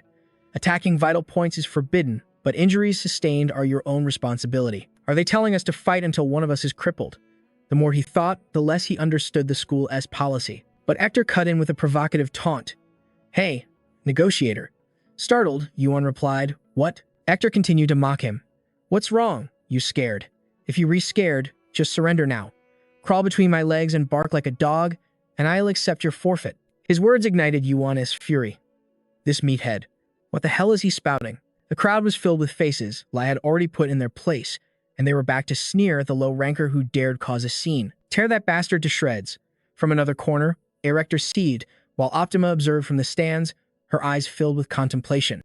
Unaware of this, Ho-Jan turned to her friend Lai, who was also live streaming the event on his channel. "What's the reaction like?" Lai replied with a stiff expression. The live viewer count just broke 10,000, but most of them are flaming him. Seeing the situation, View Cho couldn't help but worry aloud. Everyone is targeting Yoon. This is so unfair. Meanwhile, Ho-Jan didn't seem to think it was a big deal. She thought casually, "Honestly, this isn't surprising. The number of people who actually support us is tiny, so this kind of backlash is to be expected." With so many eyes on him, Yoon had no choice but to prove himself. To truly demonstrate his talent, he had to rely on his own strength. Back in Yoon's perspective, Erector's words made him burst out laughing. He mused, "Kneel down, and I'll spare you so you can scurry away like a dog." Ha ha. Never thought I'd actually hear a line like that. It's like something out of a third-rate novel. Yoon felt that if he didn't fire back at this simple-minded brute, he'd regret it. "Hey, did you practice that line to provoke me? It actually sounded pretty good, but do you have the power to back it up?" Erector shot back with a defiant glare. "Heh, I wonder how long you can keep up that calm facade." Yoon shrugged, turning and walking away as he spoke. "Whether I am calm or not, why don't you come find out?" With that, he drew a sword from his inventory and beckoned Erector with a taunting gesture. The act made Erector grind his teeth in fury, an enraged sound escaping his lips. His blood boiled with the urge to crush Yoon instantly. He screamed at the referee, Professor Jun, "Declare the start already. Let me tear this punk to pieces, now." The sheer killing intent in his voice made the professor break out in a cold sweat, and he hastily complied. "All right then, Class 1's Erector will face Class 11's Yoon. Let the match begin." The moment the words were spoken, Erector launched himself forward with the first attack. He clenched his fist, swinging his colossal arm like a sledgehammer, aiming straight for Yoon. "Die," he roared, as if to send Yoon to the afterlife with a single blow. All the while, Yoon remained perfectly calm, observing. He thought, "You seem a little too confident, but at that speed, what can you possibly do to me?" He took a small step back, pivoting his body to dodge Erector's attack. At the same time, the sword in his hand slammed into his opponent's face, snapping Erector's head to the side and sending his massive body crashing to the ground. Facing a brute like him, the most effective method was to use the footwork he had been taught. Yoon recalled the memory of the night after his date with Vu Cho in the Class 11 training room. That's when Ho-Jan had begun his instruction. Her voice echoed in his mind. "But before you master this technique, there will be a lot of trial and error. Otherwise, it's nothing but a half-baked skill. When facing a new opponent or a new attack, you have to use your agility. You might feel overwhelmed at first, but stay calm and observe your opponent's movements. To master this, you must practice until you can use this footwork at a moment's notice. With this staff, I will attack you with varying speeds and forms, each with its own purpose. If you can counter me even once, you will have passed." Faced with Ho-Jan's sharp tone, Yoon had trembled like a frightened lamb. His eyes had even started to water. Snapping back to reality, Yoon carefully observed and analyzed the foolish rock man before him. "He can even touch me. If he keeps attacking so recklessly, he'll leave an opening sooner or later." On the other side, Erector was still in a daze, completely baffled as to how he'd been hit. "Wait, what just happened?" A sudden scream erupted from Erector, but as the sound left his throat, the stone-like skin on his face began to crack open. He clutched his face, roaring in agony. Yoon watched the scene unfold, nodding in satisfaction. "It seems my technique was a huge success. Before I struck, I infused wave energy into the blade. Your rock-hard body seems to be an excellent conductor for this energy, which is why you're feeling so much pain." Erector responded to Yoon's explanation with a look of pure madness. He bellowed like a wild beast, "You dare damage my body!" Yoon turned back, giving the screaming erector a cold look before slowly walking toward him. He reminded him, "Sorry, but can you stop whining and attack me already? If you don't want any more pain, then just give up now." But erector, arrogant and foolish, could never endure such mockery. His entire body trembled with rage. Suddenly, without warning, he swung his massive arm toward Yoon, trying to grab him. However, with his sluggish speed, how could he ever hope to touch Yoon? With just a light hop, Yoon easily dodged the attack, which only served to drive Erector further into a frenzy. "You, a lowlife from a pathetic lower dimension, dare to look down on me." His eyes turned as black as the abyss. White smoke began to pour from his mouth and the cracks on his head. Next, he activated a skill, causing his already huge hands to grow even larger. "You think being bigger means you will win? I'll crush you." Erector roared, raising his arm high before slamming it down. The impact was so massive it shook the entire arena, but making his arm bigger only slowed him down. To Yoon, this attack posed no threat whatsoever. He even smirked inwardly. What a fool.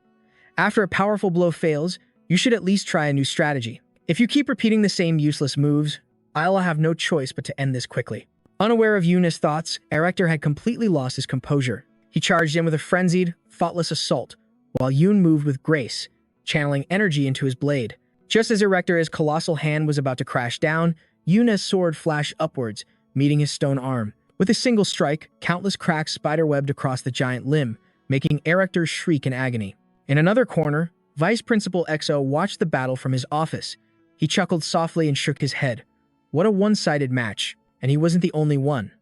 Those who had once looked down on Yoon were now flooding the comments with questions, a sight that brought Lai immense satisfaction. Haha, even seeing it with their own two eyes, they probably still can't believe it. Vu Cho chimed in excitedly. Exactly. Compared to when he first enrolled, Yoon has become unbelievably strong. The group of thugs that Lai had previously taught a lesson were now scratching their heads in disbelief. Is this for real? Why is Erector getting beaten the second the match starts? And by a guy from a lower world? Could it be all those skills shown on his channel were real? They muttered with faces full of doubt, while the referee, Professor Jun, stood speechless at the scene unfolding on the stage. He thought to himself, what in the world is going on? Just a week ago, he wasn't anywhere near this powerful. What could have possibly happened in just a few days? Before his very eyes, a brilliant golden aura erupted around Yoon, radiating an indescribable power. But before he could get a closer look, an urgent message from the Council of Professors appeared. Glancing back, he noticed Erector lying motionless on the floor, his body covered in wounds. Yoon wondered to himself, now what do I do? Attacking someone too injured to move feels pathetic. Get up and fight me. But before Yoon could decide, Professor Jun raised his hand and intervened. That is enough. Stop the match. By the decision of the supervising professors, we declare Erector unable to continue fighting. For the safety of both contestants, this match is over. The announcement stunned both Yoon and Erector, especially Yoon. He felt something was deeply wrong with stopping the match at such a crucial moment. What are they talking about? If I were the one injured, they wouldn't have lifted a finger. Yoon scoffed inwardly, then spoke up. Professor Jun, please wait a moment. But Professor Jun immediately shot him down. You have no right to object, Ban Yoon. The match is over. Now leave the arena. His authoritative voice left Yoon no choice but to grit his teeth in frustration. Though unwilling, he couldn't defy the Council of Professors. Yoon turned to leave, thinking, a match ending without a winner is so infuriating. But at least I didn't lose. I can live with that for now. Just then, Professor Jun's panicked shout echoed through the arena. Wait, Erector. Don't move. You can fight anymore. The match is over. Yoon spun around to see Erector, his battered body trembling as he struggled to his feet. He roared. Says who? You want me to kneel before some trash from a lower world and suffer this humiliation? You bastard. I'll kill you. With that, he activated a skill, his right arm swelling to the size of a tank as he charged toward Yoon. The floor cracked under his every step, while Professor Jun could only scream helplessly from behind. Stop, Erector. Get out of the way, Ban Yoon. The unfair treatment had already pushed Yoon to his limit, and now this fool was blindly charging in again. Yoon decided he would show no more mercy. He drew his sword from his inventory, muttering, Dodge? Why should I dodge? He's the one trying to kill me. Erector must have heard the warning, right? Or does he think the rules don't apply when his opponent is from a lower world? The professors encourage a fight, then ended on a whim, and now this guy acts like an idiot just to protect his wounded pride. The way this place operates truly disgusts me. With that thought, Yoon's eyes turned ice cold. He swung his sword in a flash of light, and instantly, Erector's right arm was severed, sent flying through the air. Erector's eyes widened in shock before he clutched the stump, screaming in pure agony. In the stands, every student gasped, unable to believe what they'd just seen. Professor Jun rushed over, trying to calm him. Calm down, Erector. Your arm can be reattached. I will take you to the infirmary right now. As he spoke, he frantically manipulated his system screen. At that exact moment, Yoon received an unexpected notification from his own system. System alert. Would you like to steal the following traits from Erector's severed arm? Life force, volcanic titan-esque constitution, monstrous strength. The message made a cold sweat run down Yoon's spine. What in the world? How is this even possible? While the main character was reeling from the strange notification, Jun had already finished with the system screen and was swiftly moving Erector's body, along with his severed arm, to the infirmary. Once that was done, the assistant professor whirled on Yoon, demanding, "What was the meaning of that, Ban Yoon?" "I told you to back off." Yoon calmly sheathed his blade, shrugging. "My apologies, Assistant Professor Jun. Everything happened so fast. It was difficult to react in time after the match was called." Jun wasn't buying it for a second. He roared, "Is that the best excuse you have?" Just then, a holographic screen flared to life beside him. The deep, steady voice of Vice Principal Zahn echoed, "That is enough. Assistant Professor Jun, I will handle this from here." At those words, Jun's frustrated expression vanished. He answered weakly, "Why, yes, sir. Understood." The screen shifted to face Yoon. Zana's voice was stern. "Greetings, Ban Yoon. I am representing the faculty. We witnessed the entire event. From this moment, I will ask the questions and you will provide the answers. Think carefully and speak only the truth." Zahn paused, his gaze as sharp as a blade. "Erector's reckless final charge. You cannot possibly claim you were unable to dodge it. Is that correct? With your level of skill, evading it would have been simple. The power gap between you was so immense, the faculty council had already called the match. So, provide us with an explanation we can accept. Why did you not dodge the attack, Ban Yoon?" The weight of Zana's question was immense, and Yoon felt the pressure mount. He didn't answer right away, his mind racing. "Even though I've mastered the art of word-based power, I've never truly considered the soul behind the words themselves." Yoon could feel the overwhelming presence coming from the other side of the screen. "Just who is this man?" he wondered. He then spoke, his voice clear. "Just as you've all surmised, I did not evade Erector's attack. Instead, I chose to counterattack. I believe a student who dares to defy the faculty's authority and takes pleasure in doing so deserves to face the consequences." Zana's voice held a note of surprise. "The faculty's authority, you say?" Yoon nodded firmly. "That is correct. Furthermore, this was an official duel where rules must be upheld. I wanted to ensure that no other student would ever again dare to defy the rules or think they could launch a sneak attack without consequence." Zahn pressed on, curious. "And why is that?" Yoon answered deliberately. "Because many students and viewers from other dimensions were watching today's match. Erector willfully ignored the call to end the duel and continued to come after me. Had I merely evaded him, it would have sent the wrong message. That when fighting cadets from lower-ranked dimensions, the rules don't need to be followed. Though I had only a moment to decide, I am certain my actions were entirely justified. I acted to defend the honor of this academy." Yoon's reply was delivered with unshakable calm and confidence. This brilliant response, using the academy's honor as his shield, made Vice Principal Zahn smile to himself. "Hey, a very clever answer indeed. He knows exactly who is listening right now. He just turned a personal issue into an institutional one. I can argue with that logic." But then, Zahna's voice boomed with authority once more. "Cadet Ban Yoon, while ignoring the rules, certainly warrants punishment. It is the faculty's duty to administer it, not a student's. Is that not so?" Zahna's words made the color drain from Yoon's face. Beside him, Assistant Professor Jun smirked triumphantly. "Ha! How do you like that? No matter how slick your words are, Yuri up against the Vice Principal. Yuri finished. Ban Yoon."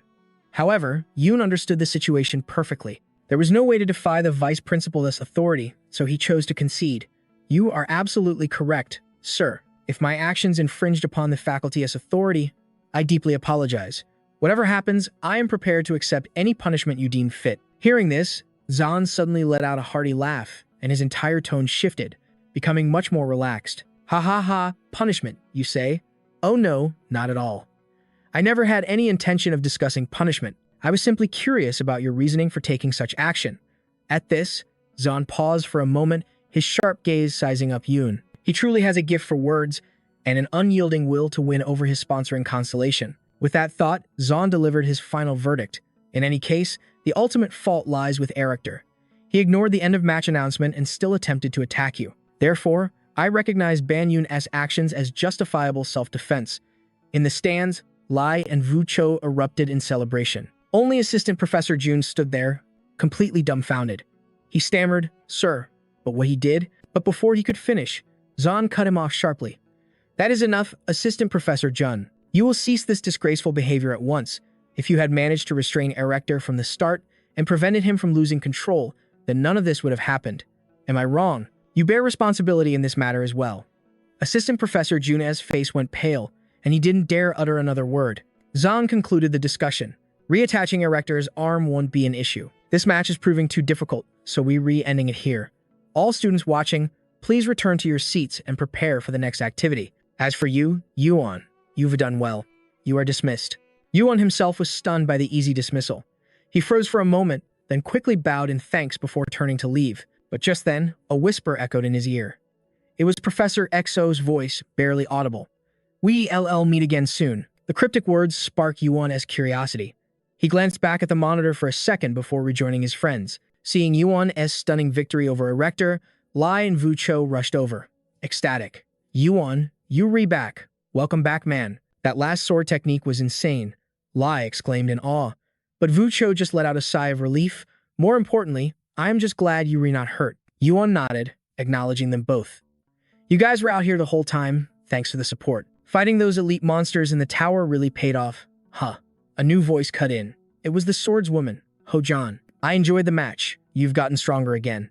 So, how does it feel? Is that new power useful?" Hearing her, Yuan sheepishly scratched his head. "Thanks.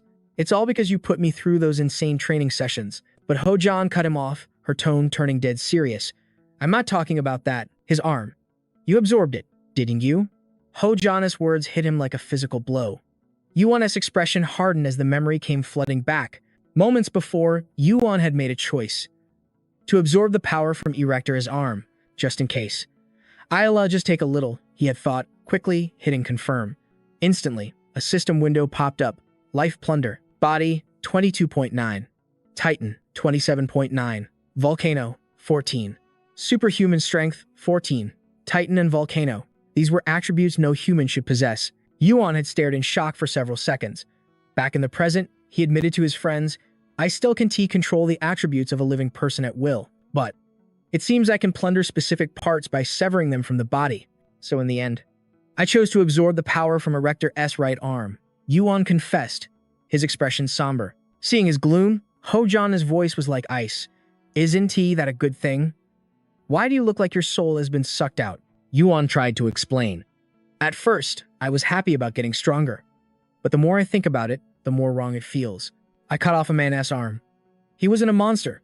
The idea of celebrating that just to gain power, it makes my stomach turn." Yuan's voice trailed off, weighed down by a profound sadness. His words even had Vu Cho worried. But Ho-Jan immediately shut him down. "What kind of nonsense are you spouting? Lift your head. He tried to kill you. He paid the price with his arm. You won. He lost. The outcome is clear. It doesn't matter who they are. If they try to take your life, you show no mercy." "Got it." Ho-Jan's sharp words snapped Yuan out of it. His thoughts cleared, and he managed a small laugh. "Yeah, you rewrite. Haha, sorry everyone. I guess I was just overthinking things." Seeing him back to normal, Ho-Jan scoffed. "Worrying about stuff like that is a total waste of energy. So, what if I went around and borrowed an arm from every single one of those rumored special class kids? I'd take their power, spare their lives, but completely crush their spirits." Hearing her terrifying idea, Yuan could only offer a strained laugh. "Haha. You're actually scaring me." Lai shook his head disapprovingly. "Don't worry, Yuan. Yuri's still way more human than she is." Her head snapped towards them, eyes flashing with anger. "Hey, what was that?" Just then, a new notification screen materialized in front of Yuan. He cried out, "Oh, come on. What is it now?" His outburst immediately caught the attention of the other three. Before him was an announcement for a class, led by Professor XO. A cold sweat trickled down his back. Oh no. Mandatory supplementary course. Veto rights denied. Professor XO's Babylonian constellations open to fourth-year students and above. Professor XO's voice echoed from the screen. How to attract support from the constellations, and how to skillfully negotiate contracts with them. Learn valuable knowledge to avoid a constellation's wrath, and even how to easily switch patrons, and much more. 11th graders are especially welcome to participate. Time passed, and soon Yuan's group was on the move again. But as they walked, They drew hostile stares from everyone around them. Look, it's the underclassman. Look at him, walking around so smugly. It's pissing me off. Seriously, so irritating, another student grumbled. But not everyone agreed. Really? He may be an underclassman, but he's got skills. Did you see his duel? That guy is sharp. But what are they doing here? This is the fourth-year floor, someone pointed out. Yeah. Professor Exo's lecture hall is the only thing up here. Yuan noticed his friends had gone silent, weighed down by the whispers. To break the heavy tension, he spoke up. Have I ever told you guys? There's a saying from my world. The more people curse you, the longer you live. In response, Ho-Jan just shot him a skeptical look, as if she were staring at an absolute idiot. Model. Oh, look at the baby throwing a fit, she taunted. At this rate, you will live forever. Meanwhile, Lai scowled, blaming the others for their cowardice. Did you think we were deaf? The petite Vu Cho tugged on Yu's sleeve and whispered, Are you okay? After what happened yesterday. I was worried everyone would avoid you.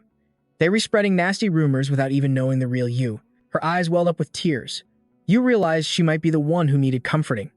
I am okay, Vu Cho. It stings a little, but it's better than before. Better than being totally ignored like I used to be. Thanks for worrying about me. As he spoke, he gently patted her head, and her spirits seemed to lift instantly. But the peaceful moment was shattered by the grinding of teeth and a voice dripping with sarcasm. Ha. Ha. It was Ho-Jan. Look at you too. One weekend trip and you already this cozy? Her words sent a shiver down Lai's spine, and he quickly shuffled away. Ho-Jan glared at Vu Cho. You really love clinging to you, don't you? If you want to get friendly, do it somewhere else. You monster. Vu Cho shot back unexpectedly. What's the matter? Jealous? The retort surprised you, while Ho-Jan bristled like an angry cat. Guess you didn't get beaten enough during training. Did you, monster? Ho-Jan snarled. Vu Cho ducked behind you, but her eyes were still filled with defiance. You had no choice but to step in. Hold on, calm down, Ho-Jan. Class is about to start. Let's not cause a scene. From behind him, Vu Cho gave Ho-Jan a smug little smile. You act as if you weren't the one who started bullying me first, she quipped. The words made Ho-Jan tremble with rage, as you shot a warning glare at Vu Cho. You too, he warned her. Time flew by, and soon the group arrived at the Babylon Constellation Lecture Hall. Just before going inside, you hesitated. This is the Babylon Lecture Hall, right? We not late, are we? Lai asked nervously. There was a class last week, too. What will the upperclassmen think of us low-level freshmen joining in the middle of the semester? You just smiled. Is that what you were worried about? Of course. They probably just think we were some kind of genius underclassmen, right? With that, you pushed the door open, and instantly, every single eye in the room locked onto them. The pressure was immense. Ho-Jan muttered, just as I expected. They were all upperclassmen. Even I can afford to underestimate their power. But unlike Ho-Jan's calm assessment, Vu Cho grabbed Yu's arm in a panic, his own face paled with anxiety. He could sense far more than his friends could. My God. I knew this was a class for the elite. But what is this? Before Yu's very eyes, something appeared. Countless garbled notifications flickered, hinting at the terrifying power of the seniors. Yu's current abilities weren't strong enough to fully analyze their strength. A system window popped up. You have successfully understood and partially interpreted a concept held by a transcendent being. Your comprehension of the Tome of 100 Poisons has reached 137. Unable to read Yu's inner turmoil, Professor Exon noticed the new students and called out, Welcome, 11th graders. I am delighted you could join my class. Allow me to introduce myself. I am San, your supervising professor. Please, take any available seat. For you, the voice was instantly familiar. It was the same one that had spoken to him during his battle with the Erector. Once Yu's group was settled, the vice principal began his lecture. As outlined in the syllabus, the goal of this course is clear: to understand the origin of the tower and the constellations. Since we have some underclassmen with us today, we will first discuss the tower. At a glance, the tower may seem to have no rules or even an endpoint. But in reality, it is much like a living organism. As we climb, we must overcome its trials and discover the treasures hidden within. You may think you receive rewards simply for clearing a trial, but that is not the case. You are not hunting for treasure. The tower itself has prepared these treasures, specifically for you to find. Its purpose is to select the most elite, offering them more precious items, more special treasures, and more transcendent magic. The tower is searching for those who can truly understand it, and revealing more of its secrets. To those who comprehend, it is the fundamental trait of any being capable of higher reasoning. Listening to the vice principal, you scoff internally. What a load of nonsense. A fragile system. thrown into chaos by a single, irregular intruder. And he's talking about the tower choosing people. Isn't he that just glorifying it? How could anyone believe that? But then, Yu's expression grew serious. He started replaying the events of his climb in his mind. Wait a minute, the principal's letter was sent shortly after the intruder entered the tower, so we all assumed the anomaly with the spider swarm in room 4 was the intruder's fault. But thinking about it now, the difficulty on floor 1 was strange from the very start. The creature that killed Liu Yi instantly was definitely an elite monster. If the tower only started acting strange after we reached the 4th room because of the intruder, then the hellish difficulty in rooms 1, 2, and 3 makes absolutely no sense. What is really going on? Could it be that the tower is actually a living thing? The idea sounded insane, but if he changed the entire premise, assuming the difficulty didn't change because of an intruder, but for some other reason, could it be because of that? Could this hellish difficulty really be the tower's design? Or perhaps, it's all happening because I am the descendant of the tower's master. God. That sounds so narcissistic. It makes no sense. The more Yuan thought, the deeper he fell into a spiral of confusion. It got so bad his friend Lai had to ask, "What's wrong, Yuan?" At the front of the class, Vice Principal XO was still lecturing, but his gaze was locked onto Yuan. When he saw the boy's restless expression, a mysterious, knowing smile crept across his face. Back to Yuan, who was still stroking his chin and thought, I don't need to overthink this. If the tower itself chooses its climbers, like the professor said, then there's no better training ground than this. At the very least, our class is facing harder challenges and a completely different situation than everyone else. They say high risk brings great rewards. The prize the tower has prepared for us must be on an entirely different level. Ugh, why can't I wrap my head around this? What is the real secret of this class? From the podium, Vice Principal XO met Yuan's confused gaze and whispered in astonishment. Has he already figured it out? The barrier that surrounds it. Some students can perceive it, even after years, but he spotted that orb on his very first day as a guest. Yes, you are exceptionally sharp. Ban Yu.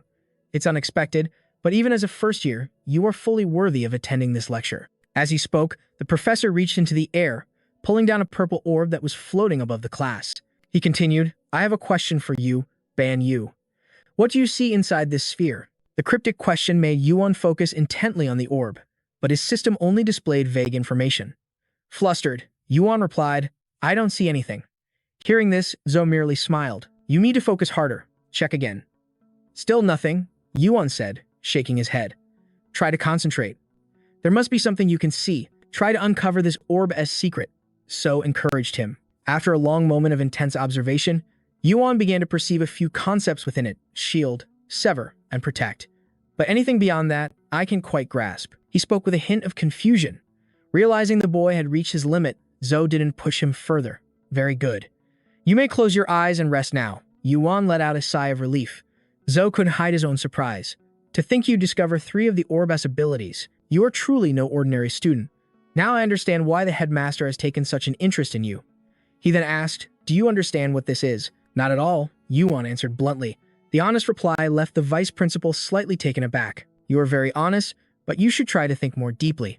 I want to emphasize to all of you that in your studies and your lives, expanding your mind and nurturing your imagination is paramount. Expanding your mind is directly linked to expanding your own power. If you wish to use your abilities at a higher level, you must develop your capacity for thought and strive to direct it.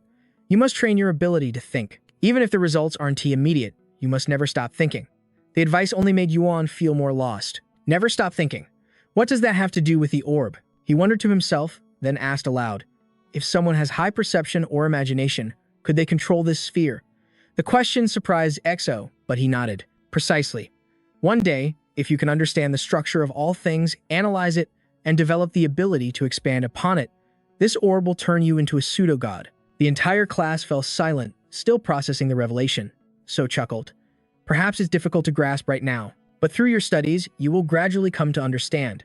This is the core of my lecture, and it is deeply connected to our main topic, the Astral War Simulation. Today, as class ends here, for homework, I want you to imagine the possible applications of this.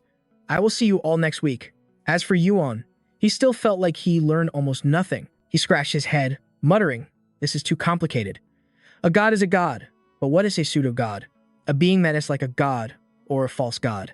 What's the principle behind becoming one? Is it because we in different school years? This class is impossible. Yuan felt like his brain was about to short-circuit. Meanwhile, the other students began leaving the lecture hall. Lai turned to everyone and said, "Let's get going, Yuan." Once they were outside, Yuan was still completely lost. Desperate, he asked, "Can someone please explain that lecture to me?" His question made Lai's eyes widen in disbelief. "Huh? I figured you'd be the one breaking it down for the rest of us." Just then, a familiar voice rang out from beside the group. "So, the lecture is finally over?" Hearing that voice, Yuan jumped and spun around, shouting, "Optima, what are you doing here?" His question was met with a contemptuous glare from the blonde noble. "Silence, you lowly creature. I am the one asking questions here." He glanced around imperiously and demanded, "Where is she?" The group looked at each other in confusion. Lai mumbled, "She? Don, tell me." In their minds, the image of only one person appeared. Right on cue, Hua Zhana's voice cut through the noise. "What's all this commotion about?" She approached, curiously eyeing the crowd. Before her gaze landed squarely on Optima, she let out an indifferent sigh. "Oh, for heaven's sake. I thought something serious was happening." Across from her, the moment Optima saw Hua Zhan, he strode forward. He looked her straight in the eye and spoke with a serious tone. "Doc Hua Zhan, I presume?" Hearing her name, Hua Zhan crossed her arms casually. "Yeah, what about it?" Optima's voice was firm. "I have business with you." His words were starting to get on the swordswoman's nerves. Was he asking for another duel? If you have a death wish, she thought, I won't be the one to stop you. But fighting inside the academy was strictly forbidden. However, what Tima did next left everyone completely speechless. He suddenly dropped to one knee, pulling a magnificent bouquet of roses from his inventory. He held the flowers out towards Jian and spoke with a solemn voice. "June, I want to ask you out on a date." As the words left his lips, his face flushed bright red in embarrassment. Yuan's friends in the back could only stare with wide eyes, breaking into a cold sweat for Tima. How could he possibly say something like that to John? And as for John, her expression instantly darkened, her killing intent so potent it felt like she could devour him whole. Nobody could believe their eyes. Yuan and Lai's faces turned ghost white. They never imagined this guy's taste was so extreme. He's actually into the girl who beat him to a bloody pulp. Lai flatly replied, "You just answered your own question." But Yuan was still in denial, screaming, "There's no way." With a helpless look, John calmly spoke, "You all the same, so stop arguing. I am far more interested in his real plan." The three of them stared at her, utterly confused. A plan? What plan? John just returned their gaze and asked, "You guys seriously don't see it?" She then walked towards them, explaining as she went, "He definitely has some other goal in mind, because I don't see a single drop of affection in his eyes." Yuan lazily glanced over his shoulder and shot back, "No way, you got it all wrong. You were looking pretty flustered yourself, you know." The second she heard that, the fiery June was overcome with shyness. She started to tremble and stuttered. "Why are you suddenly complimenting me like that? I already know I am beautiful." "You don't have to announce it to the world." Someone nearby warned Jion not to fall for his flattery. "That guy is a total player." Joan shot back, flustered. "Of course I know that. You don't have to tell me." Beside them, Du Cho wondered to herself, does he really have a different motive? But that look in his eyes, she definitely remembers it. Just a few minutes ago, Jion had rejected the blonde with a voice like steel, saying, "I have zero interest in you, so don't come looking for me ever again." With that, she turned and walked away, leaving him still kneeling on the cold floor. At that moment, Ruo happened to look back and caught the expression on his face. He was clearly devastated, crushed by the weight of her rejection. He looked completely broken as he struggled to stand. Trying to deal with love at this age is just a recipe for exhaustion. He should just stay home and watch videos. A short while later, on the training grounds, he suddenly received a notification from the system. "You have revealed your presence to multiple beings. Your existence has been etched into their minds. You have awakened a new language concept, charisma and dignity. The depth of charisma and dignity is 10. He thought to himself, "I just uploaded this week's video to my channel and I am already getting a new stat, charisma 10. The ability to charm and influence others. Dignity 10, power gained from being acknowledged by other beings." These sound pretty good, but are they actually useful for climbing the tower? Burning with curiosity, he turned to Du Shou and asked, "Have I been looking extra handsome lately?" She jumped, startled by the random question, before praising him, saying he looked even more handsome than usual. That compliment went straight to his head, but his smug grin just made Joan furious. She unleashed a terrifying wave of jealousy that shocked everyone. She roared, "You two better focus on what you're supposed to be doing. Stop acting all lovey-dovey over here." A murderous glint flashed in her eyes. In her grasp, Lai was being used as a personal punching bag to vent her rage. The main character quickly tried to ask his friend if he looked any different, but before he could finish his sentence, John shoved him square in the face. Blushing, she snapped. Didn't you hear a word I just said? You better concentrate on your training. She then yelled in frustration. At this rate, we were going to be stuck here until dawn. Seeing the situation, Yuan signaled for Ruo to resume their training. Meanwhile, Lai looked like he was about to burst into tears. Just let me rest for a second, please. His wish was granted as he collapsed onto the ground. In the center of the field, he and Ruo were sparring. Their movements were a blur as they exchanged and parried blows with incredible speed. Her combat techniques were improving at an astonishing rate. The force of their attacks colliding sent shockwaves through the air. From the sidelines, Lai offered his analysis. Ban has gotten way stronger. I think it might be time to move on to more advanced training. But John immediately shot him down. Not yet. Leaning against the wall, she explained, he's definitely stronger, but he's still leagues behind you too. The only reason he's lasting this long is because Ru is holding back. She watched the fight with a calculating gaze. After all, tomorrow we enter the tower. Have you figured out a way to deal with that monster yet, Ban Yu? If you haven't, it'll just be a repeat of last time. If we don't find a solution soon, failure is inevitable. Meanwhile, Yu was activating his myriad corpse eye. Golden lightning crackled from his pupils. After an entire week of training with Ruo, he thought, I am finally starting to understand her power. Her rage is triggered by her emotions. And depending on which emotion she uses as fuel, her entire state of being changes. When negative emotions like anger are used as the catalyst, she becomes nearly impossible to control. But on the other hand, if she uses positive, happy emotions, her rage subsides and she becomes stable once more. The problem is, in the heat of battle, anger is the easiest emotion to feel. That is the real reason she can control her own strength. At that moment, Ruo lunged at him with a powerful blow. He had to find a way to change her emotions right here and now. His plan was in motion. He instantly dodged, using the flat of his blade to send her flying. With a deafening boom, Ruocha's body crashed hard against the training ground. The two onlookers stared in shock at the scene. Ruocha's anger began to boil over, while our hero realized he was onto something. In that instant, his hands wove a magic circle as he calculated his next move. I spent the entire week with Ruocha, collecting fragments of her emotions, when she was happy, relaxed, or quiet. These weren't fake feelings, but the genuine emotions from her heart, and in his hands, he now held that very power. He channeled her joy, rocketing forward to strike her with her own happiness. He thought to himself, this has to work. But just as his hand was about to make contact, Ruocha violently slapped it away. She bared her teeth, fangs exposed, then lunged forward, tackling him and sending them both tumbling to the ground. Yun was completely defenseless in this situation, only able to watch helplessly as Ruocha raged above him.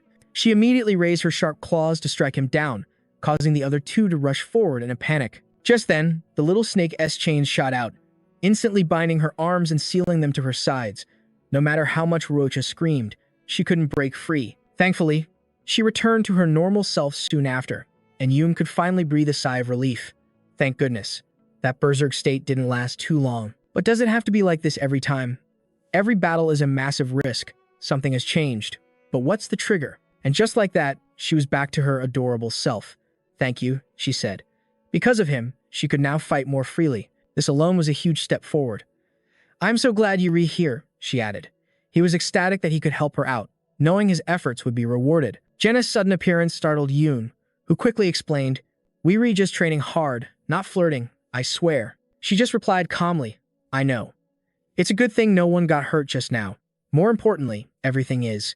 She abruptly stopped, leaving her sentence hanging in the air. Everyone was confused. What's with her today? All right, that is enough training for now. The next day, they would enter the tower once more. What awaits them? The next chapter will reveal all. This concludes part 1. All right, everyone, if you enjoyed this, don't forget to like and subscribe to support the channel.